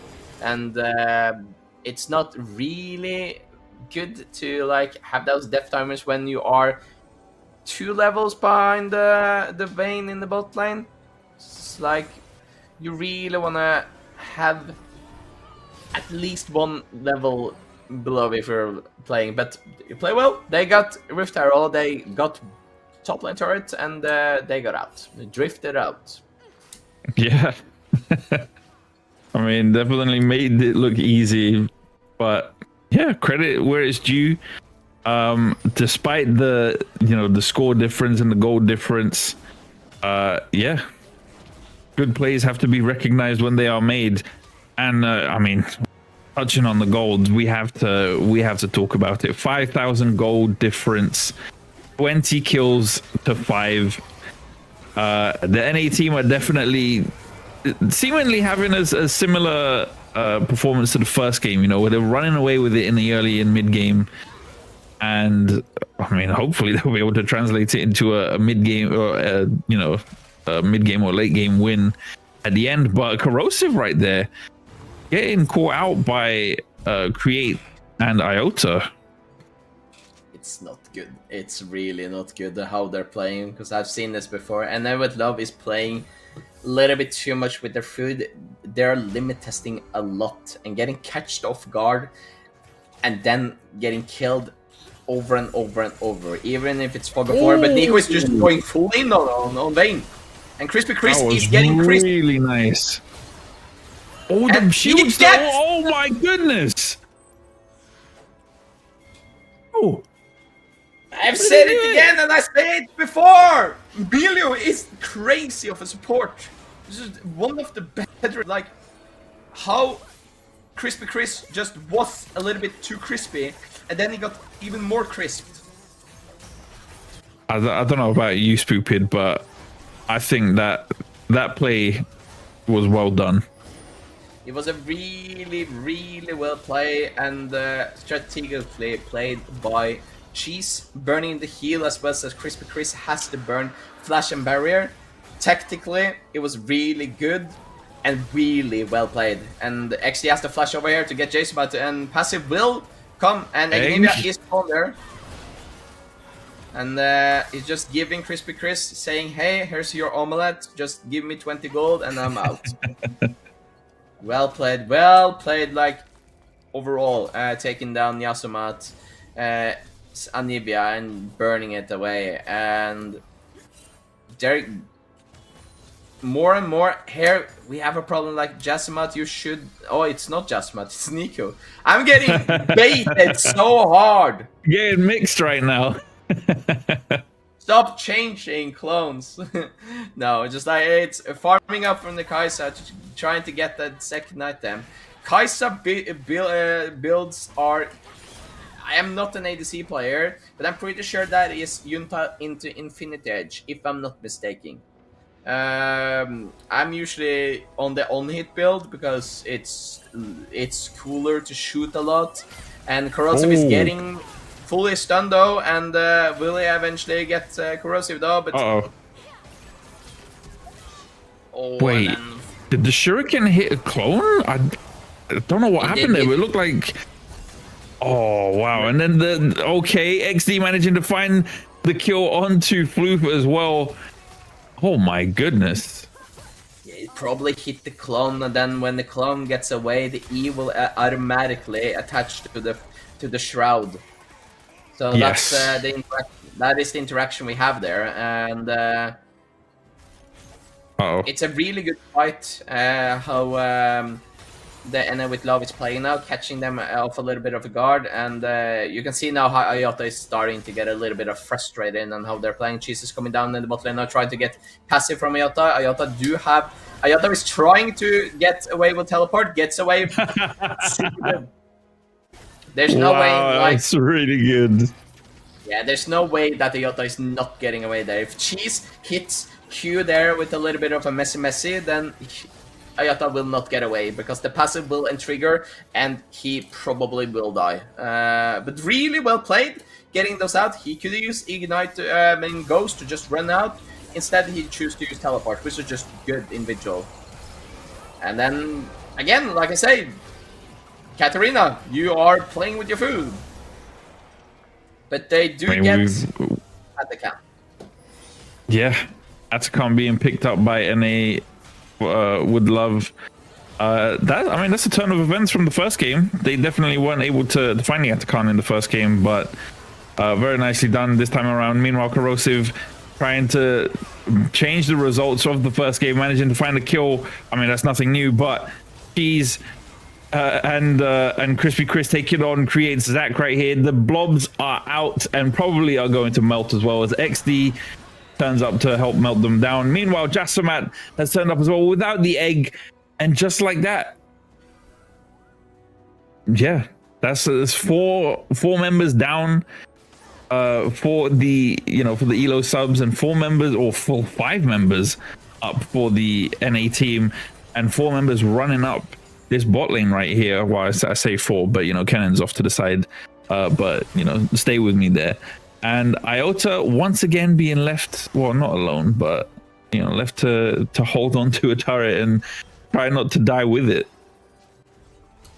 Yeah, it's starting to get pretty sure, if I am not mistaken now, that if they can get Baron here, they're probably is going to go game 2 over to from NA with Love, because NA is playing really good by catching them off guard as well. That they have burned every teleport now from Iota to Jasamat by getting that unfortunately death in the bot lane. It's gonna, I will not say a miracle, but a really good pick, and have to play really, really bad if they're gonna take, because this game is getting hard from red side, from Elo Submarines. It's really hard how they're gonna win. But I believe in the team. They can do it. They everything is possible in Fearless. But they have to do something. They have to do something now. Yeah, but they have to do something now. Because Corrosive is getting. If we look at the map, Spoopid, and we see, what is available for them to possibly make a comeback. What would be the one big thing that the Elo Submarines will have to do in order to turn this around? Well, for starters, if it was me though, I would put every money on Fluff, because Fluff is the only one. You see, Fluff over there is having a hard trying to kill Corrosive. XD is getting Iota out of here down. If they can get a lot of money and components on Fluff, because when you were seeing that fight though, Fluff played really well against Corrosive, even though he is like same items, but Corrosive has a more lead and higher level. He's still almost 1v1. And there the Master is getting Corrosive down now. You see Flubs is just almost top lane as well. Katarina is falling because Jasomat is just pushing out. They can just turtle all the way, but it's getting really harder and harder and harder because Bane is 7-0 as well. It's so hard for... Oh, that is not good. He knows. Jasamat, you need to back. You can't force. What? He TP'd to the minions behind the wall. Oh my goodness, Katarina. I was just showing off for no reason. Burned the TP just to die. 50 seconds death timer, by the way. And 1,000 gold to... I didn't even see who got the kill, but that's not money you want to give away. I think that was Iota got the money as well. It's not very good. It's a little bit of a BM. Shame on you, Katarina. If that was intentionally, like you forgot that you had teleport, that is fair. because that happens. But again, it's sportsmanship. They maybe know each other, so it's always nice to just see. It's about having fun, and Oh, of course. it's a little bit. We will see, but we will not talk about that too much though, because Baron is up. They're looking for Baron, and here, speaking of that, Wow. comes XD. Blink and you miss it. Floof just absolutely deleted off of the map. There's no other way to put it. I mean, I was honestly thinking that this was looking like a possible Baron secure with how, you know, Elo submarines were moving about. But hold on a second, they don't count them out just yet. Create jumping in. Will he doesn't even have the blob, so the passive is down, and Smite comes out as, yeah, Baron being secured for the NA with Love team, as that Baron is being sent back to NA with Love. And Jaspermat now, under the full wrath of Katarina, has entered the cat arena, if you will. Slowly being chipped away as the ice is melting, and down goes Jaspermat for the 4th time on that Anivia. Nice pun. I love that pun. From cat arena to my arena. That is a really nice pun. But do you see now that NA with Love they can just push in. They have this game. And a little bit of a victory dance is allowed, in my opinion. Here they can just push in. You see that Katarina is on top side taking that inhibitors. The turret into inhibitor, and Vayne is incredibly strong with having Terminus into Gains's Rage Blade, and then Bork is and being 7-0. It's a really good played by NA with Low. And don't get me wrong, Elo Submarine played really well here as well, but I will say eventually you can say it's a little bit of a draft diff.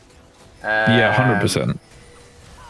And a little bit, sometimes it's a little bit of a player diff, but it's still a close game. You see Nico comes in with the ultimate here and there, and XD coming in with the ultimate as well, just melting everybody. Health bars just disappearing completely. The only one that's left standing, okay, well, XD sacrificing himself. Iota as well doesn't even want to face the music, running away. Nexus, I'm guessing, is probably being chipped away at. It will probably be the only health bar left standing in this base. They really want Iota. And just like that. Yeah, that was game 2 of this series. I can't. It's they really want to have that clean ace and then end game. That is fair from the end with Low. But it's, I don't know. It's just, I love it. It's a different game. Or how they're played from game 1. I can't. That's why I love middle bracket, because probably, like, you can see another team having, like, you can look at the draft and they're gonna be like, oh, this draft is so good, and then they go to this one and just like and got incredibly just smacked and stomped. And now you see the draft. You've seen I am nothing against that people are playing Mundo. I get happy that if Mundo gets beaten in the middle or upper bracket, because Mundo players, as myself, it's really needs to get shut down in the, like, organizers. We need to do something here about that. Stop picking Mundo. But it's I just love it when they're off. Like, you don't see Akali that often in the top lane. I've seen it in the mid lane last season, I think it was. I have seen Zac jungle, Zac top lane now from Assassino Cappuccino. I played it. It's just like, I am very happy when off-brand champions that are not supposed or can be played in top lane are top lane. Love it. I can definitely agree with that. Anything that is off meta is definitely much more exciting and enjoyable to watch. Yeah, I mean, we'll have to see if in this game 3, there is a game 3, right? Of course there is a game 3. If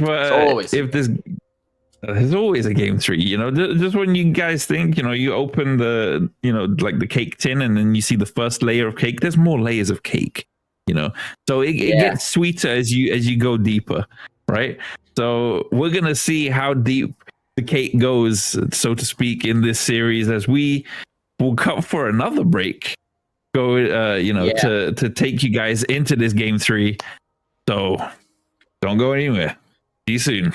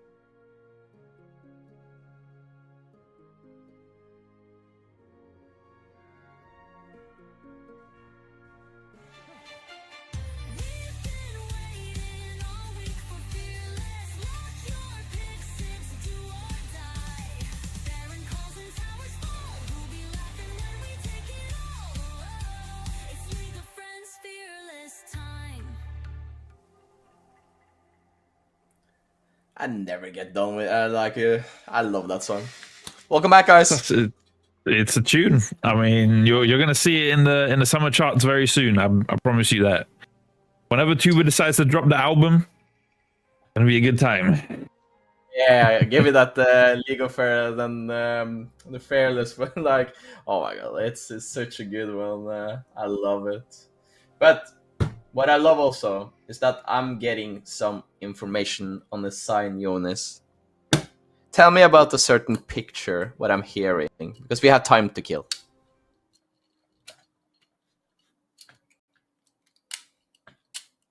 Where did you get this? What is this? That looks like me. Why am I up there? I mean, I don't know what to tell you guys other than this might possibly be. It could be mini LCS related, maybe something to do with the summer tournament. I don't know. I mean, when I get more information about it, I'll let you guys know. But as of right now, I don't know who that is, but looking pretty good. I like that shirt too. That shirt looks real nice. I can tell you that much. But yes, keep your eyes peeled. There's something afoot out in the lands of yonder. That's for sure. Nice. I love it. For the people, like, tell us a little bit, because like I said, we have time to kill. What is mini LCS like? Tell us a little bit short, 5 words probably. Oh, what is mini LCS? That is a good question. I could tell you one thing. Mini LCS, I mean, you know, shout outs to Day Zero, who founded the whole thing back in, God, it was like, what, 2013, 2014, he started this whole thing, all by himself as well. He's still been doing it. You know, he's been kind enough to let me and also Dark Lord Aaron to jump on and help him out with running the whole thing. It's just it's a competitive environment for League players, but in a fun way. You know, if you want to have some fun, friendly competition, that is, you know, actually competitive. Yeah. That's essentially what the mini OCS provides. So, you know, if any of you mini OCS is EU production, Cuba, why did you pin that? My goodness. Yeah, if you're just interested in the competitive side of mini OCS, we try to offer that, you know, in a way that is engaging and also fun for everyone. At the end of the day, it's all about having fun. Because if you're not having fun, what's the point of playing the game? You know? That is true. That is very true. And how do you get into this mini LCS though, Eunice? Like, there must be some like I don't know, a way you can type to people to get into. I mean, I'll probably have to wait for my messenger pigeon to arrive. You know, eventually I'll get the details on that. But I'm gonna guess there might be a Discord link floating about. Possibly. I mean, Dark Lord Aaron is in the chat. I see him there. He might be able to drop it. Oh my goodness, Tuba did it. Well, if you guys hit that link right there, you will be able to head over to the mini OCS Discord server. And yeah, you will find out soon enough what exactly is coming up soon. I could add soon many times in a sentence, but soon you'll find out that soon is never used too many times. Soon. Very soon. The invite doesn't work. Somebody needs to get fired for that. Too bad for you. You're not chosen one. We fixed that. We fixed. It's so cool that we have like Fairless and then we have Minials as also on the side, that it doesn't crash with each other as well. It's from I played in Fairless Air for like 2 seasons. I heard from it in season 2, from the friends I had who won the mini LCS, which are really cool.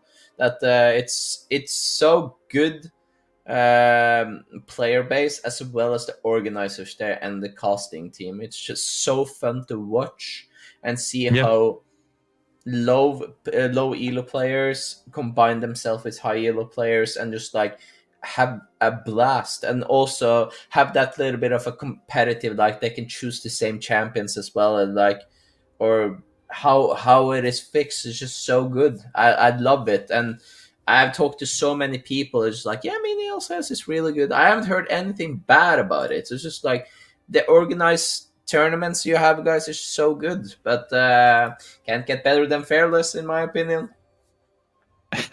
But it's always the listen, rivalry, you know.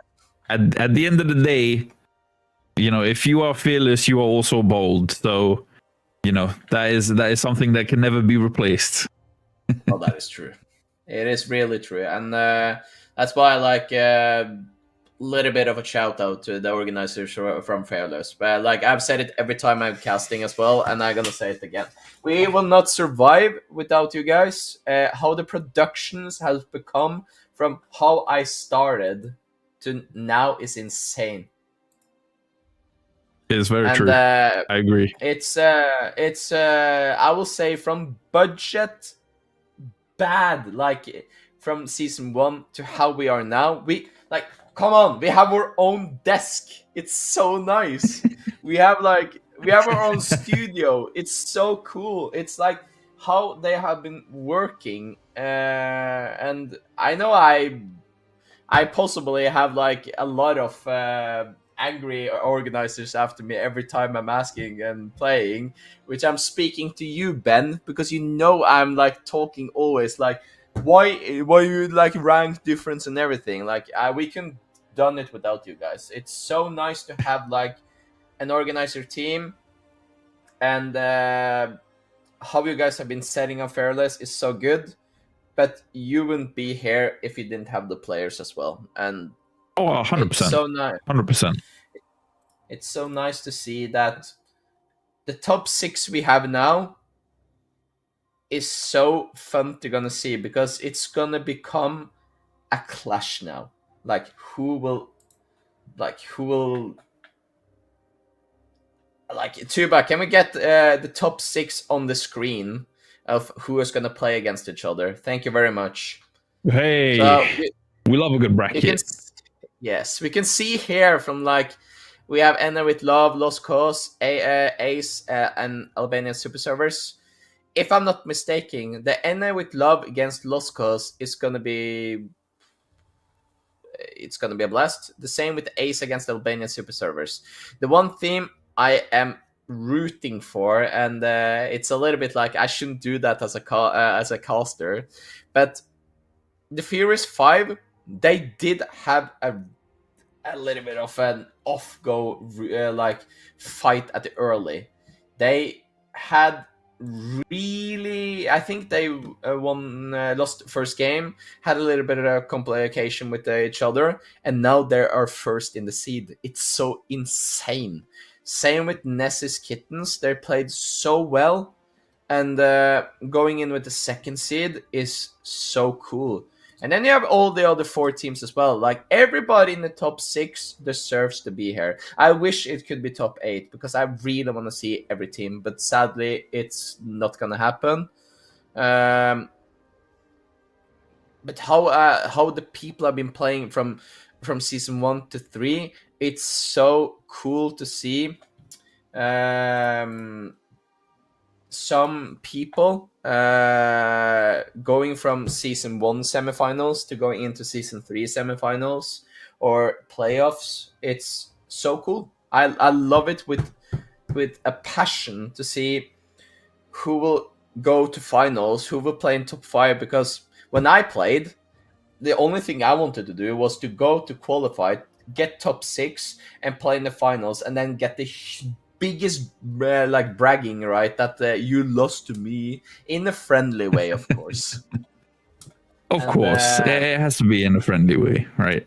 Yeah, but you can also see what Fearless are doing to people, because a lot of friendship are like when you get drafted, because most of the people, they don't know each other. You have people like Tempesta, which is Eto, and you have players like I need to put up because there's so many players. I'm gonna. This is a little bit of a glazing, and because I need to do This is the shout out segment. Yeah, because this is shout out segment as well. So many people here deserves to get a shout out. It's so nice to see that,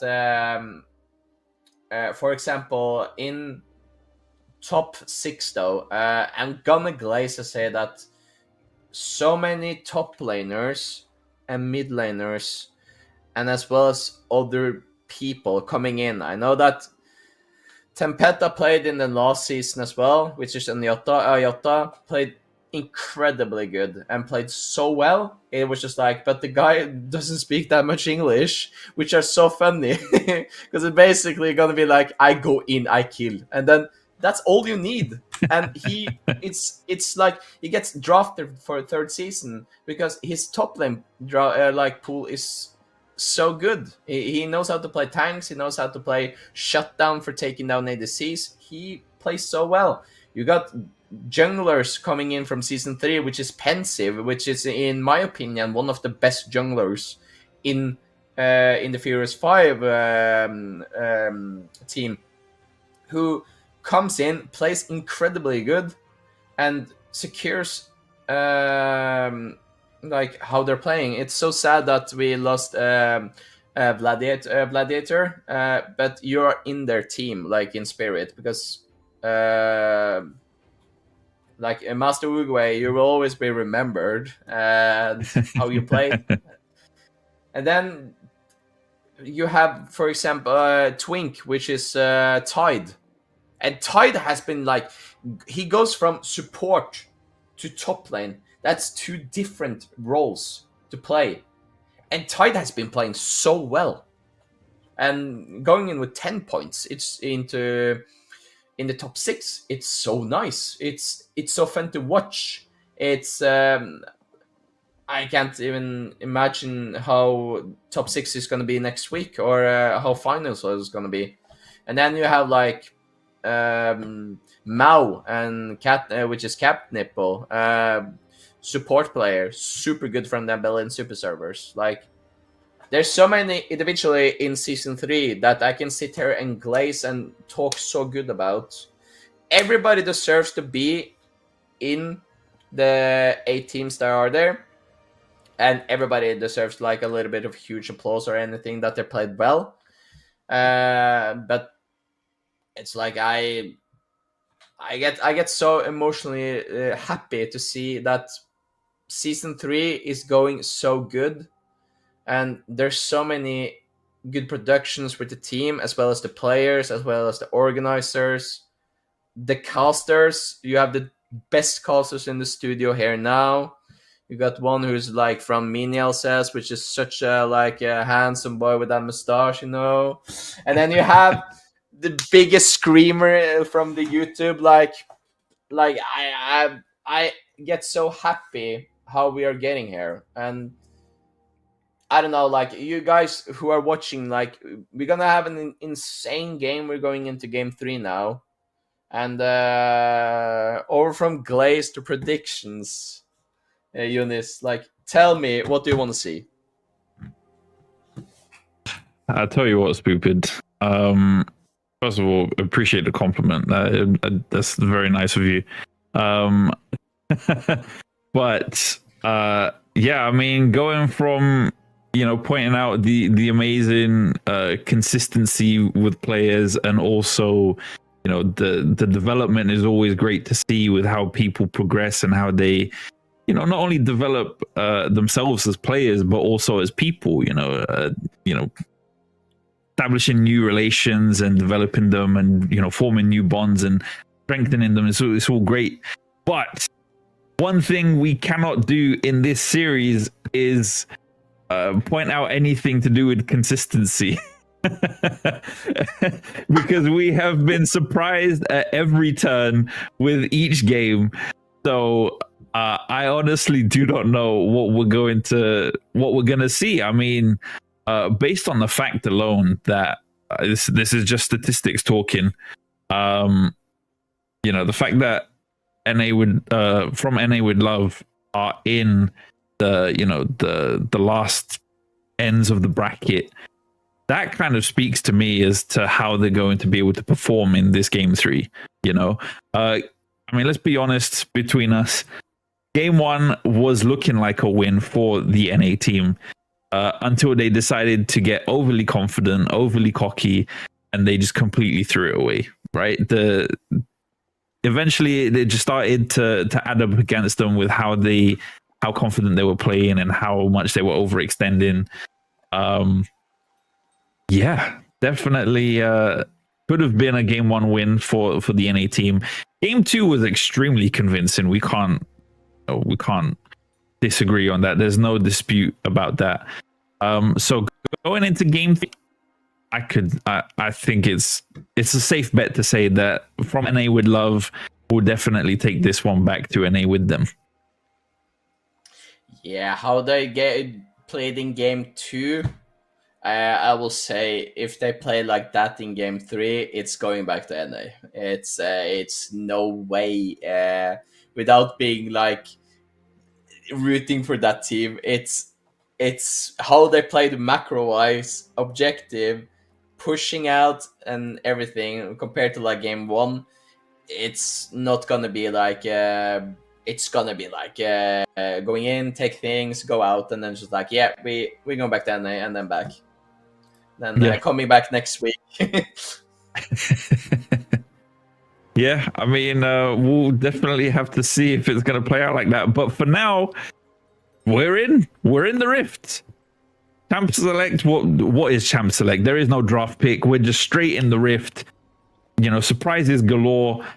Elo Submarines on the red team, on the red side, and the NA with Love team are on the blue side.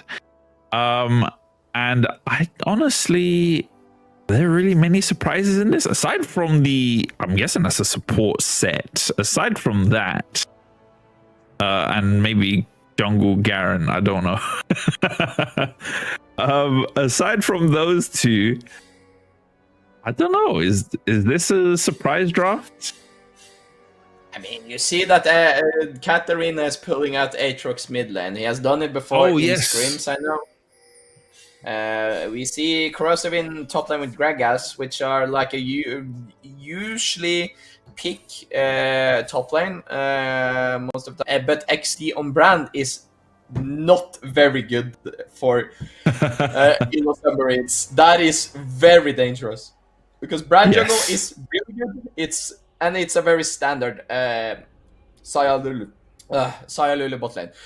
You see Malphite, Garen, Serrat, usually good, but the set support is a little bit of a iffy. Just to be a little bit biased on anything, I am a huge fan of Lulu. By going summon area and just playing with heals, I think she's the best enchanter in the game and support, in my opinion.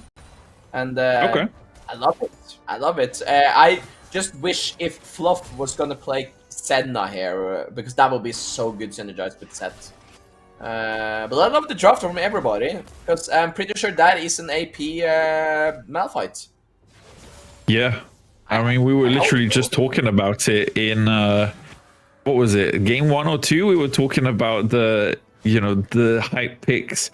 And Malphite or AP Malphite was one that I brought up, so it will be interesting to see if Iota does turn this into an AP Malphite, but we'll see if that even is an option for them, considering the draft and what they're up against. I mean, you don't want to be a squishy Malphite when you've got a jungle brand approaching you with like a Gragas top, obviously, who he's playing against, and yeah, Desire, Aatrox, Lulu at the back. I don't know if possibly good, but not on the receiving end. Yeah, you see that Katarina just like chilling in, has to make Jasumat burn a flash mid lane, or and Ooh. Almost first Oh blood. my There is goodness. probably first blood, yeah.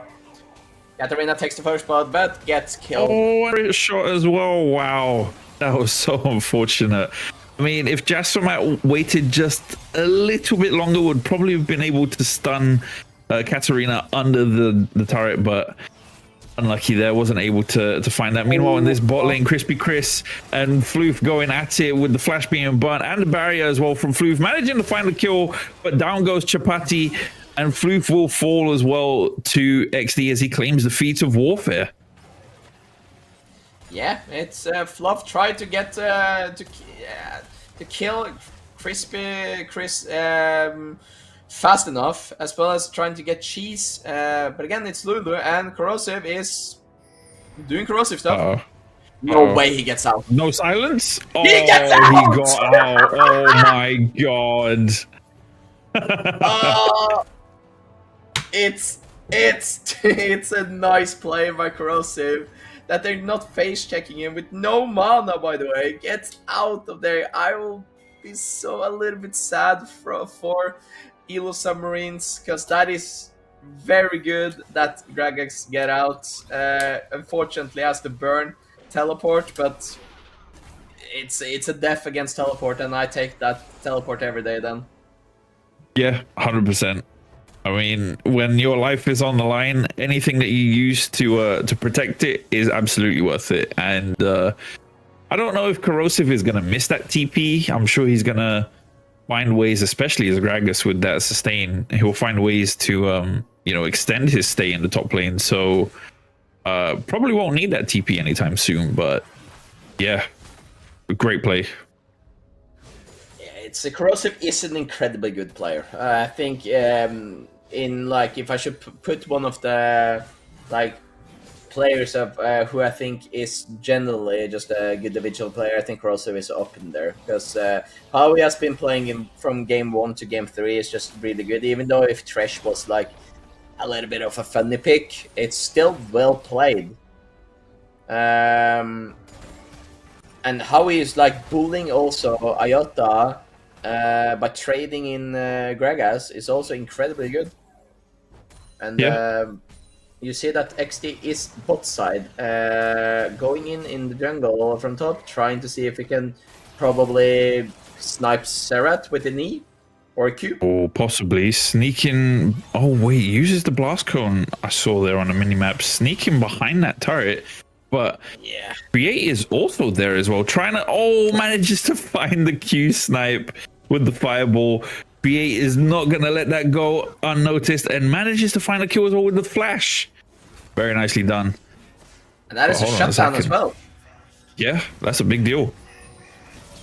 This is not very good for Katarina. He's just getting shredded as well.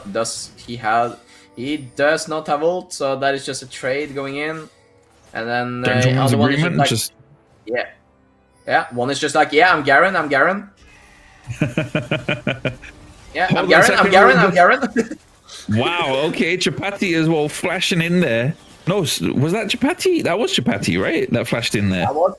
That was Chapati, because if you see there, Hex Flash is up soon in 4 seconds. Yes, that's right. So that is a Hex Flash set. That is interesting. I love when you pick off-brand's Ruined bot lane by going after Shock into Inspiration. It's just really nice.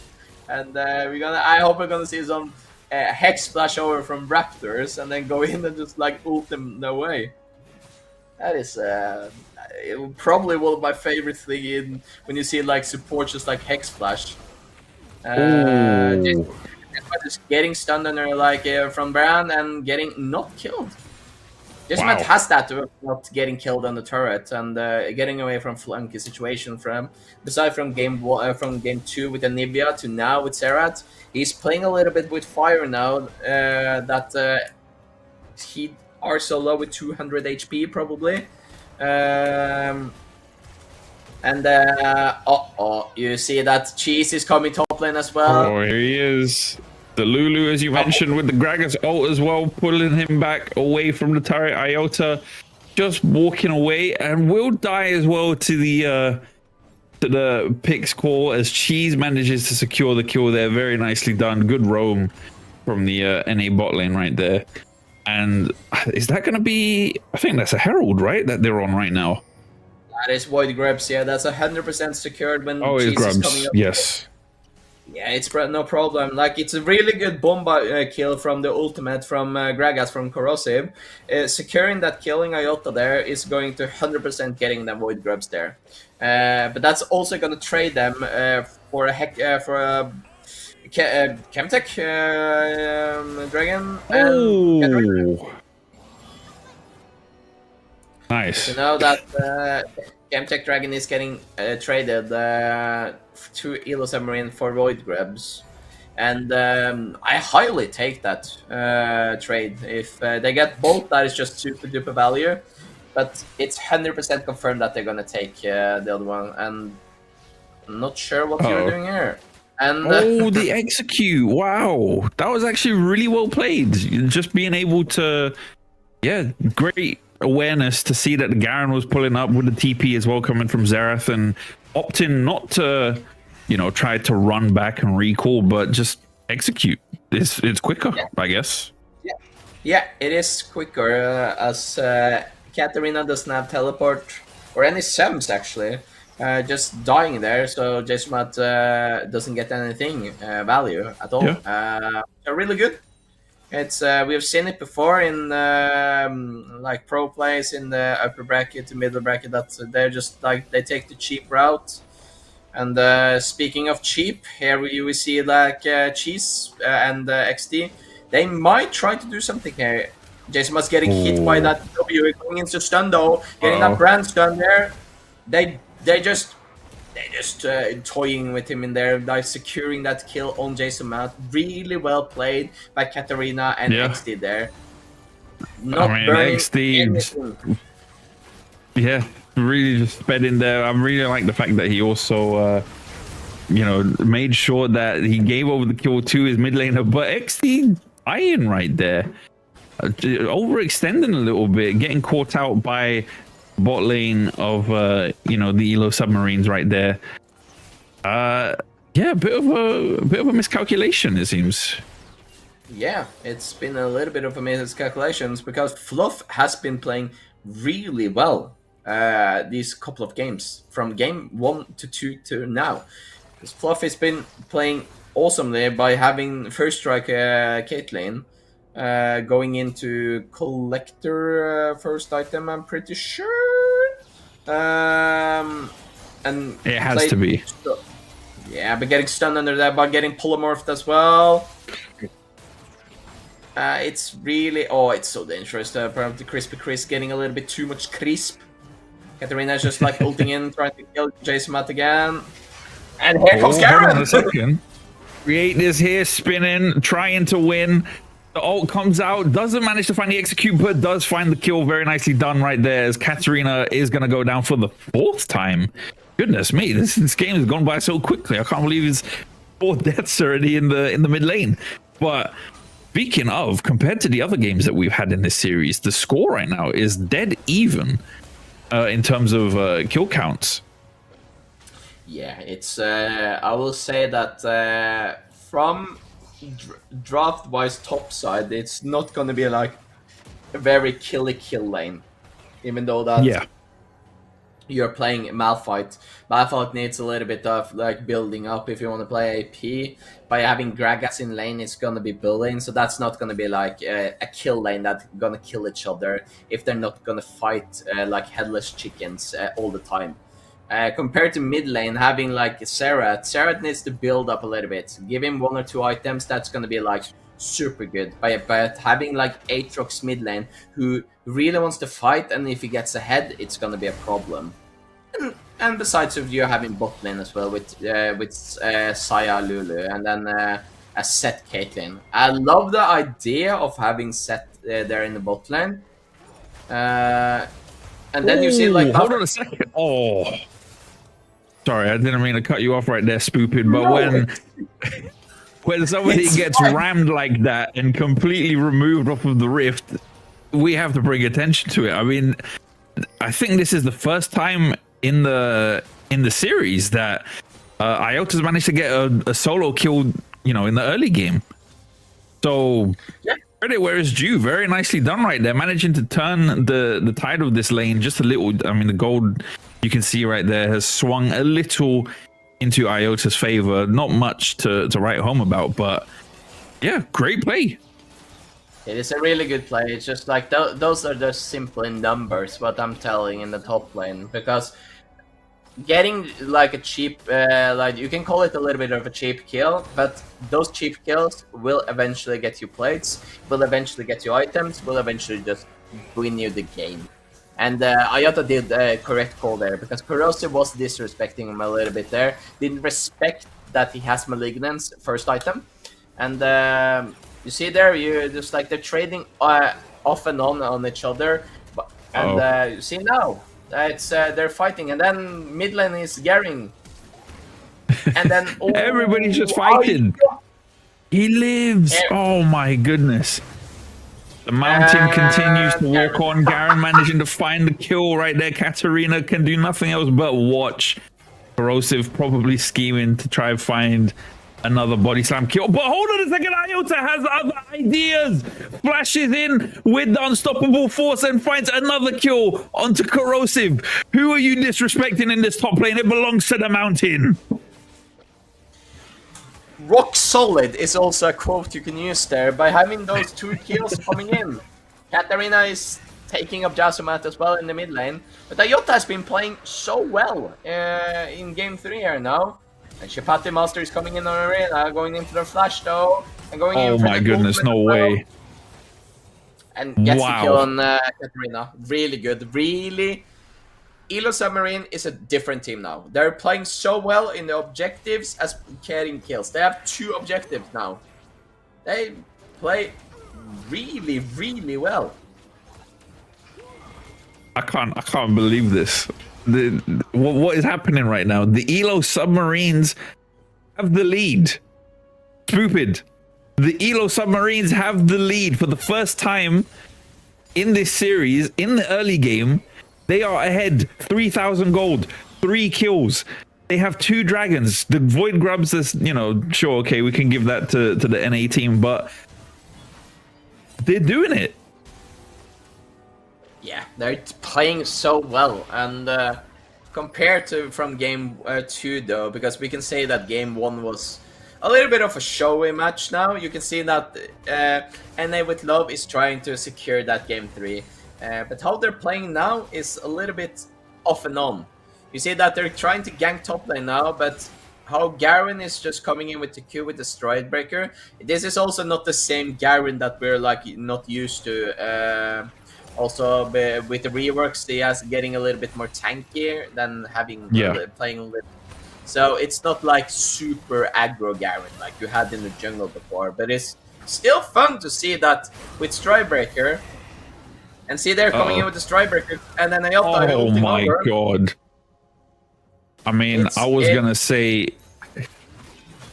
Sorry, Spoopid. I was just going to say it was possibly a mistake for, a create to show in the top lane, as we saw XD was pathing towards the grubs.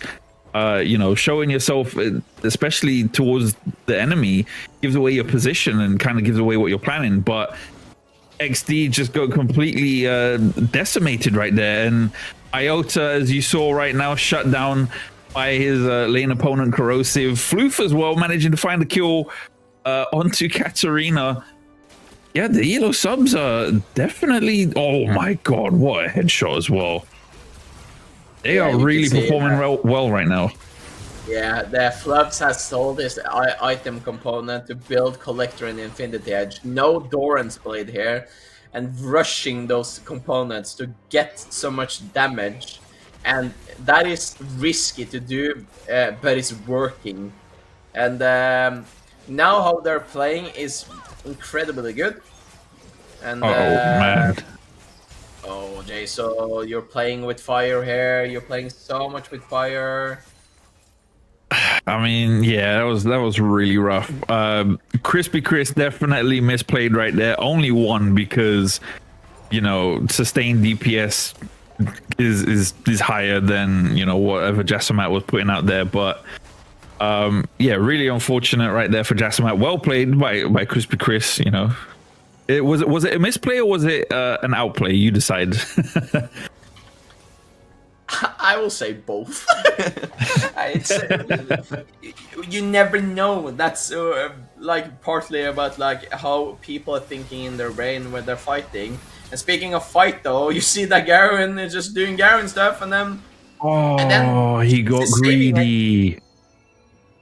It's saving XD just by the nick of the time. Really well played by Cultists. And Ayata, you should hold your score because it's 420, you know, and that is a really good score. But I mean, listen, he's green for a reason, but it seems as though the good times are over. As Iota is down for a third time now. It's now 4:30. Time for you to clock out, my friend. You know, shift's over. Yeah. Yeah, unfortunate right there for Iota. I mean, Corrosive is definitely still in the game, you know, especially with Gragas. It's not a champion you want to scoff at. He's a 500 gold ahead of his, you know, of his opponent, 2-3 with 150 CS. The build is coming along nicely. He's got Rod of Ages already secured. Yeah, I mean, a champion like Gragas who has crazy damage and also sustain, you don't want to count him out at any point.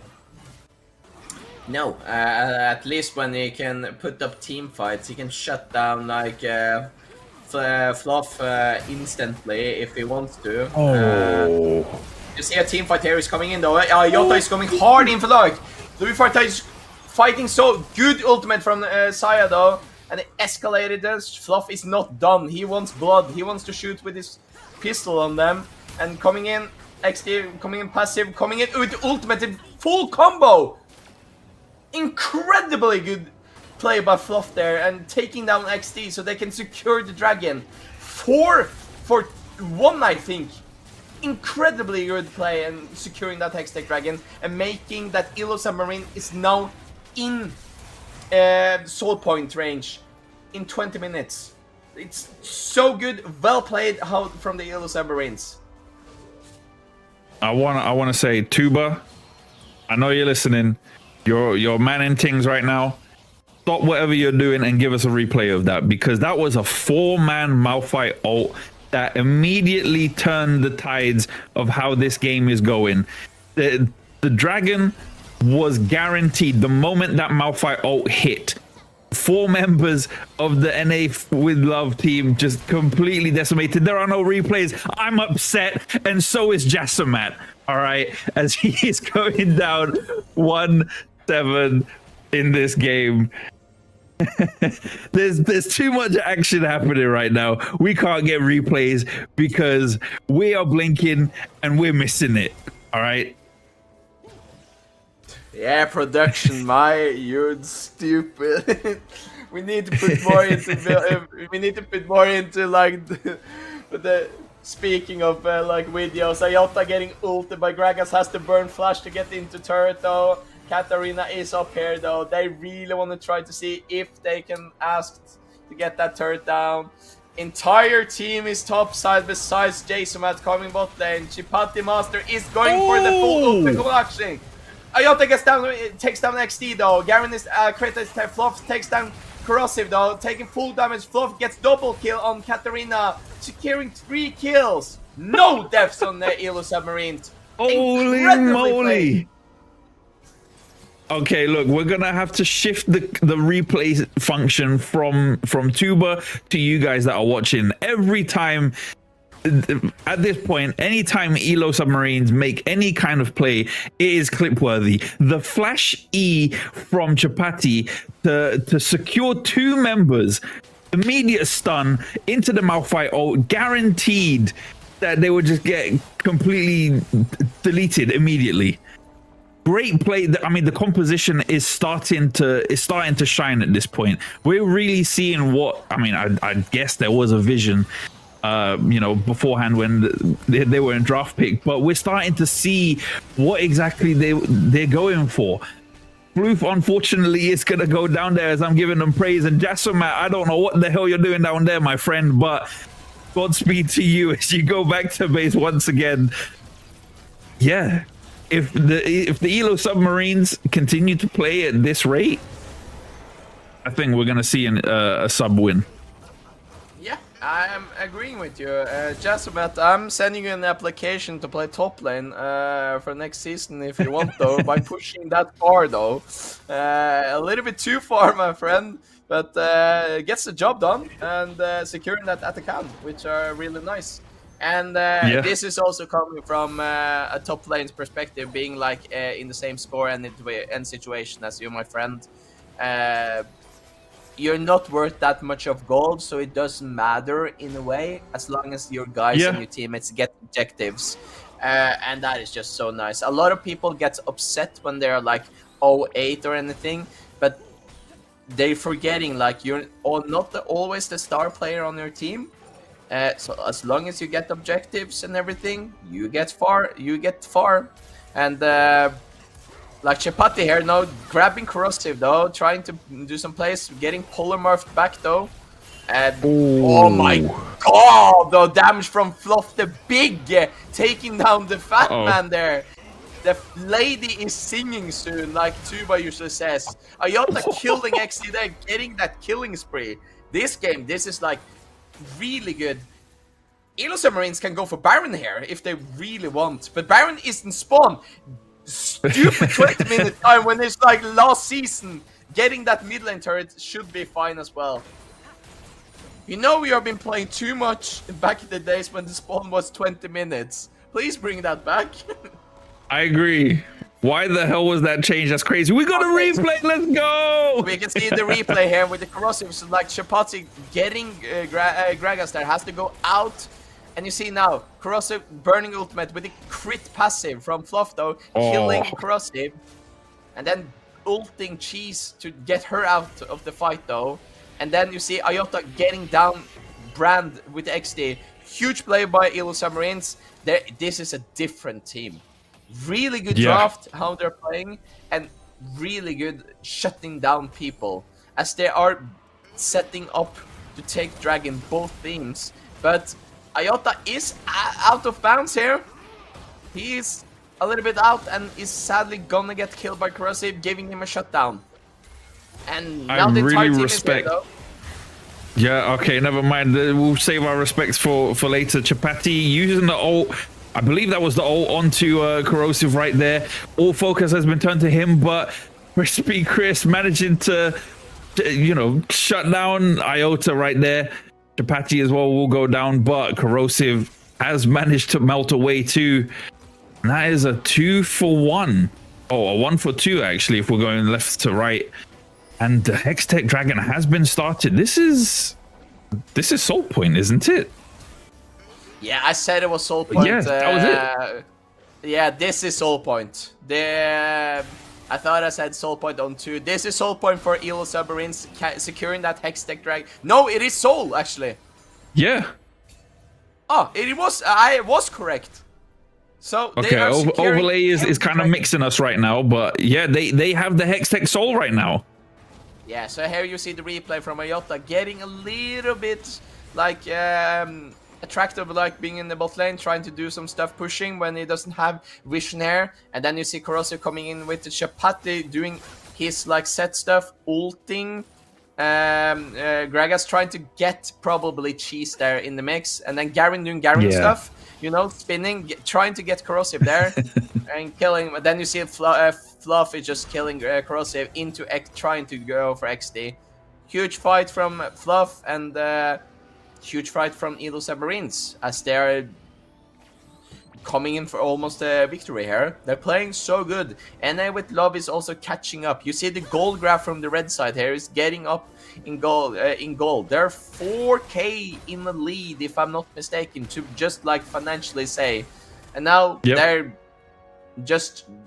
fighting, just pushing out and taking objective as Baron Buff are the next node. So who will eventually Jason Matt is still with his team though, and the entire Katarina, XD, and Cheese is there. It's coming in with the Fluff is just random ulting Katarina, telling him to back off. I have a gun, you have a big sword. They really want Baron there.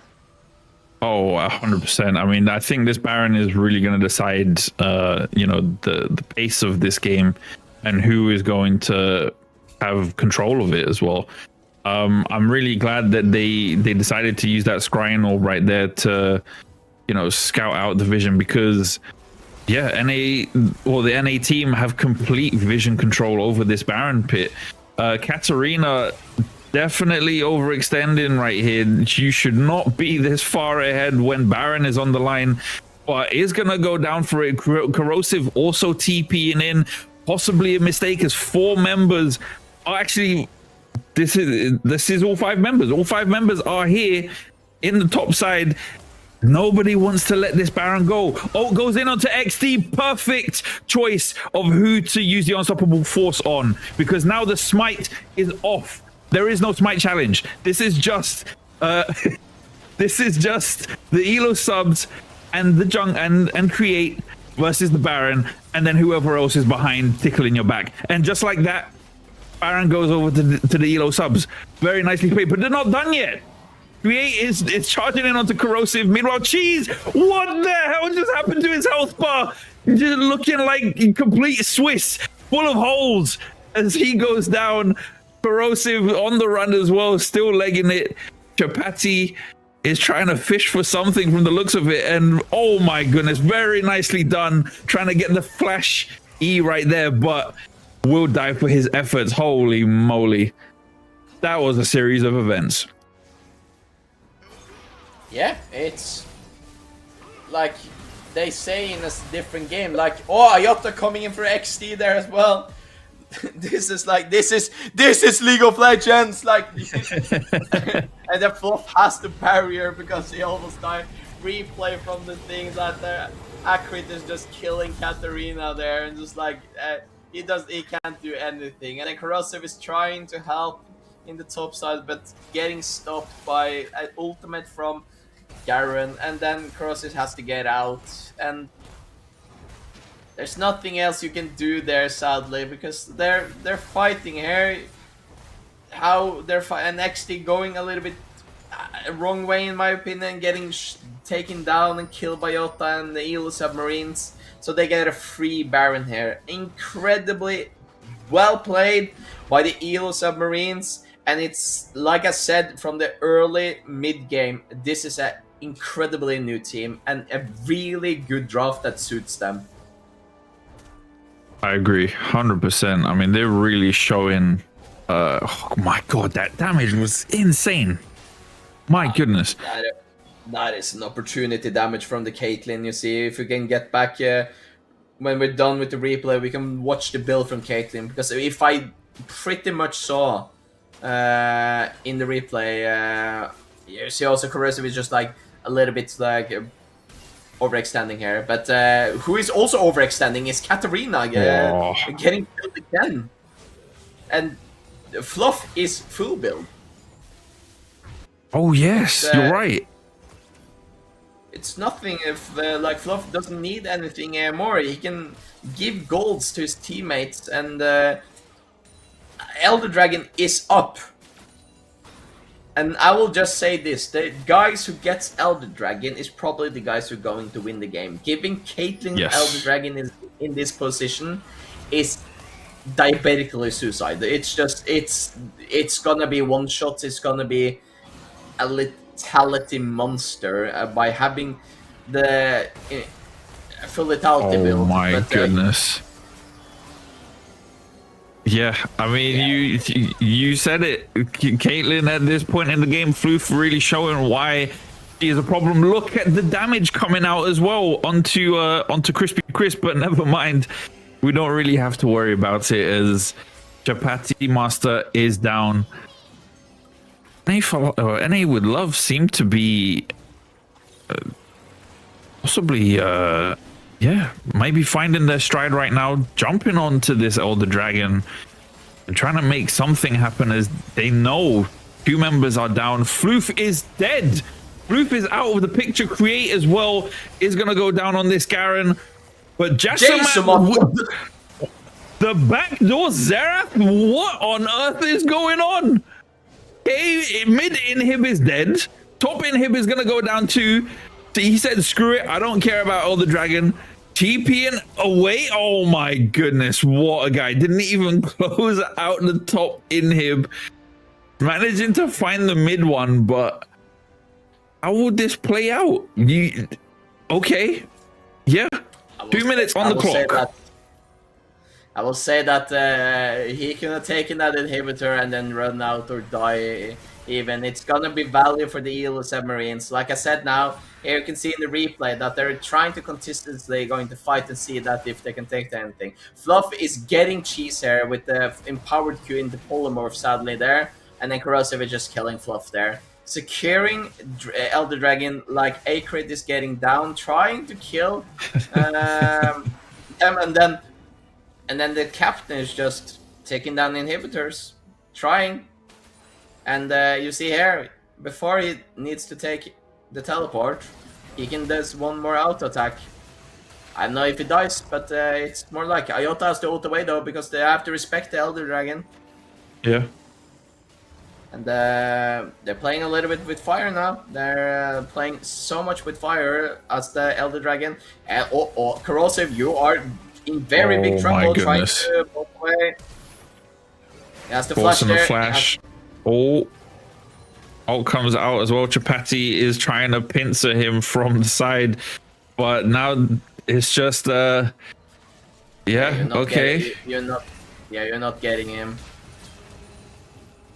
Spinning to win. The ult comes out as well, and Corrosive with the redemption coming out from Cheese as well. Very nicely done. Good awareness there. But hold on a second. This is starting to look like a possible 3v3 as XD has pulled up, and so has Cheese. Yeah, that's a 2 second on the Malphite ult. He has the Malphite ult now, so this is like a different fight. This is very dangerous, but Chapati has to sacrifice himself for the team, and which are nice. And then you have Jason out as well coming from the top lane. Katarina has to force ult though to try and see if, hey, do you want to fight me? And he does not want to fight, which are fair. You have Elder Dragon. You are so strong. And the Elder Dragon is about to expire right now. There we go. Elder Dragon off of the Rift. So now it's back to even Steve. Well, I don't want to say even Stevens, but we don't have to worry about any 15% executes anymore. But the Baron call as well. Okay. Yota tries to steal. I was about to flip my desk if he stole that with a Malphite. Oh my goodness. That would be awesome. Iota tries to be the hero. Oh no. This is starting to look like shades of the first game in terms of how if you recall the NA team, you know, they had the lead and they were making oh my god, what was that damage? What on earth was that damage? Holy moly. Hold on, we need to that was a bear trap. I forgot what I was talking about. That just caught me off guard. What on earth was that? We were talking about how Elo Submarines is reversing how NA with Love is just taking back this game now with objective times, taking and floating so much goal into Saya. And I'm Yeah. agreeing. I'm agreeing very much that the NA with Love is it's Look at the so well. goals. Yeah, it's starting to. They changed up so much now since they have Baron buff. They can just go in and force inhibitor by sieging. But Whoa! Fluff is not giving up though. And Dude. Iota has ultimate. He's banana cowboy. He didn't miss his banana. Oh my god, Fluff gets killed by Katarina though. Jason Matt is the only one alive though, but getting smacked by Katarina with the Aatrox. And they can just secure inhibitor from the mid lane to the bot lane though. And then Corrosive is getting pulled by Seto, and then Garen is just spinning around getting Sonya's there and has to flash out though. And full power. What the heck is going on? Holy moly, Chapati Master, what? I'm honestly speechless right now with the amount of one shots that are just happening left, right, and center. But in the end, they don't mean anything. Clean ace for the NA with Love team as they are now knocking on the Nexus. Not even knocking, they're just chipping away at it. Game 3 over to the NA with Love team. GG's. My goodness, that was a game. Wow. I've seen it. We have seen it before, and it happens again. A team is going, taking everything, and then they take one Baron, and then reverse and take the game. I love it when it happens. At least in game 3, we have seen it before. You guys have seen it. I can't believe it. I mean, it's honestly just shocking to see that you know, the fact that game 1 started with NA with Love very confidently making plays, very cocky in the early game, very cocky in the mid game. It bites them in the late game and they lose game 1. Game 2, very convincing, we don't talk about it. Game 3, Elo Submarines, very convincing early game, very convincing mid game, and then they throw it all away come the late game. The comp was looking great. The decision making was great. The rotations were great, but then all of a sudden, the composition fell apart. All of a sudden, Xerath decided that he is now a split pusher. Jason, but you're playing the wrong role. I mean, damn, dude! If you're gonna play, split push, at least pick like a Tryndamere mid or something. But it was very surprising and a bit questionable to see how they were very convincingly winning team fights by being there as a team. But then, as the game went on, they started to show up as a team less. Does that make sense? Yeah, it does, 100%. Because it's really good when there's like different things that happen from game 1 to 3. I'm totally agreeing on everything. I just hoped that it didn't end on that note. It's just like, it's a little bit sad when one team takes the entire objectives from like Dragons, Elder, and Baron, tries to end. I have to say, Fluff, he was holding it for the Elo Submarines there. It was really well played. I have never seen him play before, I think, because that guy is not the original ADC, I think. If I'm not mistaken. Who? Fluff. Oh, Fluff, okay. No, he is not though, because Snowfall is the original. Fluff, with coming in for the sub, actually, played amazingly. Like, I'm speechless as how Elo Submarines played their last match in the Fearless League, and give them a little bit of a shout out, guys, in the chat, because they played their. Even though they didn't qualify, they still played a heck of a battle in this series. Yeah, 100%. I mean, Yeah, I was expecting, after seeing game 2 and how game 1 went, the trend was set, and I thought this game 3 would go the same way, but they surprised us. The Elo Submarines definitely showed that with the right composition and the right coordination, they are definitely a force to be reckoned with. But unfortunately, the power that they wielded was too great for even them to control, and it just fell apart in their hands, unfortunately. But with a loss does come a win, and we have to give credit to NA with love. Absolutely. Credit with the consistency, the fact that they remained consistent with their performance throughout the entire series. Sure, game 3 they dropped the ball a little bit. Maybe it's like I said the question earlier. Was it an outplay or was it a misplay? We'll never know. Or you will know if you care to deeply analyze it. But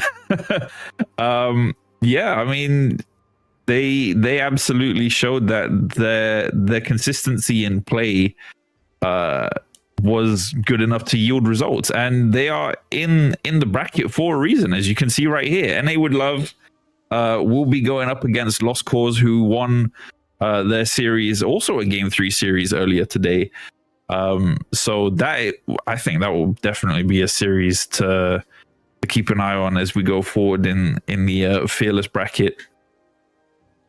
Yeah, definitely. It's gonna be like the playoff picture here. You can see it's just gonna be like 6 teams who have fight for so long now, and finally it's gonna see who is the best team. And I can't wait, actually. But one thing I also can't wait for, because we have to talk about an MVP or what we think, like nominate some people. Oh boy. Who do we start with? That's the thing. I think if we're going series MVP, I will have to give it to either Corrosive or who would be the other? I don't know. You're thinking about from NA With Love? Yes. Cheese, 100%. Oh, you would say Cheese? You know what? I say Cheese. I should be on board with that, because I used to play support. I was a support main, and supports definitely don't get their flowers. So the fact that I ignored most of what Cheese was doing, but now that you mention it, you're right. With the Melio, with the Lulu, who else did Cheese play? Morgana. First game Morgana. Yes, that's right. Yeah. It was Cheese saved so many times, played so well, even though they lost game 1 with Morgana, was hell of a player in the Melio and played so well Lulu. Like I all my heart, everybody from there and With Love played well, but I have to give it to Cheese. She plays with 100 ping. Yeah, that is enough to write home about, honestly. The fact that you were able to perform with, I mean, what does 100 ping translate to? If I remember right, 24 ms equals 0.1 of a second or something. I think it's 12 ms or 24. So 100 is, you're basically looking at almost a second delay. Yeah, and that's it's insane. Yeah, and to be able to perform at that, at this level, consistently, by the way, definitely speaks volumes of of the caliber of player that we saw in that bot lane for NA With Love. But honorable mention, I do want to say Corrosive, 100%. Corrosive definitely put on a show in that top lane. Really dominated the lane.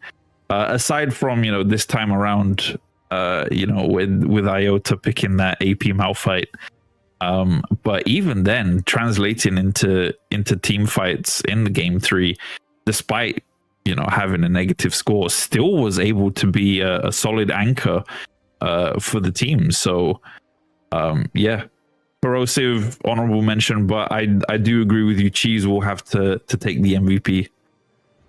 Yeah, I'm pretty sure we can also just like make the people vote as well, but we're the boss there. I also has to give Elo Submarine one of the MVPs as well from this thing. I can't say anything about like I have to give it to Fluff as well. Like, Fluff, game 2, game 3, it's insane to say, but the guy just like popped people with Caitlyn and just like he got shot basically. Tried was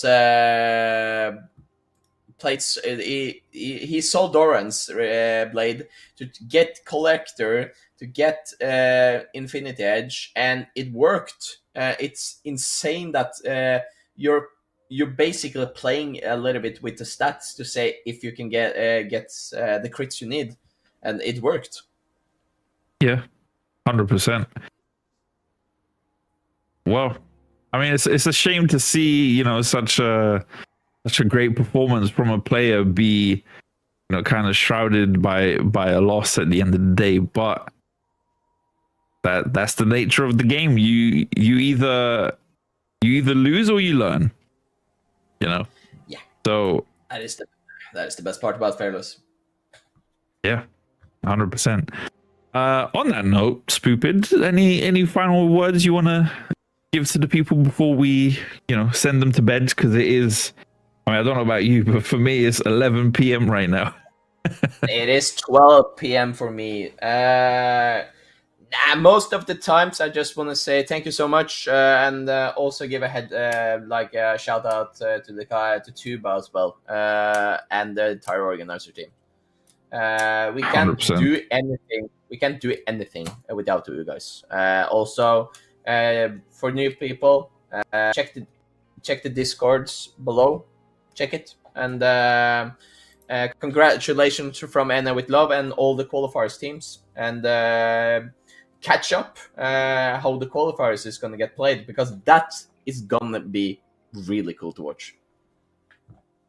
100%. I agree with everything you said. We wouldn't be here sitting here casting these games if it wasn't for, first of all, the players playing. Secondly, production running the stream behind the scene, and thirdly, they wouldn't be doing productions for streams if people didn't watch it. So you guys watching it, you the real MVP, honestly. Yeah, that is honestly best way to end it. I have been I don't know how to segue into this, but I have been pinged by Tuba to tease the announcement once again. So I have to tease the announcement once again for you guys, because I don't know how to segue into this, but we have made the official teaser now on the Mini LCS Discord server. We got a little something coming for you guys on Friday. All right, so Friday, what was the time that he posted? I think it was 6 p.m. BST, which is British summertime. We're no longer in Greenwich Meridian time, whatever the hell it's called. Yeah, we got something coming for you guys on Friday, so keep your eyes peeled. There was a link for the Mini OCS Discord, but you guys can find it somewhere. And yeah, I appreciate you guys for watching. Shout outs to Tuba for inviting me here as well. I wouldn't be here if it wasn't for him. So yeah, appreciate that. And Spoopid, really appreciate you as well for casting this with me and handling this madness with me. Thank you so very much. That's the same thing. I need to get myself a picture as well. Like, where's my picture? You just need to get like a frame and just put, I don't know, whatever you want in there. You could put Tuba in there. I think that would be a pretty good definitely. image. Timon, we need to talk about this in the productions. No, we need to end because like people are probably going to work. But thank you so much, guys, for watching. We will see you guys next week. I don't know who's gonna play, but it's gonna be a blast. Stay tuned in Discord, and thank you so much for watching. Peace. Take it easy, guys.